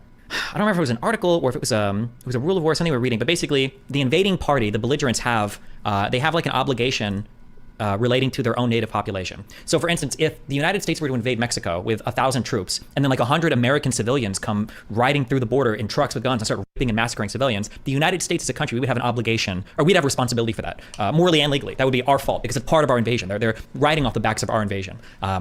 So yes, Hamas would have some responsibility. Even if it was just random Palestinian civilians coming through, it was Hamas's military operation. But yeah. Where these individuals are asked to condemn what Israel is doing. Where these supporting the Israeli action or perspective, I have never encountered an example where these individuals are asked to condemn what Israel is doing. The demand and obligation of condemnation is exclusively applied, in my personal experience over decades, is exclusively applied to Palestinians. No, and those Israel is condemned day and night on every television channel, on every, and has been for the last I'm telling decade. you about personal experience lasting decades. You said quote. Oh no. I'm trying to quote what you just said. I shouldn't have said anything at any time. You should say, Professor Morris. Yes. You just said, I would condemn any time Israel deliberately attacks civilians. Yes. Okay? The problem, Professor Morris, is over and over again, you claim in the face of overwhelming evidence that they didn't attack civilians. That's not true. I've said Really? Israel has attacked civilians. Professor In Kibya, Morris, Israel attacked civilians. Notice how he makes a claim about what Benny said. Oh, this is also another. Oh, dude. I should make a document of this, of like the debate pervertry, and then try to find like what the official names are of these tactics.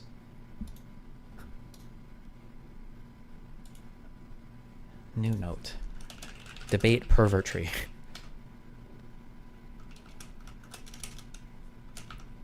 Well, I'll figure out what to name these later. When you accuse the other side of saying a thing, and instead of allowing the other side to explain or clarify, you immediately launch in on an attack of that particular thing.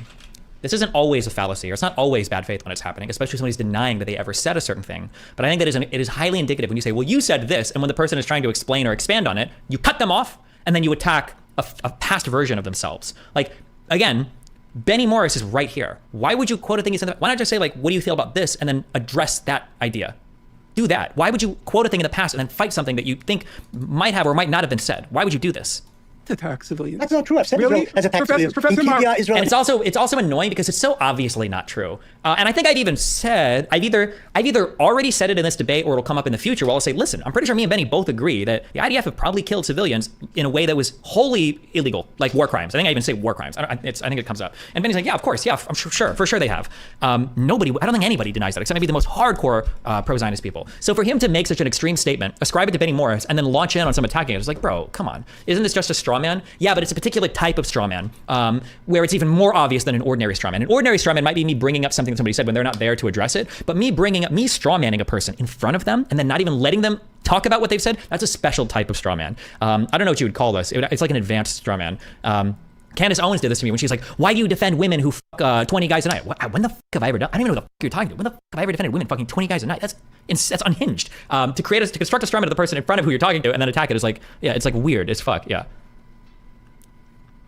They didn't attack civilians. That's not true. I've said really? Israel has attacked civilians. Professor in Kibya, Israel attacked civilians. And I've written extensively about it. I know that. In Kafir Qasim, they killed civilians. And now let's. So you're just eliminating. He's literally giving examples of how he's just completely wrong. Yeah. Selecting, as Stephen said, you cherry pick. If I were you cherry pick. Let's fast forward when you were an adult. What did you say about the 1982 Lebanon War? and then we skip back to this? What are we doing right now? What did I say? You don't remember? Okay. Allow me. Wow. Okay. Oh, no, wait. Hold on. I'm so sorry. We didn't skip back. I think this is where the other stream was before I turned my stream on. I think they were at this part. Did we already go through that on my stream right now, or is this where you guys were? He's so excited to be picking up his own book and to read out of it his own book, to quote Benny Morris. Imagine also quoting Benny out of your own book.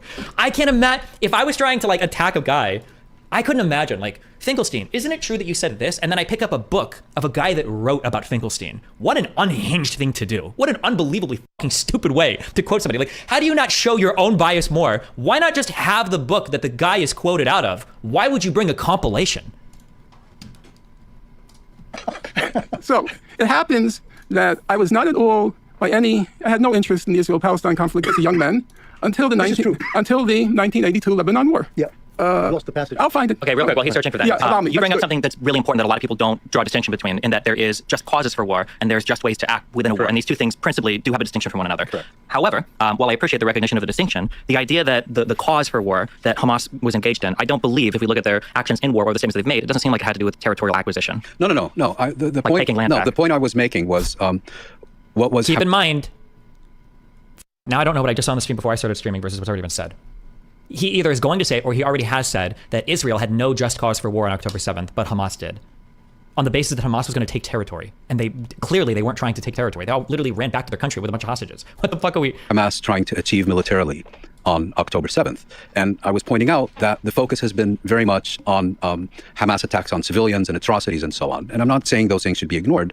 What I'm saying is that what's getting lost in the shuffle is that there were extensive attacks on military and intelligence facilities. Mm-hmm. And as far as let's say, the other aspects are concerned, because I think either you or Lex asked me about the legitimacy of these attacks, I said, I'm unclear whether efforts by Hamas to seize Israeli population centers in and of themselves are illegitimate, as opposed to actions that either deliberately targeted. And I should bring this up now, and I know I don't. I should say, wait, I thought we said that territory acquired in war was inadmissible, but when Hamas does it, it's okay? Israeli civilians, or actions that should reasonably have been expected to result in the killings of Israeli civilians. Those strike me as by definition illegitimate. And I want to be very clear about that. Illegitimate means you condemn them. Illegitimate means they are... Hi. Oh. Are not legitimate. I have a problem condemning your side. Yes. No, not condemning my side. I have a problem with selective outrage, and I have a problem with selective condemnation. And as I explained to you a few minutes ago, in my decades of appearing in public and being interviewed, I have never seen. I've never been asked to condemn an Israeli action. I've never been asked for a moral judgment on an Israeli action. Exclusive request for condemnation has to do with what Palestinians do. And just as importantly, I'm sure if you watch BBC or CNN, when is the last time an Israeli spokesperson has been asked to condemn an Israeli act. I've never seen it. I don't think we condemn the Arab side either, though, right? I don't think there's any condemnation. No, but now that we're talking about Israeli victims, all of a sudden morality is well, I think the reason why it comes up is because there's no shortage of international condemnation for Israel. As Norm will point out a million times, that there are 50 billion UN resolutions, you've got Amnesty International, you've got multiple bodies of the UN, you've got now this case for the ICJ, so there's no question of if there's condemnation But for sorry, Israel. if I can interrupt you. In 1948, the entire world stood behind the establishment of a Jewish state in the entire No, world. except the Arab states and the Muslim states. Well, not the entire world. Okay, but I think all you know the ones what that were around them and were relevant didn't. mean by that. The Western democracies, that's what you're saying. Well, then also Western my question- democracies supported the establishment of Israel. My quick question was, you said that you believe that there's a very short one. It's just you think that there's an argument to be made that the people in Gaza, Hamas and Islamic Jihad, whoever participated, had a just cause for war. Maybe they didn't do it in the correct way, but they maybe had a just cause for war. I don't think there's a maybe there. The Okay, you think they Palestinians absolutely had a just cause for it. Do you think that Israel has a just cause for Operation Swords of Iron? No, of course not. What an unbelievably unhinged take. I'm glad I asked this question, though. What an unbelievably unhinged take. All right, you can say your point. Okay. First of all, on this issue of double standards. Do you think you made any flaws in this debate or could have explained anything better? I came away. I understand now. I thought that Lex was just babying me because I felt like really irritated at the end of this conversation because I've done so much reading and research and I felt like almost nothing really came up. But I, in retrospect, I actually think most of my questions and answers are pretty good here. I think it's fine. The only question, I think the biggest question is a rhetorical one of should I have gone more unhinged on Norm? My hope is that, my thought is generally, especially in a professional environment, I want the other side to look more unhinged because it undermines the narrative that I'm the unhinged, crazy, screaming internet guy when the other guy is being the unhinged, screaming guy.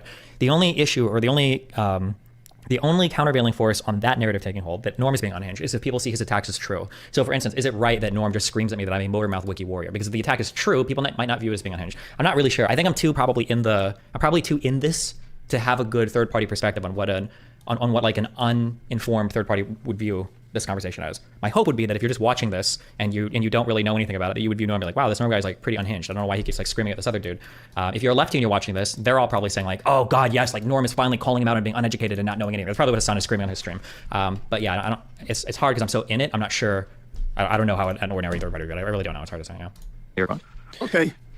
First of all, on this issue of double standards, which is the one that irks or irritates Muin, you said that you are not a person of double standards, unlike people like Muin.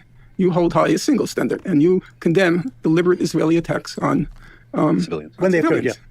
And I would say that's true for the period up till 1967, and I think it's accurate, your account of the First Intifada. There, it seems to me, you were in conformity with most mainstream accounts. And the case of the First Intifada, you also used... I think you should have shamed them harder on all the Arab international law violations. I think the international law stuff comes up later. When me and Benny talked about this the day before, I told Benny straight up, like, you know the history way better than me, obviously. And when we were talking about the international law section, Benny said he doesn't really know as much about the international law stuff, so he would rely on me more for that part. And I think in the later part, that stuff comes up, and I think I'm more active in the last half of this, but we'll see. Surprisingly, he used Arab human rights sources like Al-Haq, which I think... It's always good to look less unhinged because these debates are timeless. They'll be reviewed and stated by people when the conflict is not ongoing and people look at it from a different perspective. This debate, I don't think will ever be reviewed by anybody, unfortunately. How delusional was I coming into this to be like, man, this might be one of like, what did I say? This might be like the biggest like Israel-Palestine like substantive debate that has ever happened on the internet because it's like 5 or 6 hours long. You've got like renowned people like Finkelstein and Benny Morris here. Like it has the potential to be a super interesting... Okay, everybody knows Finkelstein's a fucking moron, and I think Destiny is incredibly naive for thinking you can have a good faith debate with pro-Palestinians. They are all unhinged whack jobs. They are ideologues who, through any circumstances, will defend literal fucking terrorism. So you're never going to have a good faith debate with a pro-Palestinian. Interesting, really in-depth conversation, and it definitely wasn't at all. So who knows? We work for. Lycan says, explains why Benny says international law doesn't mean anything. The funny thing is I'm the only person at this table that cares about international law. That's the really funny part. Wait for it. That will come up later on. In one line, that is established so clearly at this table, which I think is the funniest thing as well. Also, in case, depending on where you followed my stream at, because at first I started following international law. I was like, oh, okay, this seems like pretty reasonable. And then I started reading more, and I'm like, international law, actually, this kind of sucks. Like, nobody follows it. It's pointless. Like, why does this even matter? It's just like, you know, international cuckoldry. But now I actually think international law, at least insofar as it applies to international humanitarian law and law of armed conflict, I think is really based. I'm actually a huge proponent and supporter of international law in that regard. But we'll see. It'll come up later. More on this. During the First Intifada, that's true. But then something very strange happens. So let's illustrate it. Wait, there's something strange which happened. Is Arabs rejecting okay, wait. peace offers? Well, by accepting the Oslo Agreement. Why would Benny even open his mouth here when we've got Benny 2.0, which is Norm Finkelstein quoting Norm Finkelstein's books, quoting Benny Morris? Why would we care what Benny Morris has to say when Norm can quote himself quoting Benny Morris? If we have time, I know the record very well. I'd be very happy to go through. I hate when he says this over again. I know the record. Okay, then just say it. Just speak it. Don't. Well, let's get to those double standards. So this is what you have to say about Israel's invasion of Lebanon in 1982. You said Israel was reluctant to harm civilians, sought to avoid casualties on both sides, and took care not to harm Lebanese and Palestinian civilians. DG, what's He then up, went man? on to acknowledge the massive use of IDF firepower against civilians during the siege of Beirut, which traumatized Israeli society. Morris quickly enters the caveat that Israel, quote, tried to pinpoint military targets, but inevitably many civilians were hit. That's your description of the Lebanon War. As I say, that's when I first got involved in the conflict. I am a voracious reader. I read everything on the Lebanon War. Everything. I would say there's not a single account of the Lebanon War in which the estimates are between 15 and 20. It's so funny. Like, he lays out all this authoritative background. So you're like, oh shit, I'm about to get fucking brain blasted with all of the quotations and all of the knowledge and all of the numbers and all of the facts and figures. I'm about to get annihilated on the Lebanon War, right? If he's read so much. 1,000 Palestinian and Lebanese were killed, overwhelmingly civilians, the biggest bloodletting until the current Gaza genocide. Biggest bloodletting. I would say I can't think of a single mainstream account that remotely approximates what you just said. So, leaving aside, I can name the books, voluminous, huge volumes. I'll just take... Also, oh shit, hold on. This should be a thing. When you constantly refer to other books, speakers, videos, etc., sources of authority that you claim to be familiar with without contextualizing or demonstrating an understanding of any of that underlying material. Norm also does this a lot too. What was the first one that I accused him of? I wonder how many like horrible ways of conversation I could get written down just from how Norm conducts himself. Religion is for crackheads. Let me take a look. I did do psychedelics quite a bit. For me, it like put me in a state where I was seeing things that aren't there. Mhm. And that, for whatever reason, was like, well, those experiences probably led me to believe God was a possibility because you can't see him exactly, right? You kind of see things that happen, kind of, but like... I see things when I'm doing drugs, therefore God exists. You have to believe. There isn't some definitive proof that everyone is going to believe that like, oh, well, here's the proof of God. You have to suspend judgment a little bit, right? You have to believe. Yeah. And I do think psychedelics helped me do that. I did do What a fucking moron. Oh my God. We've had a lot of people reach out to, specifically from Canada, that are working professionals like doctors who've had former patients sending complaints to colleges to get their licenses. And they're like, oh, I don't like what you're saying on Twitter. What profession does that mean you can't exactly trust to tell you the truth anymore? Well, So, that is not what happened. You can read the current case between Jordan Peterson and the psychology college he's a part of. There were some complaints submitted, and some of the complaints the psychology college rejected because they were nonsense. Some of them they found were valid, and Jordan Peterson agreed with those complaints. He agreed. He's making it seem as though, oh, all these complaints were nonsense and bullshit, and the college is just making me do this crap for no reason. He conceded to the complaints. He is such a fucking manipulative liar. Certainly can't trust physicians or psychologists because they're mandated with regard to affirmative care now. You can't assume that if you agreed with the complaints, you fucking liar. take a child. The only thing he didn't agree with was the remedial action that the psychology board told him to take social media classes so that he can interact on social media better. That's the only thing he disagreed with, but he actually agreed with the complaints.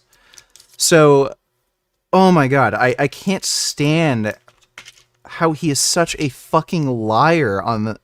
he keeps fucking making it seem as though, oh, these complaints were completely unfounded and they're just forcing me to have like some sort of political narrative. That's not what happened. Child of yours who's gender dysphoric in for professional evaluation, that they're going to get any evaluation at all, because psychologists and physicians are mandated to do nothing but agree with the gender dysphoric individual. And that is not true. Lawyers are in the same situation as well. The legal profession in Ontario mandated diversity, equity, and inclusivity requirements in relationship to hiring, with the clear implication that if you didn't buy the DEI social justice warrior political line, that your law firm was no longer in concordance with the dictates of the professional government.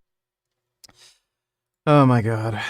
What a fucking dipshit. Where would you start the basics of Christianity without going to a church? If I went back, I would actually get a kid Bible. So they break down the biblical stories into a kid version, and they're so easy. Oh, kid version. So they, get rid of all the rape and murder and use euphemisms. To understand. Get a Bible for like 5 to 7-year-old. I got a Bible for Scarlett and read that, and it really solidified my understanding of the biblical stories. Where would you start? What a fucking joke. Yeah, the Petersons are just delusional fucking whack jobs. Thanks for the donation, Grandam. Himself. We should have like the baser things. When you intentionally say the name of your interlocutor incorrectly. I don't want to do like the basic ones like ad homs or whatever. But take one example. That's a good one. Now you will remember, because I think you served in Lebanon in 82, am I correct on that? Yeah. So you will remember that Dov Yarmia kept a war diary. So, with your permission, allow me to describe what he wrote during his diary. So, he writes, the war machine of the IDF is galloping and trampling over the conquered territory, demonstrating... Keep in mind, he's reading a quote from a diary to refute Benny Morris saying that the 82 Lebanon war, Israel was safe to not try to destroy or kill too many civilians in the course of the war. Now, Norm wants to refute that. I don't know if that claim is true or not. I haven't read that much about the incursions into Lebanon, so I can't speak with any amount of authority on what happened in Lebanon. But that was the claim by Benny Morris. Finkel's refutation of that is a diary entry. A total insensitivity to the fate of the Arabs who were found in its path. A PLO-run hospital suffered a direct hit. Thousands of refugees are returning to the city. When they arrive at their homes, many of which have been destroyed or damaged, you hear their cries of pain and their howls over the deaths of their loved ones. The air is permeated with the smell of corpses. Destruction and death are continuing. Does that sound like your description of the Lebanon war? Forget my description. Forget it? The point you're Words making... are in print. We can't let me forget them. just finish my sentence. The point you're making, which you somehow forget, is that there are Israelis who strongly criticize their own side and describe how Israelis are doing things which they regard as immoral. You don't find that on the Arab side. I'm talking about you, Mr. Morris. I'm not talking about Dev Yarmia. I'm talking about you. Benny Morris' response is not, that's also not, it's not really relevant to what Finkelstein just said. But what Finkelstein said wasn't relevant to what even Benny Morris said. None of this, we're just like, this is a debate apocalypse. Historian, how did you depict the Lebanon war? I believe that the Israeli military tried to avoid committing a civilian casualty. All the house by Robert Fisk and Pity the Nation. I know. Has always been. Right. So that's why you can say with such confidence that you don't condemn deliberate Israeli attacks on civilians. Because there weren't any. No, I didn't say there weren't any. Yeah, you didn't? You agreed that I have condemned Israeli attacks on civilians. I never quarrel with facts. Your description of the 1980s... Finkelstein came into this planning to do to Benny what you plan to do to Finkelstein. Not really, though, because when I say I wanted to disgrace Finkelstein as a historian, it was because I wanted him to be wrong on the merits, on what he was actually talking about, on the substance. Not that I wanted to just, quote, assassinate him. Whereas that is what Finkelstein's goal was. I don't think Finkelstein cared much about me at all, obviously. I don't even think he cared about Rabbani in this. I think he just wanted a chance to engage in debate assassination, where he would just, like, quote Benny and just have his, like, little TikTok moment. The Bible is for sexually repressed crackheads. Hello, YouTube, and welcome back to my channel. It is, actually. Thanks for the donation, Grandam. Today is a super chill day. I have honestly just been in this weird, like, funk all morning. I feel like I have not been able to focus. You know, she looks like an alien that's trying to dress up as a person. It's just something, like it's just weird. It's like she's a special effect. on anything, and it's 2 p.m. and I'm vlogging now. Wasn't planning on vlogging, but I was like, you know what, we're gonna sit down and do a little Q&A. I have all the questions right here, and I think this will be good. This is gonna be a little like car chat because I'm in my vehicle. Who says that? I'm in my car. I have to go run some errands, and then I'm going to the gym. So we're gonna sit and chit chat about some really good questions that you guys had for me over on Instagram. Also, I want to say I think this idiot has the car running. this. When I post these on my Instagram stories, the little question boxes, anything goes. There is nothing off limits. There is nothing too uncomfortable for me to talk about. And that is just how my channel is. You guys should know that by now. There's nothing that's too like ick for me. We're gonna Yeah, this is the idiot who scammed everybody. go there. The first question is really just going there. She said, embarrassing, but is masturbation a sin? I'm trying to stay abstinent. First of all, I just want to say this. I am so proud of you for staying abstinent. That is easily one of the most difficult things that I ever did, especially after having sex previous to walking with Jesus. Learning to turn from that sin only could happen with him, with the Holy Spirit inside of me, through him, by him, with him. There was no way I was able to do that in my own strength because every part of my flesh wanted that. So I'm very, very proud of you as a big sister. To answer your question, is masturbation a sin? There's so many different conversations on this. There's so many opinions on this. My personal conviction and my personal opinion is yes, masturbation is a sin. And let me explain why. Anything that is not sex. God created the human body, the female body, the male body. He created those to have sex together. Anything outside of that, anything that is not male and female is a sin. Pause. You guys know I had to have a poppy on me. I can't go a day without these. Okay, so yes, masturbation is a sin. Now, there's a lot of She didn't explain why it's a sin. She just used some like weird reasoning that men and women are supposed to have sex. How does that make masturbation a sin? scriptures that I have seen people reference in regards to this. No, it's not in the Bible technically, if we're being technical, but the Bible does tell us to focus on things that are holy and true and pure. And when you are masturbating, let's just be honest, the things that are running through your mind are not holy, true, and pure. They are mostly lustful. Actually, in my personal experience of every time I did that, they were lustful thoughts. They were not pure thoughts by any means. Some people might argue, well, Brittany, yeah, so she can't even point to anything in scripture, and she's just making, like, weird assumptions. like, what about when I masturbate and I'm thinking about my spouse? Personally, my conviction is no. It's a hard no. If I need to fulfill that sexual desire, I'm going to go to my husband. My husband is always What if you're thinking of balloons? There's literally people who are attracted to objects.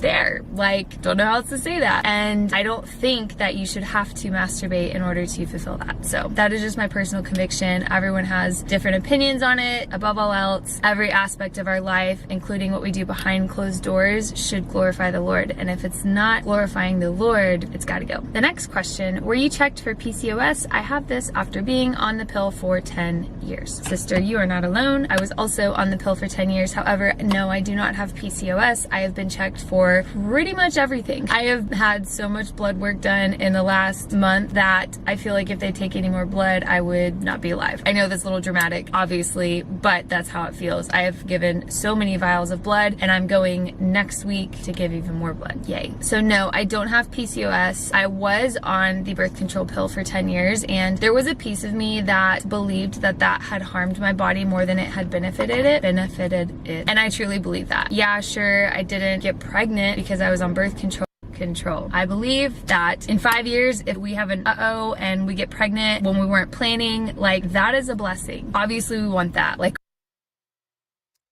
That is not a blessing to have unplanned pregnancies. Many people have found that out the hard way.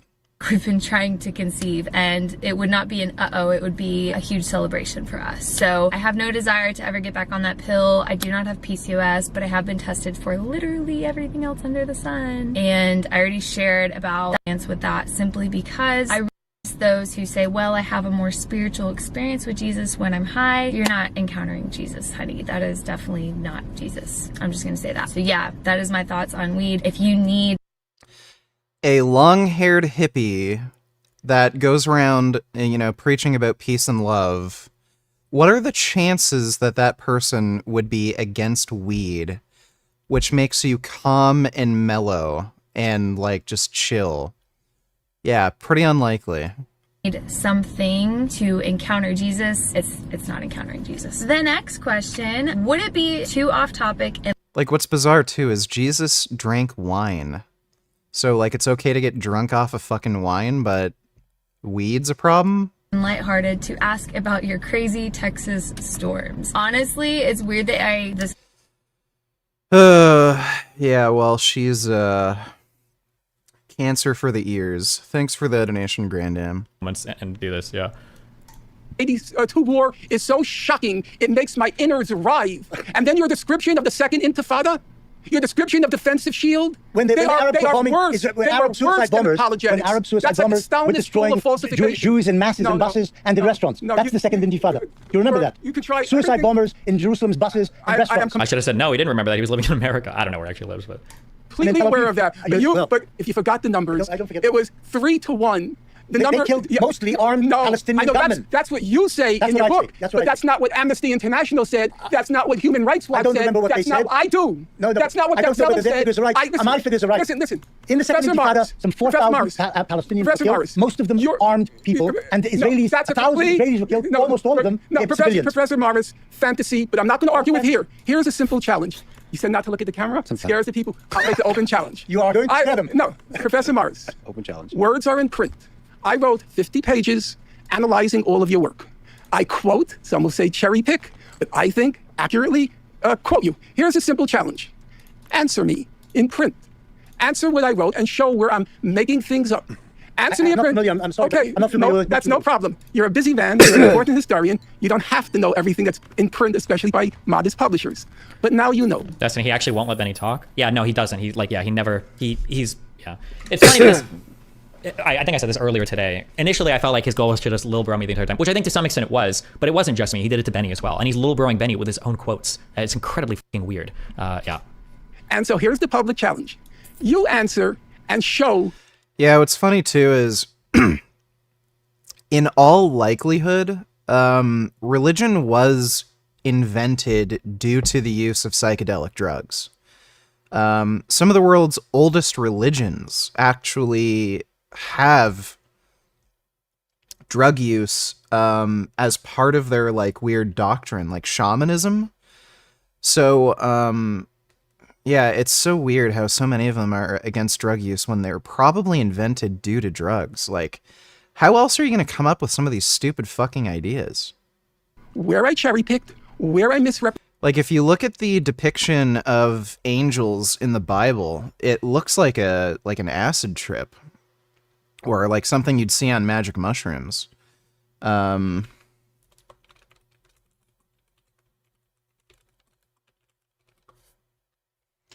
Like, look at this crap. Like, they're weird geometric shapes and everything. There are these like angel wings with like a million eyes.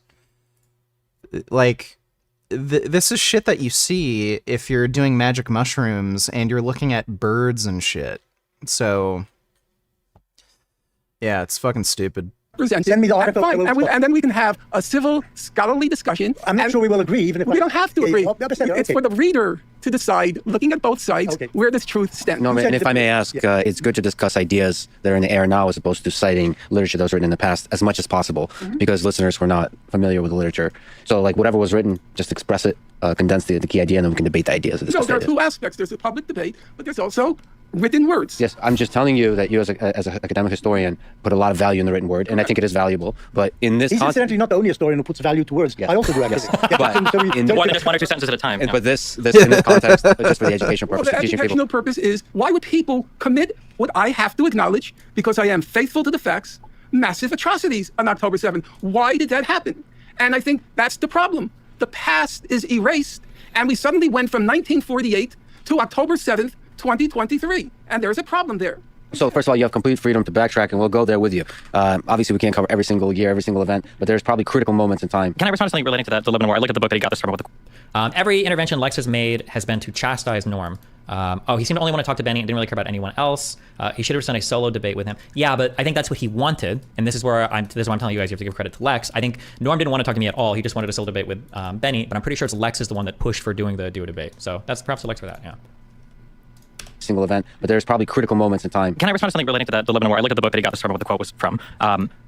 It sounds cold to say it, but war is tragic and civilians die. There is no war that this has not happened in the history of all of humankind. The statement that Israel might take care not to target civilians is not incompatible with a diary entry from someone who said they saw civilians getting killed. I think that sometimes we do a lot of weird games when we talk about international humanitarian law or laws that govern conflict, where we say things like civilians dying is a war crime, or civilian homes or hospitals getting destroyed is necessarily a war crime, or is necessarily somebody intentionally targeting civilians without making distinctions between military targets or civilian ones. I think that when we analyze different attacks or when we talk about the conduct of the military, I think it's important to understand, like prospectively from the unit of analysis of the actual military committing the acts, what's happening and what are the decisions being made, rather than just saying retrospectively, oh, well, a lot of civilians died, not very many, military people died comparatively speaking, so it must have been war crimes, especially when you've got... I should have slowed down a little bit here, but God, I was so fucking paranoid that that Norm was going to cut me off. Me speaking quickly in debates, by the way, comes from people like Norm. It's because when you're in a debate with people, you're used to people cutting you off a lot, so you want to be able to speak quickly to get your point out as quickly as possible so they don't cut you off. Right? And I was waiting for him to do it. I'm like fucking, I've got debate PTSD at this point.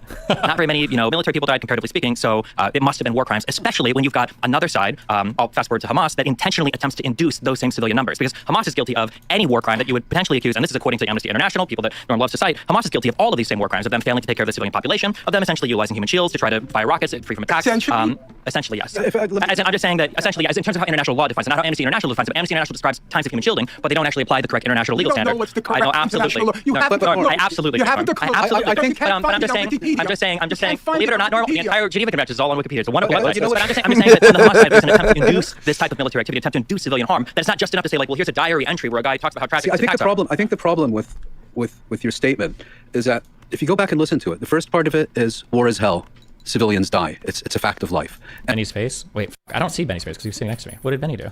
To induce civilian harm, that it's not just enough to say, like, well, here's a diary entry where a guy talks about how tragic I think the problem civilian harm. But I'm just saying, believe it or not, Norm, the entire Geneva Convention is all on Wikipedia. It's a wonderful website. But I'm just saying that on the Hamas side, there's an attempt to induce this type. I think Benny does along for the ride. I don't know if he even gives a fuck about this.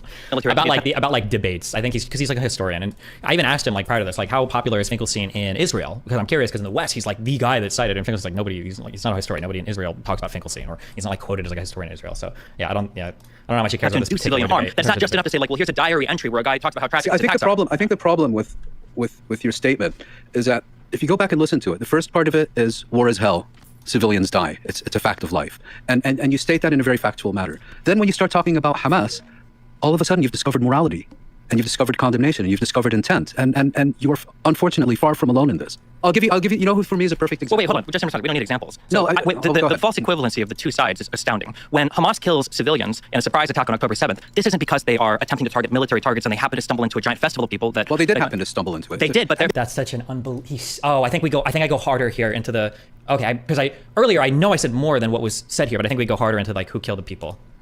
But when they stumbled into it, it wasn't an issue of trying to figure out military target or not. They weren't failing in distinction. There wasn't a proportionality assessment done. It was just to kill civilians. Even the Amnesty International in 2008 and in 2014, and even today, I don't think you'll find anyone who will deny that Hamas has targeted civilians. Sure. You gave the example but there's a difference of suicide bombings during the Second Intifada. I mean, facts are facts. Sure. But I'm saying that the Hamas targeting against civilians is different than the incidental loss of life that occurs when Israel does. The virtue incidental loss of life. The virtue signaling. Side is the intentional mass murder. Genocide is an entirely separate claim. Yeah, but the idea that Israel is not in the business of intentionally targeting civilians. I know that's what we're supposed to believe, but the historical record stands very clearly. I don't believe it does. You've written about it when you say historical, do you mean Hold on, I'm sorry. I feel like Rabbani made a good point there. War is hell and both sides commit dog shit, so how can you then commend one side without the other after establishing the nature of war?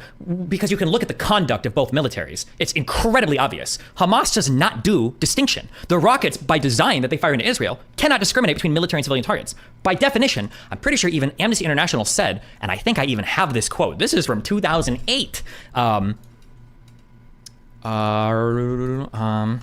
Yeah, it's funny how everybody, complains about Israel using dumb bombs, bombs that don't have any kind of electronic guidance system. Oh, well, those bombs could go off target or they could be aimed poorly and then they, blow up civilians. They'll complain about Israel using dumb bombs like that, but then when Hamas fires rockets that are the dumbest explosives you can use, they're not guided by anything. They don't even follow a good trajectory. they're literally just made out of fucking pipes and shit. That's fine. So they're literally designed to just, you know, kill civilians, and that's their intent. But then when Israel just uses dumb bombs that are aimed, they just don't have electronic guidance systems. Oh my god, pearl clutching. Mortars and so-called Qassam rockets, which are locally made in Gaza, and longer-range Grad-type rockets smuggled into Gaza via the tunnels in Egypt, are unguided projectiles which cannot be directed at specific targets. Attacks using such rockets are indiscriminate and hence unlawful under international law. That's Amnesty International talking about cast lead, right? So this is just in 2008, right? This is also the 2014, the before Protective Edge. There's also the Great March of Return that saw incendiary balloons going over the wall, and there's the October 7th attacks. Israel is not just shooting rockets at random or indiscriminately into Gaza, then maybe they'll kill civilians, maybe not, or stumbling onto festivals of people and then raping and killing everybody, or even just killing everybody, even ignore the race. It's not the same. Incidental loss of life as part of a military operation is different than a discriminate killing of civilians that you come across as a matter of policy, which Hamas clearly engages in. That shouldn't even be controversial to say. But what are the IDF casualties in the rocket, mortar, and explosive attacks? How many IDF soldiers have been killed outside of direct fire from small arms? I don't know, but it doesn't matter. It's not relevant. That question is that's a meaningless question. It's not a numbers game. The 40s to the 60s, or do you mean like I over would the say past? from the 30s of the last century to the 20s of this century. I just like to make, you know, the way you. I shouldn't let him get away with that time period. I should have said we have to characterize the Yishuv in the country of Israel as conducting operations in the military differently in different points in history. I wouldn't compare the Yishuv in the 30s, the 1930s, to the IDF in the 2000s. That comparison is wild, and just the stated policy of the military is just wild here. Characterized it. I think the best example of that I've come across during this specific conflict is John Kirby, the White House spokesman. I've named him Tears Testosterone for a very good reason. When he's talking about Palestinian civilian deaths, war is hell, you know, it's a fact of life, get used to it. When he was confronted with Israeli civilian deaths on October 7th, he literally broke down in tears. He understood that one is deliberate and one isn't. He understood that. No, that's what he tried to make us understand. No, he was speaking facts. The Hamas guys who attacked the When was the last time you believe Israel had a policy of targeting civilians? Pre-48, I'm sure there are examples of like massacres against cities or villages. I don't know any in particular. I know from 48 to 67, Israel and the IDF had a policy of killing or expelling any refugees that tried to come back into Israel. I think they would attack or kill anybody that came in. I know that from up to the 6-Day War, there was a counter reprisals were common in Israel. The idea being that if you attack us, we're going to come back and we're going to come really heavy and attack you and blow your shit up. That was a common thing. So at least up to 67, I think one could say that Israel had a policy that involved destruction of civilian villages. I think you could say that pretty safely. After 67, I don't know. After 67, if you could ever say it was a policy of Israel or the IDF, I'm not sure. That's what he tried to make us understand. No, he was speaking facts. The Hamas guys who attacked the kibbutzim, apart from the attacks on the military sites, when they attacked the kibbutzim, were out to kill How civilians. much more of this reaction to go? About another 3 hours. And they killed family after family, house after house. The Israeli attacks on Hamas installations You know better. and You know don't know better. better. No, you don't know Israeli pilots. That's the problem. Thank God. You don't know Israeli pilots. They believe that they are killing Hamasniks. They're given certain objectives, and that's what they attack. And if the Hamas is hiding behind civilians die. Every time they target a kid, I'm sure they believe it's Hamas. When they killed the 4 kids on the they believe. I know they believe it, even though they were. I'm so glad we went over this on stream, so I know exactly what he's bringing up here. I'm so glad I have the background on this. Even though they were that angle, you don't see the sides. they saw you don't see the sides. Let's see the sides. Oh, I know what he's quoting, but you've lied about this particular instance in the past. Those kids weren't just on the beaches as opposite articles. Those kids were literally coming out of a previously identified Hamas compound that they had operated from. They literally Mr. Borelli, with all due respect, you're such a fantastic moron. It's terrifying. That wharf was filled with journalists. There were tens, scores of journalists. My next question here is so good. That was an old fisherman's shack. What are you talking about? It's so painful. It's so painful to live. Finkelstein is not aware of. He's not aware of a lot of stuff. He's not aware of the underlying fact of the matter. Why do people who defend Hamas lie so often? It's because they're ideologues.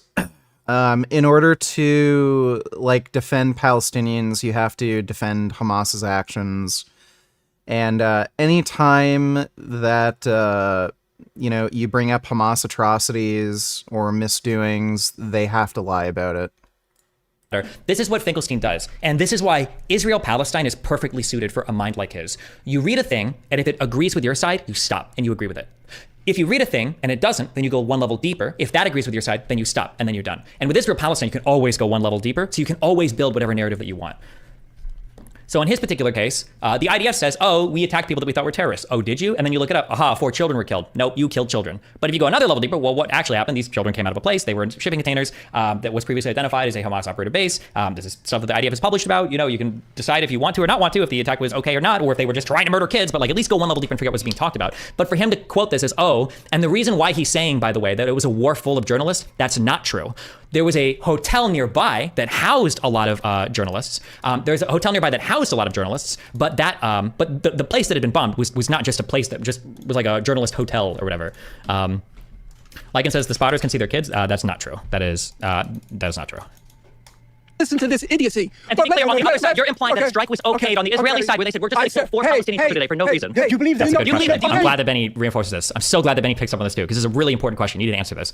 On the Israeli side, where they said we're just going to kill 4 Palestinians today for no reason. Do you believe that? Do you believe that? Do you believe that? Right. I said, tell a journalist. Do you think that they were killed 4 children? Here we go. We'll never answer. I will answer the question. Pilots will I will even answer morons' because that was a strike. That was a drone strike. That was a proof. All the way up the chain that we're going to kill children. We're going to kill Palestinians. You want me to answer, or do you want your motor mouth to go? Okay, answer. In 2018, there was the Great March of Return in Gaza. And then he doesn't answer the question. By all reckonings of human rights organizations and journalists who were there, it was overwhelmingly nonviolent. It was organized by the Hamas. Whoever organized it. Organized by Satan. Let's start with Hamas. Okay, Satan. I agree. Let's go for the big one. The big Megillah. It's Satan. Okay? Overwhelmingly organized, overwhelmingly nonviolent. Resembled at the beginning the first intifada. Represent the first, okay, not bombs. But they tried to make holes in the fence, obviously. Let's continue. Yeah. I don't think Norm knows what happened in the Great March of Return. I think he's only read that one UN report on it.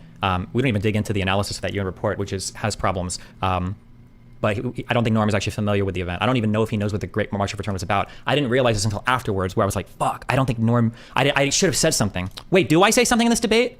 Okay, not bombs. But just so you know, when people call it the Great March of Return, and then they characterize it as protests near the wall, you should ask them, why do you think it was called the Great March of Return? What does that mean?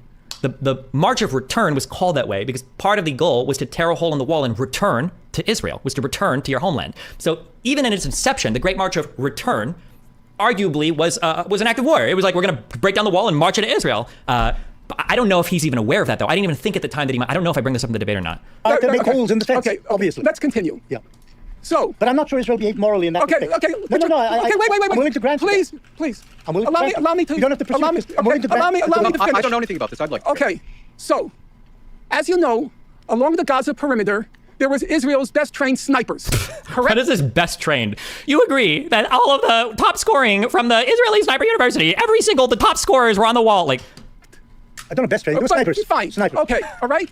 Because hey, laugh. It's hilarious. The story's so funny. You're lying about the Great March of Return had aspects of violence to it. Look what even the UN says it themselves. Okay.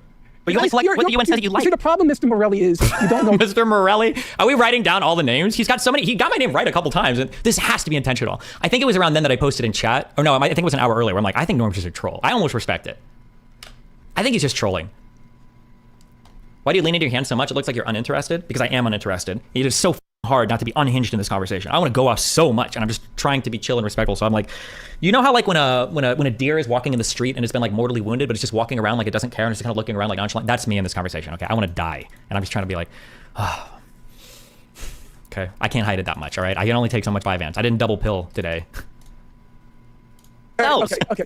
But you only select what the UN says that you like. See, the problem, Mr. Morelli, is you don't know the English language. I can read from the UN website itself. In regards to the Great March of Return. This triggered me too much. When he said I don't know English, now I'm like, okay, well, fine. We're just going to read then. Okay, let's do it. You don't know the English language. I can read from the UN website itself. In regards to the Great March of Return, they said, while the vast majority of protesters acted in a peaceful manner, during most protests, dozens have approached the fence, attempting to damage it. Many fucking points. I just saw that. Protesters acted in a peaceful manner. During most protests, dozens have approached the fence, attempting to damage it, burning fires, throwing stones, and Molotov cocktails towards Israeli forces, flying incendiary kites and balloons into Israeli territory. The latter resulted in extensive damage to agricultural land and nature reserves inside Israel, and risked the lives of Israeli civilians. Some instances shooting and explosives. Talk fast. I'm just trying to think that you're coherent. I'm just reading. I like how he's trying to make fun of me talking fast when he's speaking over me the entire fucking time. Why don't let me say anything? Yeah, but you see, you got the months wrong. You got the months wrong. We're talking about. What do you mean I'm just quoting the UN. The Great March of Return was like an 8-month event, I think. The Great March of Return. How many months did this go over? It was from March of 2018 until December. So like a year and 8 months. So March to December. From the 30th of March, January, February, March. Okay, so April 1st, essentially until.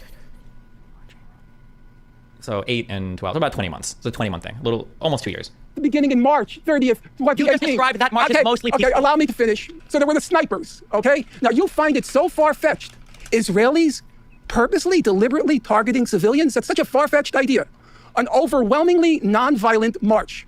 What did the international... You didn't even give a date? Yeah, I don't think I did. I'm literally just quoting from the UN report, like some of the events that had happened. Like a lot of people will disingenuously say, oh, the Great March of Return. Here's how they present it. The Great March of Return was a largely peaceful protest where these poor Palestinian women and children just went to the wall to protest, and then crack Israeli IDF, special ops, special forces snipers training their whole lives to blow off the dicks of Palestinian children, manned the walls and found every single disabled person, every single pregnant woman, every single child under the age of 9 with cerebral palsy, and with Jewish accuracy, okay?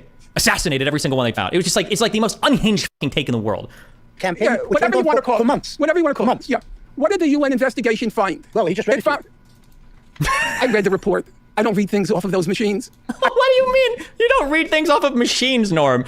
Norm, you were not born in the 1600s. You have no excuse to be acting like this much of a bumbling, senile old man, okay? Gee, how old is Norm?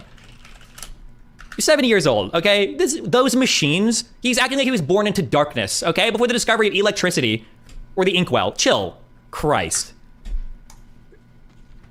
I read the report. I don't read things off of those machines. I read the report. What did it find? Brace yourself. You thought it was so funny, the idea of IDF targeting civilians. It found... Go look this up on your machine. I already know what you're going to say. You're going to say it found only one or two of them. He's not even using the strongest talking point. The strongest talking point is that when the UN did an investigation of this, they found that only 1 or 2 of the killings that the IDF did was justified. The reason why they do that is because that form of analysis used policing legal standards. They treated Israel as a policing force there, not as an armed conflict analysis. So they, through that mode of analysis, only 1 or 2 of the killings was justified, which is an unhinged way to analyze it. But Norm actually goes another step. He goes into an even different area, which is if you read the UN's analysis of this, the UN goes through and they list a bunch of people that get shot and killed to show like how crazy or horrible it was. And there's like disabled people, there's like a woman, there's like a pregnant person, and they're like, oh, and like this is how you blah, blah, blah. It's just like a dumb listing of victims. I didn't know he was gonna go this fucking stupid. Targeted journalists, targeted medics, and here's the funniest one of all. It's so hilarious. They targeted disabled people who were 300 meters away from the fence and just standing by trees. This is true. If it's true. Even your partner can see to this point, Destiny, and you're still arguing. No. Oh, God. I don't know how to illustrate. I don't know how to communicate this to you, okay? There's like a chain of things, and you think they're all the same, but they're not, okay? Here you've got, you killed a civilian, okay? This claim here is different than, that's different than you targeted a civilian. That's different than you intentionally targeted a civilian with no military target there at all. You wanted to kill a civilian, okay? Which is different than you targeted a civilian with a press or a medical badge on them, intentionally to kill them, right? In your mind, all of these claims are the same. They're not. All of these are incredibly different claims, okay? Just killing a civilian in and of itself is not necessarily a bad thing or a war crime, okay? Civilians die in war. It happens. It's tragic, but it happens. Intentionally targeting an area with civilians is not necessarily a war crime. There are military targets there. It's sad, it's tragic, it does happen. Intentionally targeting an area knowing that there is going to be disproportionate harm to civilians, knowing that you're trying to kill civilians, that is bad. Now you've crossed, this is the line in legality. You cannot do this, or you shouldn't do this. These are war crime territories or contravention of international law, okay? And then here is like, you're targeting not just civilians, you're targeting hospital and press, knowing that they're hospital press just to kill them. These things are horrible. These two things are not these two things, but you think they're all the same, but they're not. They're not. I don't know how else to communicate that. People just don't, yeah. Just quick pause. I think everything was fascinating to listen to, except the mention of hilarious. Nobody finds any of this hilarious. And if any of us are laughing, it's not at the suffering of civilians or suffering of anyone. It's at the obvious joyful camaraderie in the room. So I'm enjoying it, and also the joy of learning. So thank you. Can we talk about the targeting civilian thing a little bit? I think there's like an important underlying, not necessarily that. I think it's important to understand. Yeah, I think it's important to understand. There's like 3 different things here that we need to think about. So one is a policy of killing civilians. So I would ask the other side. I'm going to ask all 3 because I know there won't be a short answer. Do you think there's a policy top down from the IDF to target civilians? That's one thing. A second thing is he said yes. When I understand. Yeah, that's fine. Okay, but then that's good. Thanks, Benny. Second thing is, or there's 2 distinctions I want to draw between. I think Benny would say this. I would say this. I'm sure, undoubtedly, there have been cases where IDF soldiers. I don't know if this makes me look good or bad, or if this is strong or not strong. I'm willing to. I don't even want to call it a concession. I'm willing to admit there are things that my side does that's bad. I don't know if I should do this in debates where the other side won't admit a single fucking concession ever. I don't know if it's worth it. I feel like it does. There are like people in the like, oh, maybe this guy's more honest. I don't know, because this doesn't get you any points with Finkelstein's side. You're not getting any points with anybody over there. If anything, I think these are weaponized against you. They'll be. People will say like, oh, well, even Destiny knows how horrible the IDF is because he said this or that. So I'm not sure. I don't know. Benny would say this, I would say this. I'm sure undoubtedly there have been cases where IDF soldiers, for no good reason, have targeted and killed Palestinians that they should not have done. That would be prosecutable as war crimes, as defined by And rough some, statute. and some have been prosecuted. Yeah, and I'm absolutely sure. According to you, Oh, I agree. practically none. I'm sure According to you and your book, practically I'm sure that we would all agree for soldiers that happens. But I think that it's important. I think that it's important that when we talk about military strikes, when we talk about things especially involving bombings or drone attacks, these are things that are signed off by multiple different layers of command, by multiple people involved in an operation, including intelligence gathering, including weaponeering, and there also have typically lawyers involved. When you make the claim that an IDF soldier shot a Palestinian, those three people, the three hostages that came up with white flags, and something horrible happened, I think that's a fair statement to make, and I think a lot of criticism is deserved. But when you make the statement that 4 children were killed by a strike, the claim that you're making, the claim that you're making is that multiple levels of the IDF signed off on just killing. I have no idea what that's you don't understand the process. Then let me educate you. I do understand the process. I'm telling you. I'm trying to tell you right now. Yes, I like how he went from I don't know how that works in like 1 second to I do understand the process. You notice that change up there that happened like instantly? The thing that you're making is that multiple levels of... You know how he went from I don't know the process to I do understand the process as soon as I like challenge him on it? IDF signed off on just killing... I have no idea what... That's you don't understand the process. Then let me educate you. I do understand the process. I'm telling you. I'm trying to tell you right now. Yes. No, you're studying the IDF. Anybody aside from Wikipedia, can you tell me what your knowledge of the IDF is? Talk to people who work in the military. What's your knowledge of the IDF? Audience, look this up. Do you think that bombing and strikes are decided by one person in the field? Do you think one person... Can I respond to that? A pilot doesn't do it on his own. Strike cells have entire apparatuses that are designed to figure out how to strike and who to strike. So when you say that 4 children are targeted, you're saying that a whole apparatus is trying to murder 4 Palestinian children. You make my argument better than me. Ridiculous argument. Because, really, that it's impossible at the command level. It's impossible at the command level. But you said that they couldn't have done it at the bottom if it weren't also at the top. You don't understand the strength of the claim that you're making. You're saying that from a top-down level that lawyers, multiple commanders, all people signed off. Do not tell me what I don't understand. 4 Palestinians. It's true. It's true. I don't spend my nights on Wikipedia. I read books. I admit that as a single. I know books are a waste of time. With all due regard, I completely respect the fact, and I'll say it on the air. As much as I find totally disgusting what's come of your politics, a lot of the books are excellent. And I'll even tell you, because I'm not afraid of saying it, whenever I have to check on the basic fact, the equivalent of going to the Britannica, I go to your books. I know you got a lot of the facts right. Benny Moore's I would never say books are a waste of time. And it's regrettable to you that you got strapped with a partner who thinks that all the wisdom. He didn't say they're a waste of time. I'd like to respond to what you were saying. Let me get a sippy soy. Hold on. I think the question that we're trying to answer. I think you don't understand Israel. You know, let me finish. Really please. understands Israel. I think we're all. How it works. I think we're all agreed that Palestinians have deliberately targeted civilians, whether we're talking about Hamas and Islamic Jihad today or previously. I prefer the word murdered and raped rather than targeted. Targeted is too soft for what the Hamas did. I'm not talking about. I'm talking about this now. Yeah, but I'm trying to answer his question. Historically, there is substantial evidence that Palestinians have targeted civilians. Whether it's been incidental or systematic is a different discussion. I don't want to get into that now. For some reason, there seems to be a huge... Fuck, I should have pushed on that. I didn't even realize how absurd that statement was, or do I? That Palestinians have targeted civilians. Whether it's been incidental or systematic is a different discussion. I don't want to get into that now. For some reason, there seems to be a huge debate about whether any Israeli has ever sunk so low as to target a civilian. No, we've agreed. Both said it. I've just said that this has happened here. Okay. And I think we've agreed on that. Okay, I think what we're saying is it's not policy, which is what you guys are implying, that they kill civilians deliberately. Yes. If I understand you correctly, you're basically making the claim that none of these attacks could have happened without going through an entire chain of command. For strike cells that are involved in like drone attacks or plane attacks or My understanding of the Israeli military, and you could perhaps you've served in it, you would know better. It's actually a fairly chaotic organization. Is this a norm talking point? I have never heard this statement in my entire fucking life. I wasn't even ready. I had no clue what to say to this. That the IDF is disorganized or cat. This must have come from a norm book. Maybe that's why he's smugly smiling over here because he's being cited. I've never heard this before in my life. And you could perhaps, you've served in it, you would know better.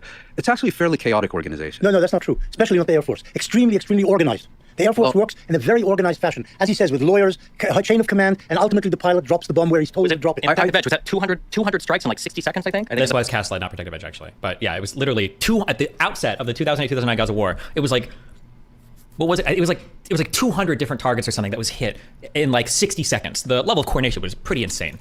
The opening of protective edge, like the coordination. You're talking about 2008. I think edge was 2014. But I'm just saying that the coordination in the military is pretty tight. He didn't know either, I guess, because he gave in to me there. But it was 2008. He was right, but I don't know if he knows. Understanding of the Israeli military is that it's quite chaotic, and there's also a lot of testimonies from Israel. But be that as Has anyone to jail for draft dodging the IDF for pacifist reasons? I don't know. That might be true. I've never heard that before. Benny served in the IDF. I'm pretty sure though for 2 different wars. I thought it was for 73 and 67. I know he served in the Golan Heights for at least one of those, but it may. Okay, I'm prepared to accept both of your contentions that it's a highly organized and disciplined force. Air Force, under any scenario, is going to be more organized than the other branches. And you're saying such a strike would have been inconceivable. I'm not necessarily saying inconceivable. I'm just saying that, like, that would require you're basically, murderous intent for so many people. I don't think good evidence is represented to say that that's... Your basic claim is that we it would be fair to assume that such a strike could have... It's also so, it's annoying to talk to but such bad faith people. Like, can we have a real conversation about what you're saying? You're saying that at least one lawyer, you're saying that at least one commanding officer, you're saying that at least one or two people, you know, radioing or coordinating, like, they're saying at least, we should talk to somebody in the idea of, there's several people involved in signing off on this attack, okay? The intelligence gathering people, like, there's several people signing off on this attack. So when you say that 4 Palestinian children were deliberately targeted and killed, you're saying that several people top down in the IDF were like, let's just kill 4 children because holy shit, that would be fucking epic. That would be epic as to assassinate 4 Palestinian children right next to a bunch of journalists. That'd be Once based. you understand that that's the claim you're making, then let's talk about that claim. But if you don't even understand the claim, like what you don't even understand how strong the claim you're making is. Like that's just it's such an unhinged claim. It would be like saying that like, there was an explosion in Tehran today. When you listen to Destiny, it looks like you're under mind control. You probably won't see this because you're under mind control. I think it was an F-35 in the United States. I think a plane went and blew it up. And you're like, wait, what? You think that the United States signed off on like a civilian airport being bombed by an F? And you're like, no, wait, what? I didn't say anybody signed off on it. I didn't say, wait, what do you mean? How the fuck are we flying a plane to another country and what do you mean nobody signed? It was like, well, I don't know how it works. No, wait a second. If you don't understand the strength of the claim you're making, then you need to dramatically graduate or bring this claim back, okay? Because you're making a very, very strong claim. A soldier killing a civilian intentionally in a manner that would be consistent with a war crime, that's super believable. And I think I either have said or I will say as much, but a whole chain of command that approves a strike, a bombing, to kill civilians, and that's the only reason? It's represented to say that that's... Your basic claim is that it would be fair to assume that such a strike could have only been carried out with multiple levels of authorization and signing off. Okay, let's accept that for the sake of argument. We have now seen incident after incident after incident after incident where entire families are vaporized in single strikes. Who is in the families? Who lives in the house? Family inside? members. No, Family or next to the house. He's taking a stronger position than I would want to take care. I wouldn't take the stronger position that Israel knew that they were Hamas terrorists of these families. The question would be, did we know that Israel knew that there weren't? Because that's the legal standard that's applied. Did Israel have reason to believe, not necessarily were there, but did Israel have reason to believe that there were munitions stored, that there were Hamas operatives in these areas, that there were tunnels underneath? Like, because these would all be valid reasons to target these areas and to disintegrate families, as sad and as tragic as it is, that in terms of rules of war would be legal. Jesus. In which these families we have seen incident. Do you know that Hamasniks weren't in that house? Do you know that their ammunition dumps weren't in Why those do I have to houses? prove a negative? You're saying that they deliberately targeted families. If Israel wanted to kill civilians in Gaza, they could have killed 500,000 by now with the number of strikes they've done. And therefore, how could you argue that when Israel doesn't make any of that info public, though? No country makes any of that info public. It's up to that country if they want to. If you think something illegal's happened, then all you can do is challenge them in the ICC or something. But otherwise, I mean, all you can do is you can do your best to make inferences, but the inference can't just be civilians died, therefore war crime. The inference needs to be stronger than that. In Gaza, they could have killed 500,000 by now with the number of strikes they've done. The fact that they only killed a certain small number. 30,000 is a small number. Small number in Consider 30,000. But by the way, the 30,000 figure, about 10,000 of those are fucking Hamas members. Number in proportion over 4 months probably is an indication that it's targeted and that there are Hamas targets in these places. So I've given 12,000 children is only, and if that's the case, why is it? Yeah, you said only. Like, look at the virtue signal. Like the focus on. He did this earlier when I said incendiary. That's not what I said. Incidental loss of life. He was like incidental, and now he's saying only. It's all a virtue signal. It's all a virtue signal. Professor Morris, here's a question for you. If we take every combat zone in the world for the past 3 years, every combat zone in the world. In Vietnam, Americans killed I said, a million people. Well, they could have killed 40 million. I was in the anti-war movement. So don't distract me. Fine. And 30 million Russians were killed during World War II. So everything else is irrelevant. Okay. Here's a question. Professor Morris, here's a question. It's very perplexing. If you take every combat zone in the world for the past 3 years, and you multiply the number of children killed just these stupid by games 4, that he plays. Every combat zone in the world, you get Gaza. Okay? So when you say supposed to prove? Okay, I'm going to tell you. Just shut up. You're relying on Hamas numbers. No, I'm not relying. I'm relying on the numbers that everybody else. I'm relying on the numbers. Given we take numbers, though, what does that prove? Those are Hamas numbers. Okay. Which may not be true. They could invent any. I want to do the international law. Let's do law of armed conflict. What does that prove? What do the numbers prove? I don't know if I get to run down that line of argumentation. I don't think Finkelstein will follow me on any line of argumentation. I think that they are mendacious organization. I know mendacious. Believe me. You like mendacious as in Hold on. So real quick. So I can speak to facts here, right? How are the gains coming, my lord? Have you been mogging people in the gym? The gains are going good. And I know this triggers the fuck out of some. Right now, I'm on a deload. But the last heavy session I did 350 for 3 sets of 5 on bench. And went up pretty easily. I think if I didn't have the strain in my pec tendon, I probably could have gotten up to 360 for sets of 5 this meso. And the last light session I did, which was the final bench session I did, 315 for 9. I almost got 10, but I just couldn't lock out that last rep. I was almost there. But there were slightly better circumstances. I probably could have gotten the full 10. So pretty confident by the end of this meso I can actually bench 405. Pretty confident. I'm going to start doing sets of 3. And the goal is to get up to about 375. Then from there, I should be able to get 405 for a single pretty easily. So if I can get 350 for 3 sets of 5 pretty easily, I should be able to get up to about 370, 375 for sets of 3. Again, relatively easily. Anti-Israeli people, but I think a sensible stance is that the IDF obviously takes the precautions not to fucking blow a bunch of children up, etc., but the amount of civilian casualties shows that they aren't taking the absolute maximum measures to prevent civilian deaths as they should at Destiny. So that can be a feeling or an emotion you have based on the numbers, but the fact of the matter that nobody will dispute, and even pro-Palestinians will like squirm around this, the fact of the matter is Israel takes more precautions than any other military in the history of armed conflict has ever taken or been expected to take when it comes to preventing civilian casualties. No other country in the world has had entire call centers set up with cultural training to like notify apartment buildings or heads of households or civilian leaders in certain communities to like avoid strikes, to drop tens of thousands, hundreds of thousands of leaflets, to give advance warning on radio. No other military on the planet has engaged in this level of precaution. So you can say that like, oh, well, I don't think Israel did enough. Maybe, but justifying that is very, very, very difficult. The reality is from a law point of view, chances are Israel has exceeded their legal obligation to the population of Palestine insofar as warnings before military strikes. Now, are they satisfying the obligation to make sure that humanitarian aid is delivered in a timely manner? I'm not sure. Possibly not, given what we've seen said, although it's really hard, again, to tell what's true or what's not true. But that might be an area where you could rightfully criticize them. Yeah, that would be an area where you could potentially criticize. But I don't even want to give you that because I'm not actually sure. I keep hearing people say things like, oh yeah, the IDF is shutting down all humanitarian aid. And every time I try to look this up, I just can't find anything strongly showing that. But Israeli Ministry of Foreign Affairs. Okay, so here's the thing. You say they could have killed 500,000, but they only killed that's your word. They only killed 30,000. You believe that they deliberately target civilians. They would have killed many, many more. The fact is that they don't deliberately target civilians. Professor Morris, for a historian, I don't want to understand Israeli society. You want to know the truth. I don't want to. I don't want to get inside their heads. That's the problem. 90% a good historian tries to get into the heads of the various protagonists. There's a limit. There's a limit. I like how Israel is beyond comprehension for Norm. Yeah. Israel is so f***ing evil that they're beyond comprehension. What game are you playing later? Haven't totally decided yet. I'll see how I feel. That's what an outlandish statement. Like, holy shit.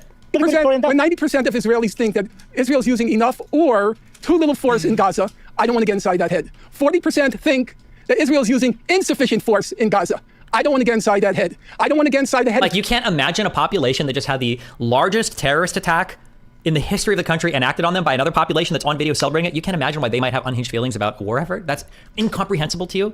This is like we literally tried to understand why the Nazis did what they did. We can't understand Israel here? It's unbelievable. Insufficient force in Gaza. I don't want to get inside that head. I don't want to get inside the head of people who think they're using insufficient force against the population, half of which is children. I don't want to get inside that head. Talking points. But here's the point, because your partner wants to know the point.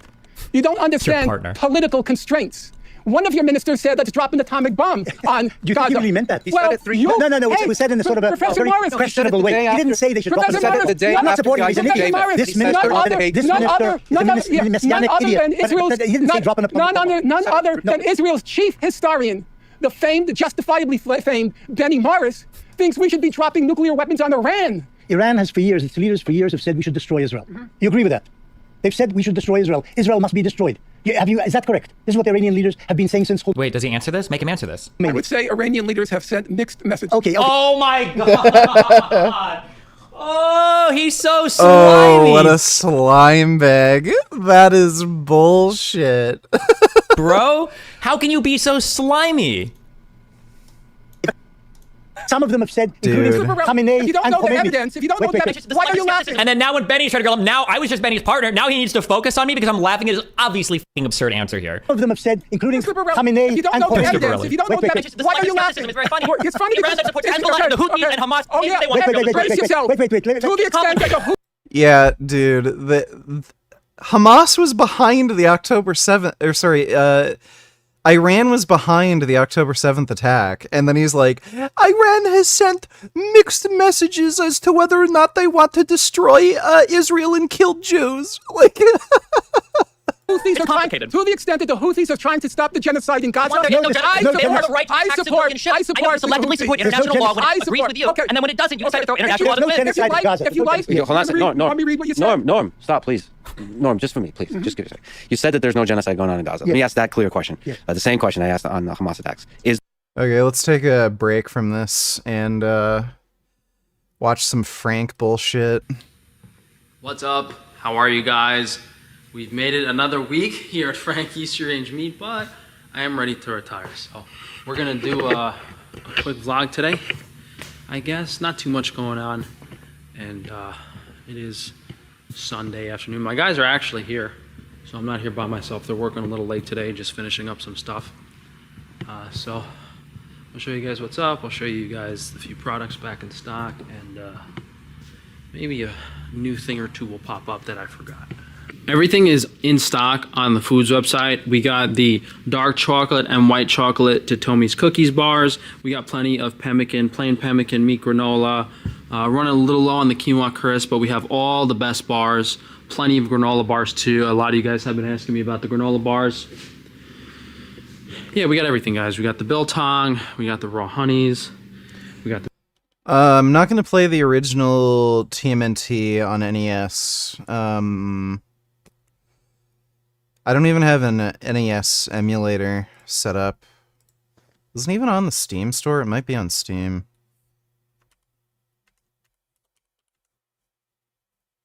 The fuck was that?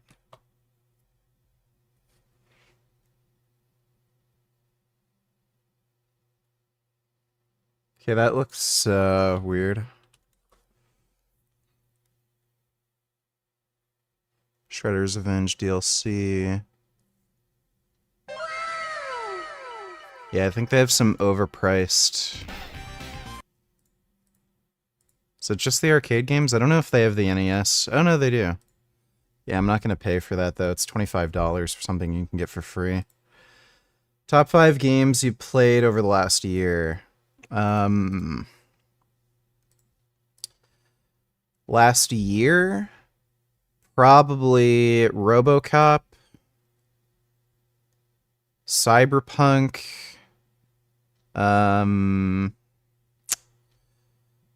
What else? There's a few that were good.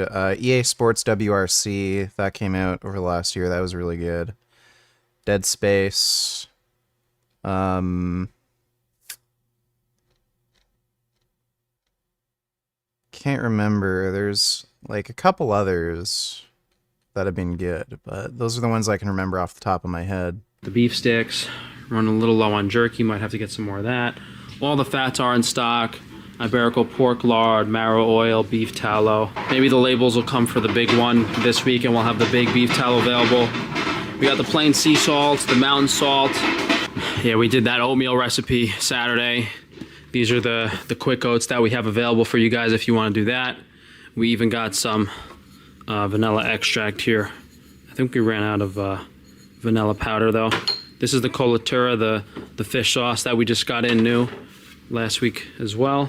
And then back here in the back, we just have that liver detox smoothie that was in the oatmeal for you guys. This is on organsupplements.com.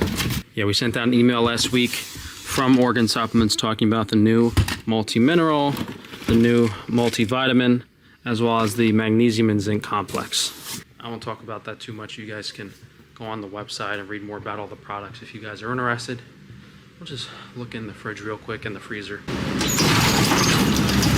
Okay, so I feel like deja vu, but as always. Yeah, I don't like sports games. Like the only, I guess it's technically a sports game, but it's racing.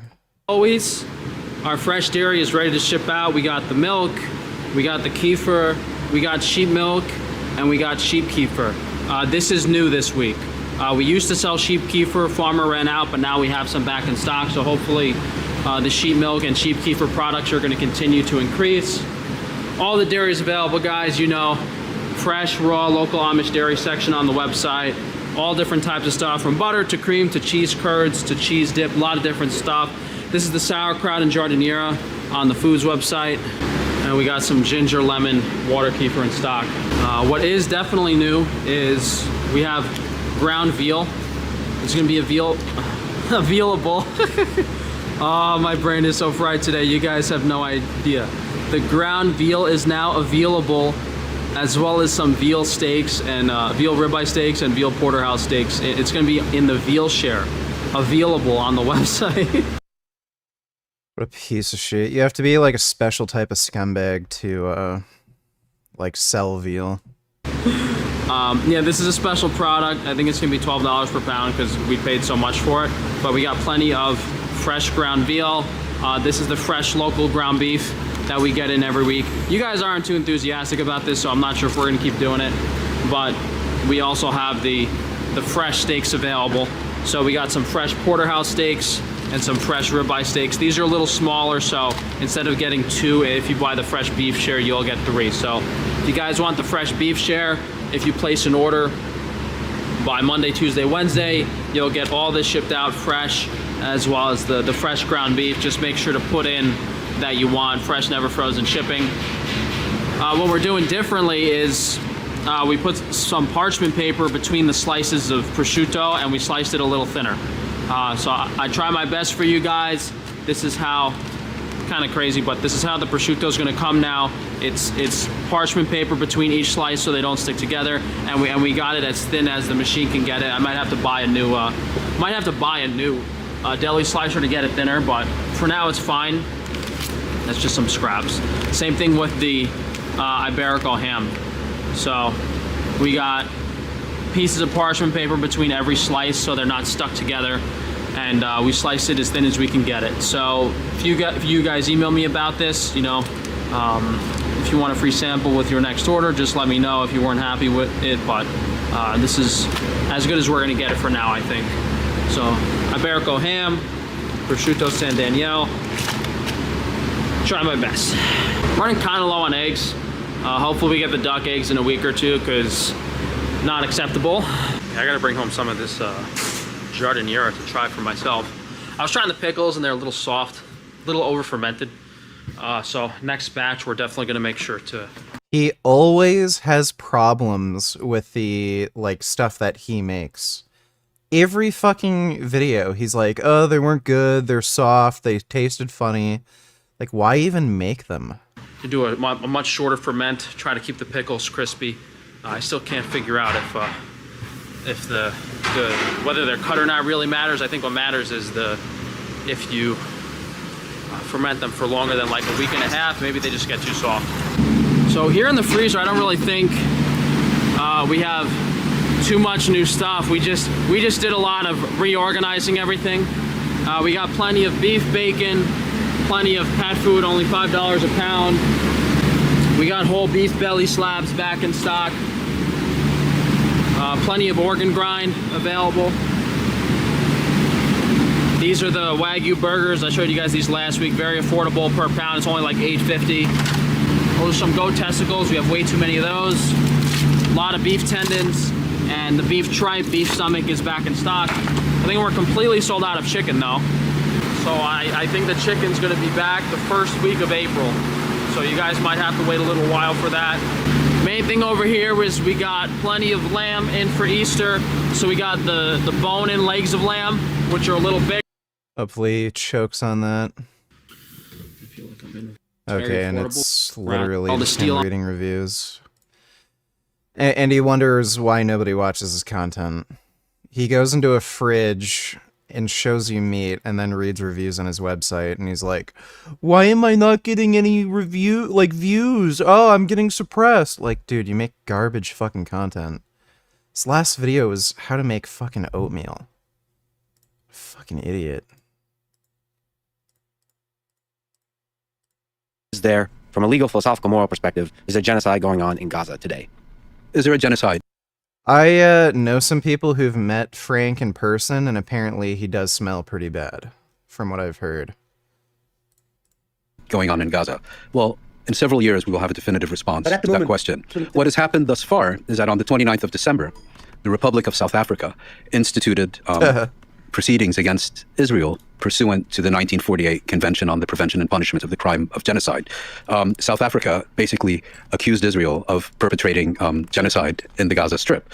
On the 26th of January, the court issued its initial ruling. The court, at this stage, is not making a determination on whether Israel has or has not committed genocide. So just as it has not found Israel guilty, it certainly also hasn't found Israel innocent. What the court had to do at this stage was take one of two decisions.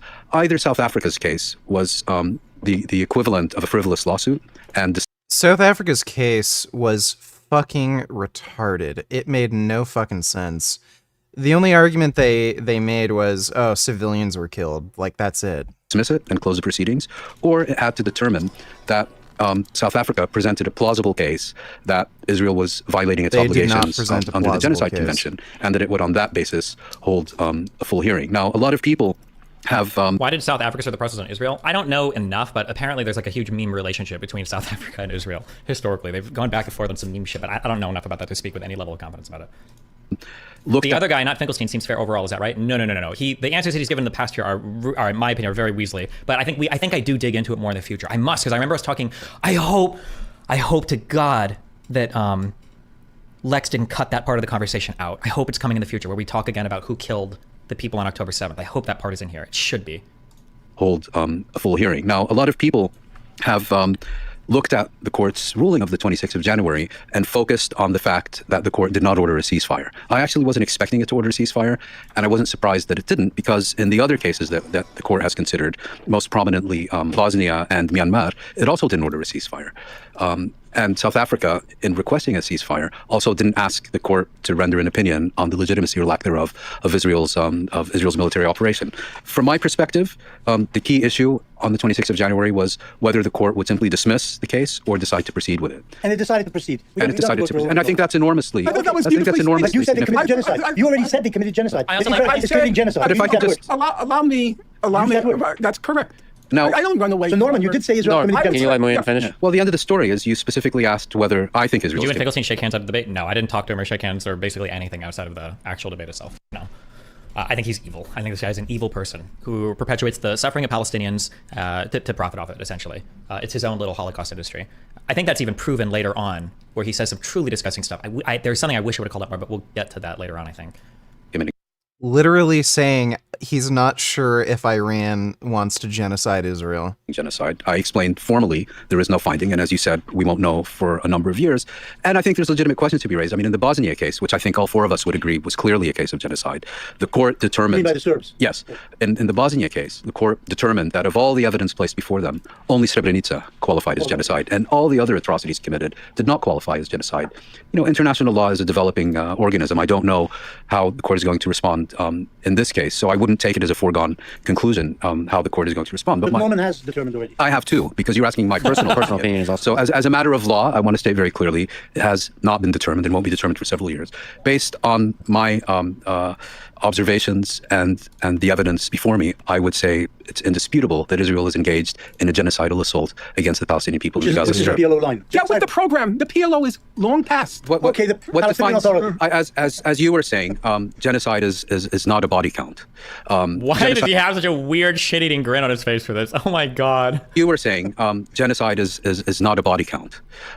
Genocide consists of two elements. The destruction of a people in whole or in part. So in other words, you can commit genocide by killing 30,000 people. Or maybe it's just his resting face. Probably I don't know, it looks like a threshold or something. Yes, but I think 30,000 crosses the threshold, and not reaching 500,000 is probably relevant. And the second element is there has to be an intent. In other words... And you believe there's an intent? Yes, I think if there is any other plausible reason for why all these people are being murdered, There's an intent to commit genocide, even though they've done more than any military on the planet to minimize civilian casualties. It's not genocide.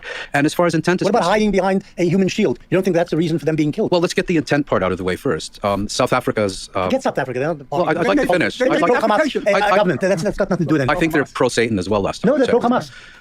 You know, for some reason, you don't have a problem with people being pro-Israeli at the time of this. Again, like no problem like dancing around or doing whatever you can to kind of dance around the claim and then making a meme and then moving around the question, yeah. But if they support Palestinians' right to life or self-determination, they get demonized and delegitimized. Remember, when Israel does anything, it's a genocidal state. When Palestinians rape and murder women and children and adults and civilians, it's supporting their right to self-determination. Yeah, and by the way, these fucking unhinged lunatics were fucking claiming Hamas didn't commit the rapes. It was just random normie civilians. That's what makes it even more bizarre. What's the quote from Martin Luther King? Rape is the tool of the oppressed, or rape is the language of the unheard. I think that's the quote. Like, Jesus Christ, guys. They supported an organization which murdered 1,200 people deliberately. That's my problem. But supporting a state that has murdered 30,000. But they haven't, because these are 30,000 are basically human shields used by the Hamas. Okay. The Hamas wanted killed. Okay. They wanted them killed. Right, Hamas wanted these people killed. If I could just get... You don't think they wanted them killed? They didn't provide them with shelters. They built tunnels. Why don't they? What do you mean they didn't want them killed? What do they do to protect them? Fighters, but not one shelter for their own civilians. You asked me about intent. Of course they want them killed. Okay, you asked me about intent.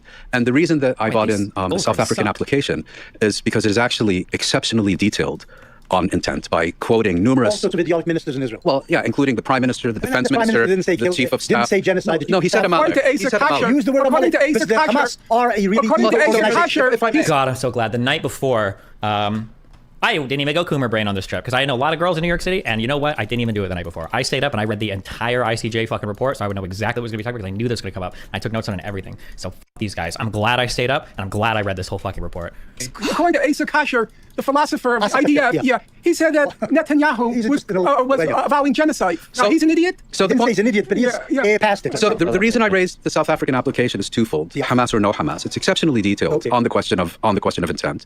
And secondly, when the International Court of Justice issues a ruling, individual justices have the right, can give their own opinion. And I found the German one to be the most interesting on this specific question, because he was basically saying that he didn't think South Africa presented a persuasive case.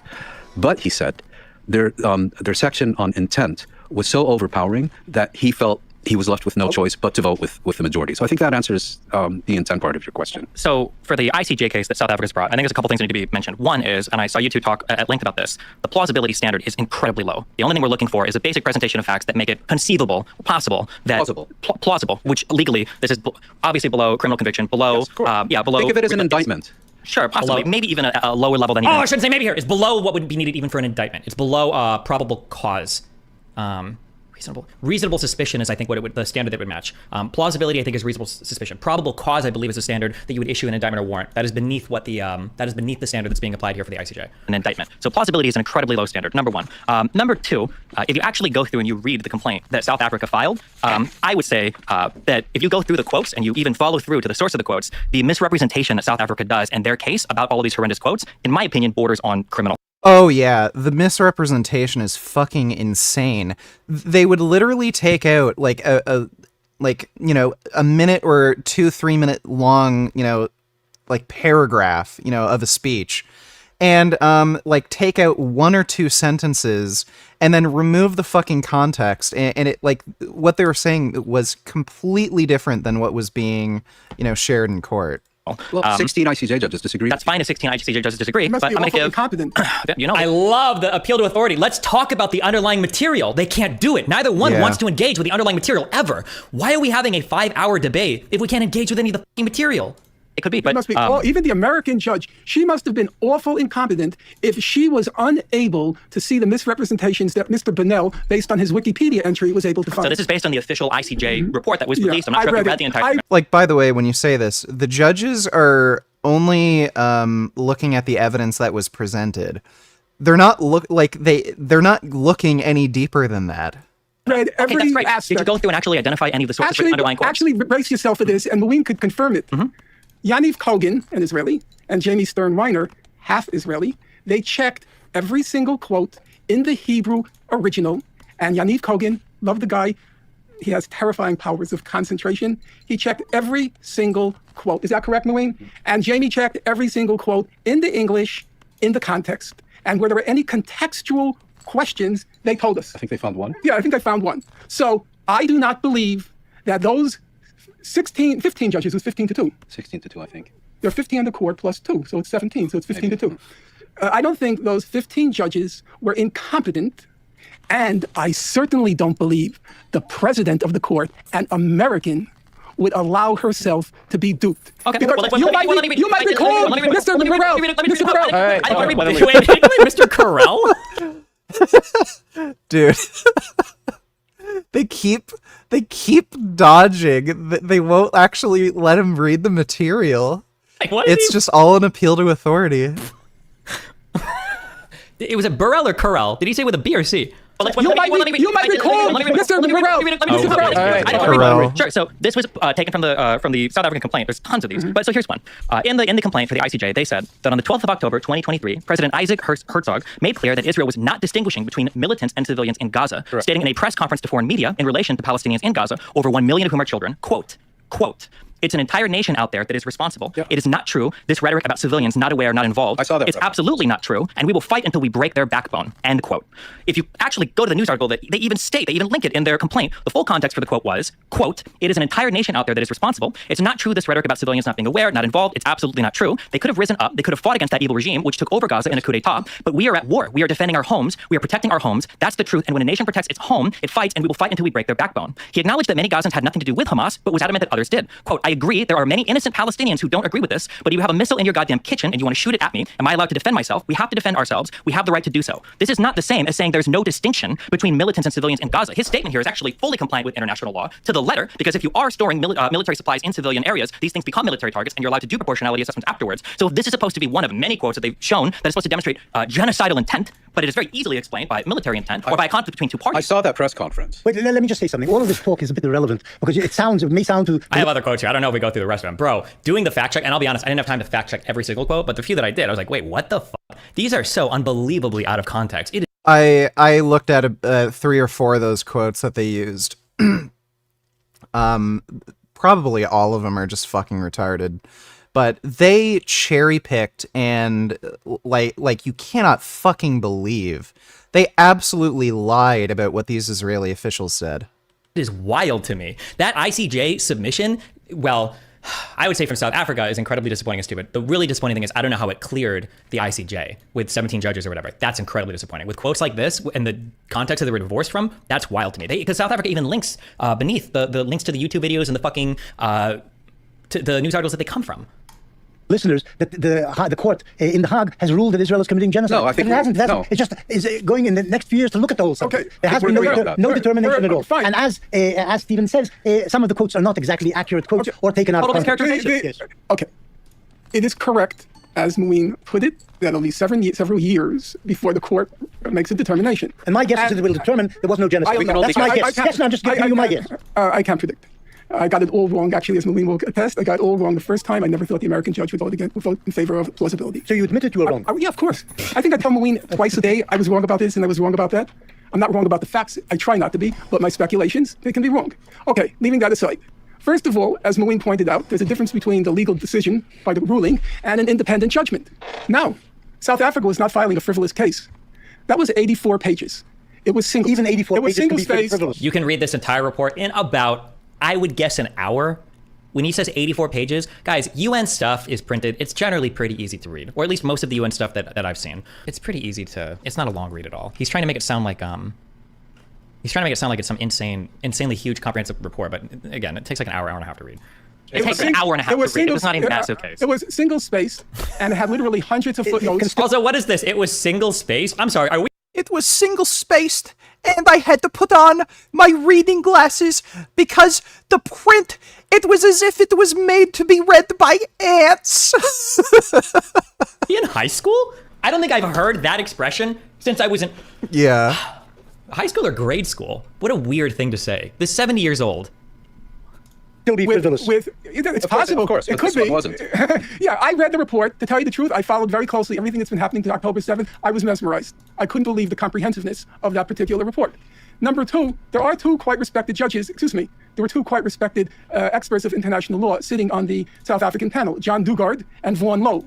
Vaughn Lowe, as you might know, he argued the war case in 2004 before the International Court of Justice. Now, they were not, they were alleging genocide, which in their view means the evidence in their minds, we're not yet at the court, the evidence in their minds compels the conclusion that genocide is being committed. I am willing, because I happen to know Mr. Dugard personally and have corresponded with Vaughn Lowe, I've heard their claim, I've read the report, I would say they make a very strong case. But let's agree plausible. Now, here's a question. If somebody qualifies for an Olympic team, let's say a regional person qualifies for an Olympic team, it doesn't mean they're going to be on the Olympic team. What an unbelievably stupid... I don't even know if my brain can wrap around how fucking stupid this analogy is. It doesn't mean they're going to win a gold medal, a silver medal, or a bronze medal. They can swim, that's what you're saying. No, I would say that's a very high bar. You're saying they can swim. To even qualify. Swim well enough to have a realistic prospect of winning a medal. So, to even... What does this have to do with the fucking standard of evidence required for plausibility? Like, it's nothing. Make it to plausible. That is not true. That is not what plausible means. It is absolutely not. You're dead wrong. Mr. Borelli, please don't teach me about the English language. So the declaration of judgment... I said plausibility is the same concept as qualifying. The court is not asked at this present phase of the proceedings to determine whether South Africa's allegations of genocide are well-founded. They're not well-founded. They're not even well-founded. The court is... You said that plausible is a high standard. It is absolutely not. It is a misrepresentation of the strength of the case against Israel, just like the majority of the quotes they have in this case are. And also, you said it was an extremely well-founded case. They spend like 1/4 of all of the quotations. Some even pulled from the Goldstone report. They try to that actually deal with the intent part, which is, by the way, I think you guys, I don't know if you use the phrase the dolo specialis, that the intentional part of genocide. Sorry, I don't know that term. I think it's called dolo specialis. It is the most important part of genocide, which is proving the special. I don't know how you don't come across this term in dealing with genocide. That seems really strange. I think it's like the most important factor when it comes to genocide is that special intent thing. I feel like this comes up all the time when you do any genocide research, but okay. There's a highly special intent to commit genocide. It's That's possible that Israel could... That's mens rea. No. The mens rea... And then he's smiling here because he's pulling up like mens rea, but mens rea is just a reference for I think mens rea is just a reference for a general state of mind, but there's a higher state of mind for genocide, which is the dolo specialis that I refer to, which is like a more, what you call like a more specific mens rea. He's just giving like the general, and then he does the Finkel smirk. Did you see the Finkel smirk when he brings it up? Yeah. I hate him so much. Oh my god. By the way, I think you guys, I don't know if you use the phrase the dolo specialis, that the intentional part of genocide. Sorry, I don't know that term. I think it's called dolo specialis. It is the most important part of genocide, which is proving the special, there's a highly special intent to commit genocide. It's possible that Israel could... That's mens rea. No. The mens rea, yes, I understand the state of mind, but and for genocide, there is dolo specialis. It's a highly special intent. Did you read the case? It is a highly special intent. I'm going to ask you again. Genocide. Yes. Please stop displaying your imbecility. Okay, I'm sorry. You think the declaration of the judge is imbecile? Don't put on public display that you're a moron. At least have the self-possession to shut up. Did I read the case? Jesus, Norm is such a fucking dipshit. Mr. Borelli, I read the case around 4 times. I read all of the majority opinion, the declarations. I read Aaron Barak's declaration. Then why are you lying and saying plausible standard? Because I said, even reaching the benchmark of plausibility is a... No, it's not. No, it's not. Oh my god. Very high standard in the world. It's the equivalent of a regional player qualifying for an Olympics. No, it is not. Oh my god, what an idiot. Still 2 steps removed. You may not be on the team, and you may not get a medal, but to get qualified, which in this context is the equivalent of plausible, you must be doing something pretty... That is just fucking retarded. I hate how Twinkelestein constantly acts like he's the only one who actually reads things. Also, he basically admits that South Africa's filing automatically means Israel is guilty here. Benny Morris is pretty based, though. I really want to read his books. Oh, Finkelstein is such a fucking retarded, lying cunt, dude.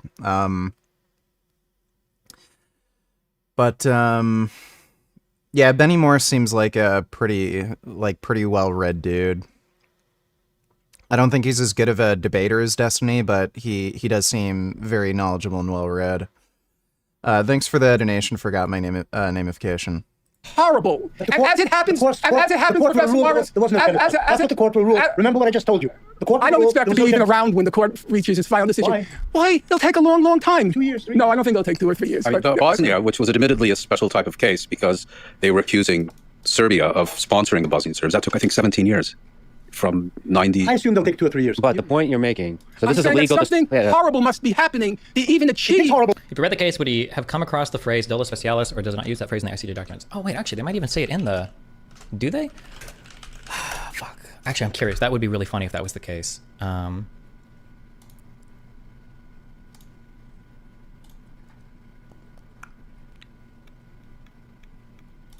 Is it one of these two? 84. Control F. Oh, they do bring it up. Wait, oh god! Oh, I didn't even remember they brought it up in here. They brought it up 4 times. He said he's read this 3 or 4 times? That's amazing. How did he not know the phrase?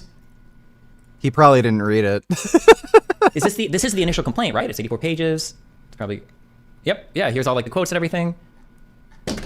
I should have remembered that. I did say, did you not read it? Maybe that is why I said, did you not read it? I should have spelled it out one more. I should have said, did you not read it? They used the phrase in there. I should have said one more. I think that must have been why I asked if he read it. I think I did know that at the time. Dude, what if Norm is a fucking idiot? He probably didn't read it. Yeah. That's true, yes. But I think they weren't rendering a ruling on the war. They were rendering a ruling on the genocide. And I think the suggestion. And they said it was plausible. They also said it was plausible that Israel is committing a military operation as well. Yeah, but I think the problem with your characterization is you're saying in so many words the South Africans basically only have to show up in court with a coherent statement. Right. That is correct. In today's atmosphere, that's probably correct. They needed to do a lot more. They needed to persuade. The American judge. They needed to persuade. Judges go according to what the majority want to hear. Yeah, but they needed president. They needed to persuade the court. Did we let him call him out with that clip from the debate? If somebody wants to clip it, I don't know if I can make clips. That it was worth investing several years of their time. Is there any strategy to deal with disrespectful folks like Norm, or is it better to not react to the provocations? I mean, I'm trying just not to react and to just stay like pretty factual. Like I have, I'm just reading quotes and shit from the UN, reading quotes from judges, like reading quotes from whatever. I don't know. Hopefully an average person sees these unhinged. The only way to deal with this, I think, in a more specific or better way would probably be to have a one-on-one debate where I can like hold him to a particular line of argumentation. People keep saying Lex should intervene more. I don't think so. I think if Lex intervenes too much, and most of his interventions have already been against Finkelstein. I think if Lex intervenes more, it'll look like Lex intervenes way too much during debates. I saw his debate with Destiny Ben Shapiro. He needs to shut his fucking mouth most of the time. The other side is getting bullied and that the moderator has a bias. So I think it's probably fine that Lex doesn't intervene as much. I think it's fine. Also, we're all big boys here. Like if I'm getting like triggered or upset by Finkelstein, I can say it. I'll say like, bro, fuck off. Like I'll just, so, you know, if I'm dealing with it, I'm dealing with it. I don't think Lex needed to come in and, yeah. In hearing this case, they're well paid whether they take this case or not. I mean, you know, they have a full docket whether they accept or reject this case. And I don't think we should. Remember what I just said. They won't rule there was genocide. Remember what I said. Also, I recommend people actually read the case and follow through a lot of the quotes that they just don't show genocidal intent. The Israeli Minister of Finance. Why would he even interrupt me on that statement? Like he should just agree. I agree. People should go through and read the case and read the quotes. Why would you even cut me off there? Case and follow through a lot of the quotes that they just don't show genocidal intent. The Israeli Minister of Finance on the 8th of October 2023. This is taken from the ICJ. This is from South Africa's mission. Bezalel Smotrich. I can't read this. Stated, there you go. Okay, at a meeting of the Israeli cabinet that, quote, we need to deal a blow that hasn't been seen in 50 years and take down Gaza, end quote. But again, if you click through and you read the source, their own linked source, it says, as per this own source, quote, the powerful finance minister, settler leader, Bezalel Smotrich, I can't pronounce this, demanded at the cabinet meeting late Saturday that the army, quote, hit Hamas brutally and not take the matter of the captives into significant consideration, end quote. Quote, in war as in war, you have to be brutal, end quote. He was quoted as saying, quote, we need to deal a blow that hasn't been seen in 50 years and take down Gaza, end quote. You can't strip the quotation of Hamas, a entity you're at war with, and then pretend there's genocidal intent. That's not how That's not genocide. So when the Ukrainians say we need to defeat Russia, that's not genocide. No, when Ukraine says we need to defeat Russia, is that genocidal? Do you mean killing all Russian citizens? Professor Mars, here's another one. When the defense, yeah, ridiculous. Yes, ridiculous. The American judge. He also doesn't determine policy. The American judge read. You're holding the American judge to, you know. Well, he was a president. Appeal to authority. He's not even dealing with the material. We won't deal with the actual facts of the matter. Ever. Okay, the American judge read several of the quotes. Look at the American Supreme Court today. They may support Trump. Shows you how Professor Mars, without going too far afield, if you heard a statement by the defense minister. Like, who the fuck cares what the American judge thinks? Like, as if they can't have their own personal biases, their own, like, political donors, like, things like that would make them biased towards, you know, a certain opinion. Who cares? Just deal with the fucking material. Like, what does it matter what they think? You're debating them. The defense minister said, do you get sick of him responding to Benny instead of you? It's so disrespectful. Nah, I'll roll with it. It's fine. Because like I said, I think it just makes him look more unhinged. Also, like I said, Benny did a really good job. I don't even know if it was intentional, but rhetorically, Benny did a really good job of supporting my statements before responding. Oh, Stephen was right. And then he would give his response. So Benny did a really good job at countering that. I don't know if that was like an intentional rhetorical strategy or if he just like did it because he felt like he needed to, whoever was right or whatever the fuck. So I think it works in our favor here, I think. We are going to prevent any food, water, fuel, or electricity from entering Gaza. Did Israel do that? Okay, no, I'm wondering. What he said. I'm asking you. Isn't Israeli government policy? But we're talking about statements now, intent. How would you interpret that? After 1,200 of your citizens are murdered the way they were, I would expect extreme statements by lots of politicians. But you don't accept extreme Palestinian. Wait, but you don't accept. What he said isn't Israeli policy. They let in water, they let in gas. You don't accept extreme Palestinian statements after they lost their entire country, not just 1,200 people. That's a good point.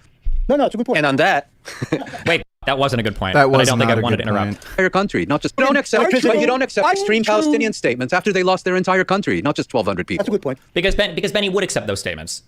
Because Benny, those are the statements that were literally being quoted earlier to Benny. For instance, that Arabs felt like displacement was always going to happen, or Arabs felt like this. Like, he does understand the Arab side of the conflict. That's why he explains it as such. That's why Finkelstein is able to quote Benny Morris's characterization of Arab beliefs back to Benny Morris and pretend like the belief was the fact. So. No, it's a good point. And on that, on that brief moment of agreement, let's just take a quick pause. We need a smoke break, need a water break, need a bathroom Take break. down Gaza. It's not a genocide. If I don't know what it Russia means. is a genocide What does statement. take down Gaza We went to mean? war with Iraq. If we wanted to destroy Iraq, that was a Take down genocidal Gaza. statement. There's a reason why genocide is such an importantly guarded concept, and it's not to condemn every nation that goes to war. But you did not pronounce my name. Are you mispronouncing it intentionally? Oh, this is where he says my name, and I get so triggered because he knows it. Oh yeah. Oh my god. Every nation that goes to war. Because the camera's off. They're like walking to go get a coffee or a break. So I thought the cameras are off or whatever. The reason why genocide is such an importantly guarded concept, and it's not to condemn every nation that goes to war. You did not pronounce my name. Are you mispronouncing it intentionally? I made you into an Italian all the time. By your solicitude for international law. You should try learning it sometime. It would help you sort out a lot of the civilian deaths. Unfortunately, 15 judges disagree. You could keep citing the judges. You should actually try reading the actual statements. This is tiring. You've invited us to a tiring session. Yeah, there you go. How you guys doing? Okay. Dude, what a disingenuous fucking prick. That is crazy. There are major things to discuss here, not just what some court is doing the judge in 2 years' time. Yes, okay. So what you just said is one of the reasons. Oh, Jesus. I thought we were off camera here, Lex. I feel violated. Court is doing the judge in 2 years' time. Yes, okay. So what you just said is one of the reasons why I feel so strongly about this particular conflict is because there are really important things to discuss, but they will. I feel like this is unfair because they don't get their off-camera time. It's like biased. Never be discussed. They're not being We're not going to talk discussed about like Area A, B, and C or what a transference. Instead, we're going to talk about apartheid. We're not going to talk about the differences in how you conduct war in an urban environment. We're going to talk about genocide. We're not going to talk about what's a good solution for the Palestinians. We're just going to say ethnic cleansing. Possible to be productive over the next 2 hours and talk about solutions? About solutions, I have no idea what to say. I mean, I don't see any solutions. If you wanted a positive end to this discussion, which is what you said at the beginning, I can't contribute to that because I'm pessimistic. I don't see any way forward here. But the solution is easy. The reason why the solution is hard is because the histories and the myths are completely. There's a different factual record, right? One of the things it would be good to talk about solutions with the future is going back in all the times it has failed. So every time. But even at that, we're probably not going to agree. He's going to say, you're right, I can predict the whole line. He's going to say from 93 to 99, he's going to say Israel didn't adhere to the Oslo Accords ever. Settlement expansion continued. Raids happened into the West Bank. That there was never a legitimate. That Netanyahu came in and violated the Y memorandum, the transference. He's going to say all of this. And he's not going to bring up anything on the Palestinian side. And then for Camp David, he's going to say that that Arafat was trying, that the maps and the territorial exchange wasn't good enough, that they were asking Palestinians to make all the concessions, that Israel would make. Lay it all up. Lay it up. You do talk quickly. Yeah, I know. Yeah. And my future book should interest you guys. Oh, what are you working on? No, not working on. It's actually going to come out. All right, let's just watch the rest of that later. You don't do that. What do you?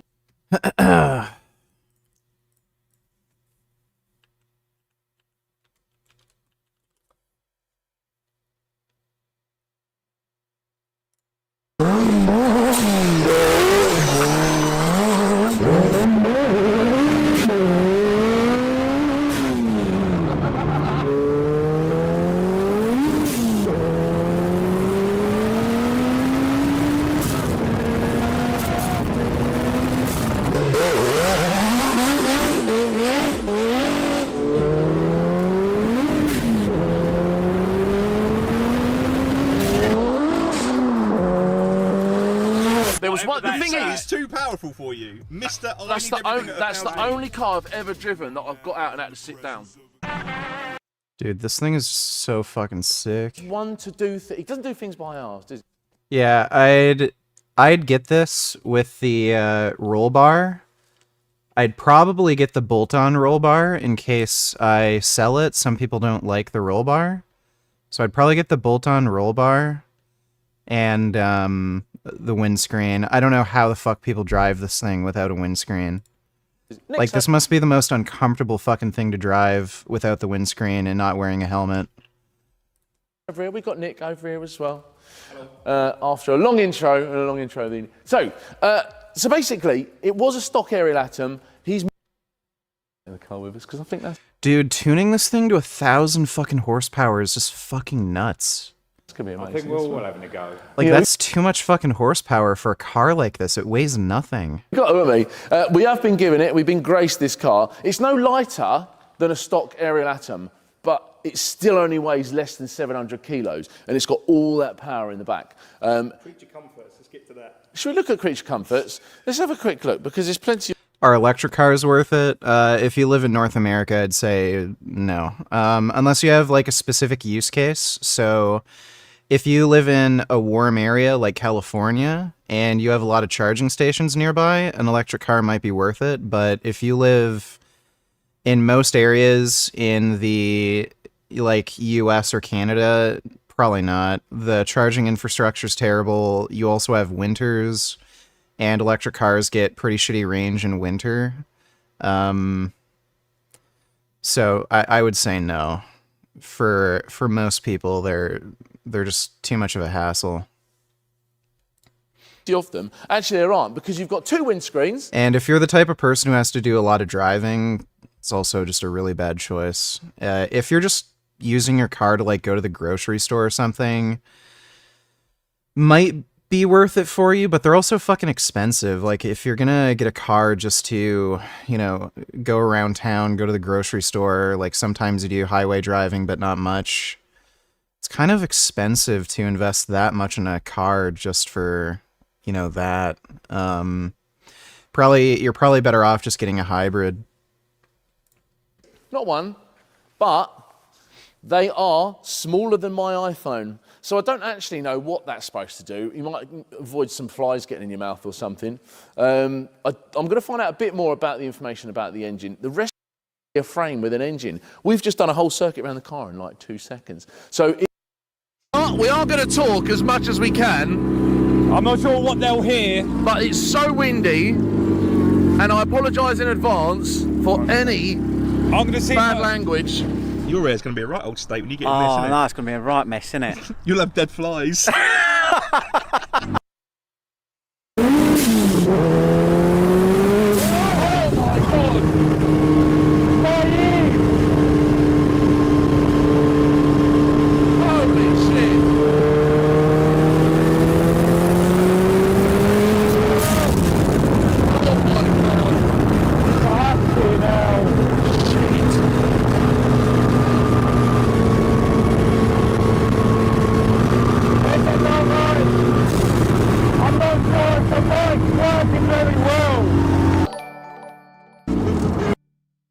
Boogie is now a conservative grifter, and it is pathetic but also kinda hilarious. Imagine getting hate crimed by fucking Boogie Lamau.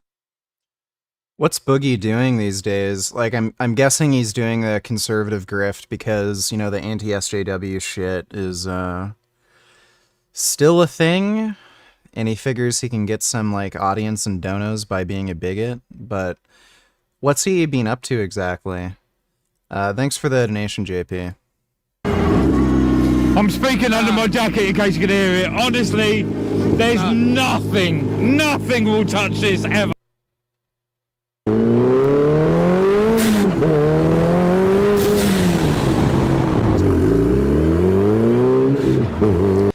I wonder if they have any left-hand drive Ariel Atom mods for Assetto Corsa.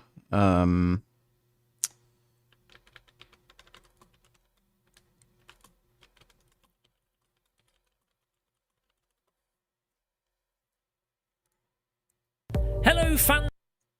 Planted. That's a right handy.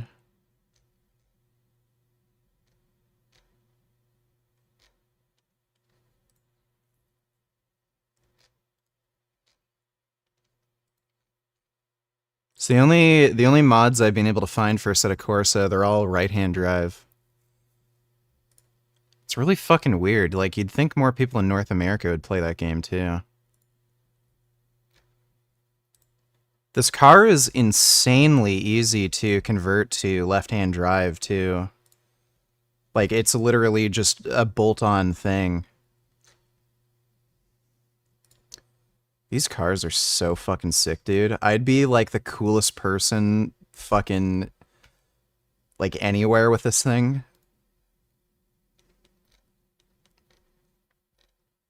Yeah, they're making this new hypercar too. Welcome to Ariel's headquarters in deepest, darkest Somerset. This is where the scaffolding comes together. Obviously, this one's a Nomad, one of my all-time favourite cars. The biggest issue, besides your puny neck muscles and holding on tight enough, is getting that thrust to the tarmac. The rear tyres are vast 325s. For production, Michelin's stickiest Cut 2Rs will be used, wrapped around carbon wheels. Those are connected to the chassis by double wishbones. The suspension is a work of art, left proudly on display. That looks like a fucking Batmobile. I gotta send this to a friend of mine.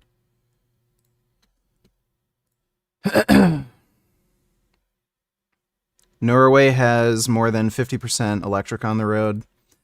Well, the thing is, in European areas, they have a way better electric charging infrastructure in a lot of European countries. And Europeans don't need to drive as much. Like, look at the size of Norway versus, like, the size of fucking Canada. And they have, like, there's just way less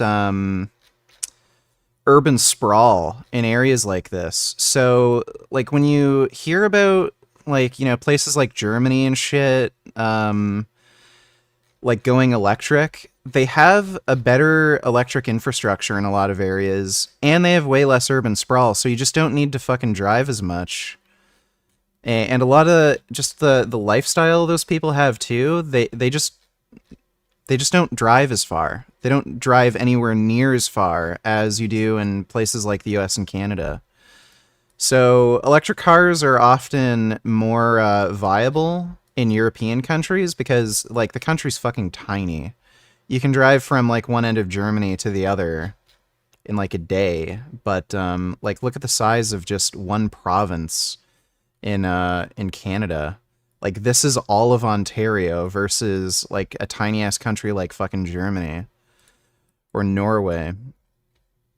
So, yeah, if you live in Europe or something and you're not driving much and they have a good charging infrastructure, again, electric cars might be good, but they're a huge hassle here.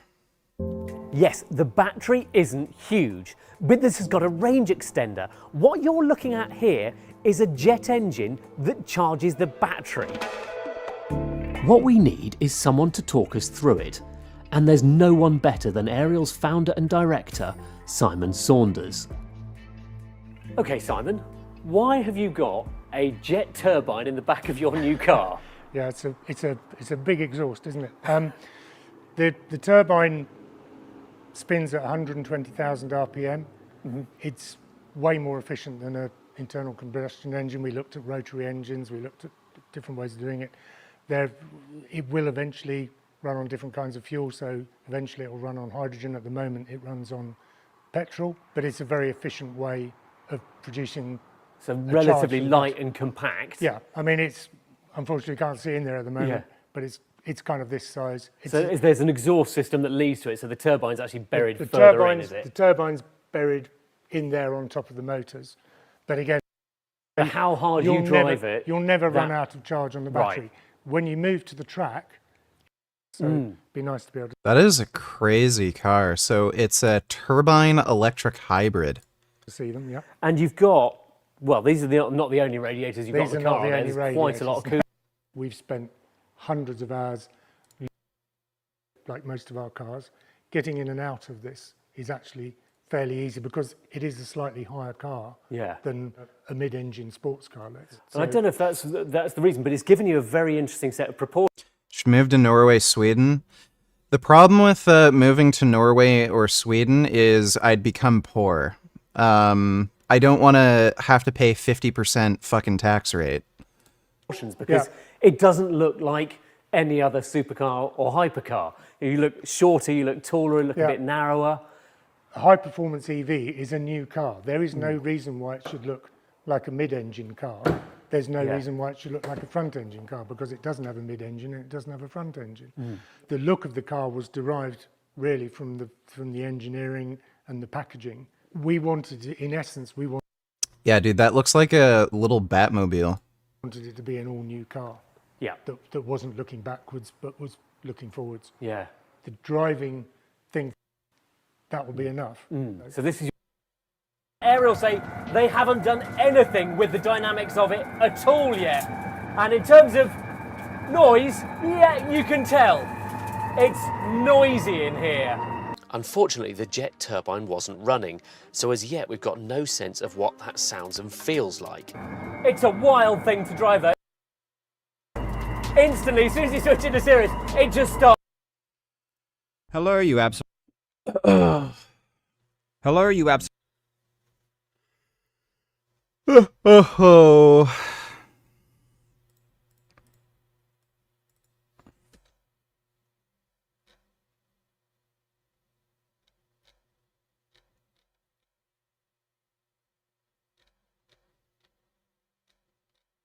The fuck?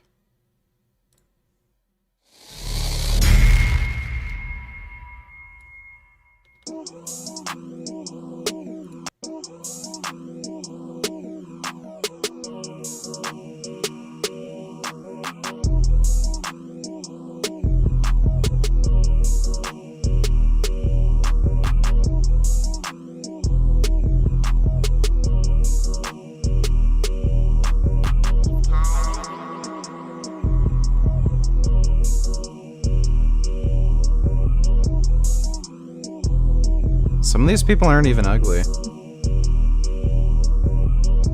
Dude, that chick is not 5 out of 10. What are you fucking talking about? What?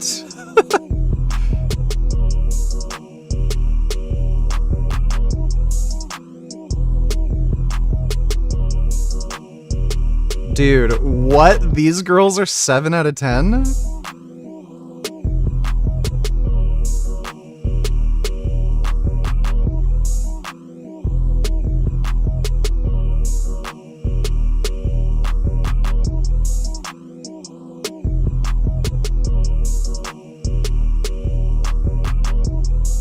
Well, this is a weird scale. Not even. Yeah, that made no sense.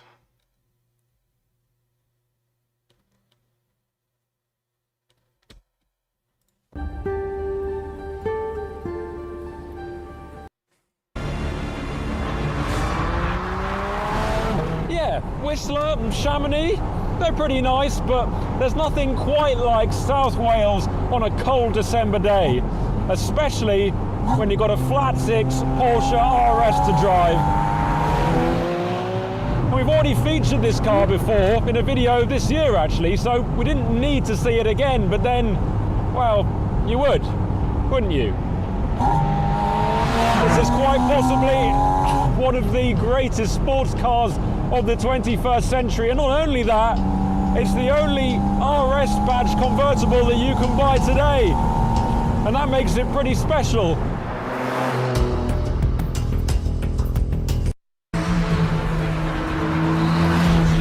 Welcome to the Aerial Atom 4R. As you've probably guessed, it takes a so-called regular Atom 4 and turns it up to 11 with more power, more aero, and more insanity.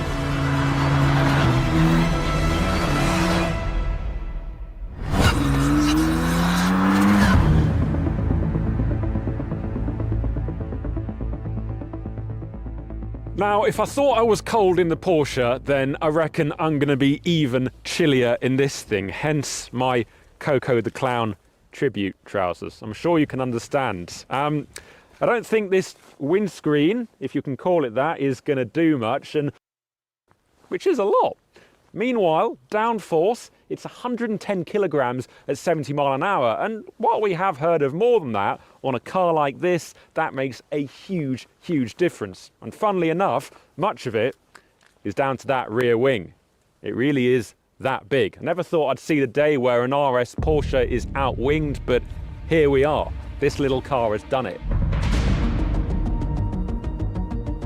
However, it's worth pointing out that the 4R without any options, priced at just under £78,000, actually doesn't come with this car's huge wing, nor does it come with the carbon panels, carbon brakes, or carbon wheels. And rather than the Öhlins 4-way adjustable Carbon wheels are fucking stupid if you're just gonna do, like, road driving. dampers and Quave's 6-speed sequential box, you get 2-way Bilstein. Wait. Carbon brakes or carbon wheels, and rather than the Öhlins 4-way adjustable dampers and Quave's 6-speed sequential box, you get 2-way Bilsteins and an H-pattern manual. With all of the options added on, the total price— yeah, I'd get this in a H-pattern. Price of this car is about £140,000. And I'm sorry, but there's absolutely no way that a car with no windscreen could ever be worth that amount of money. Makes it so hard as it's got some of the hardware from much more, especially because I'm not sure It flips all that convincingly.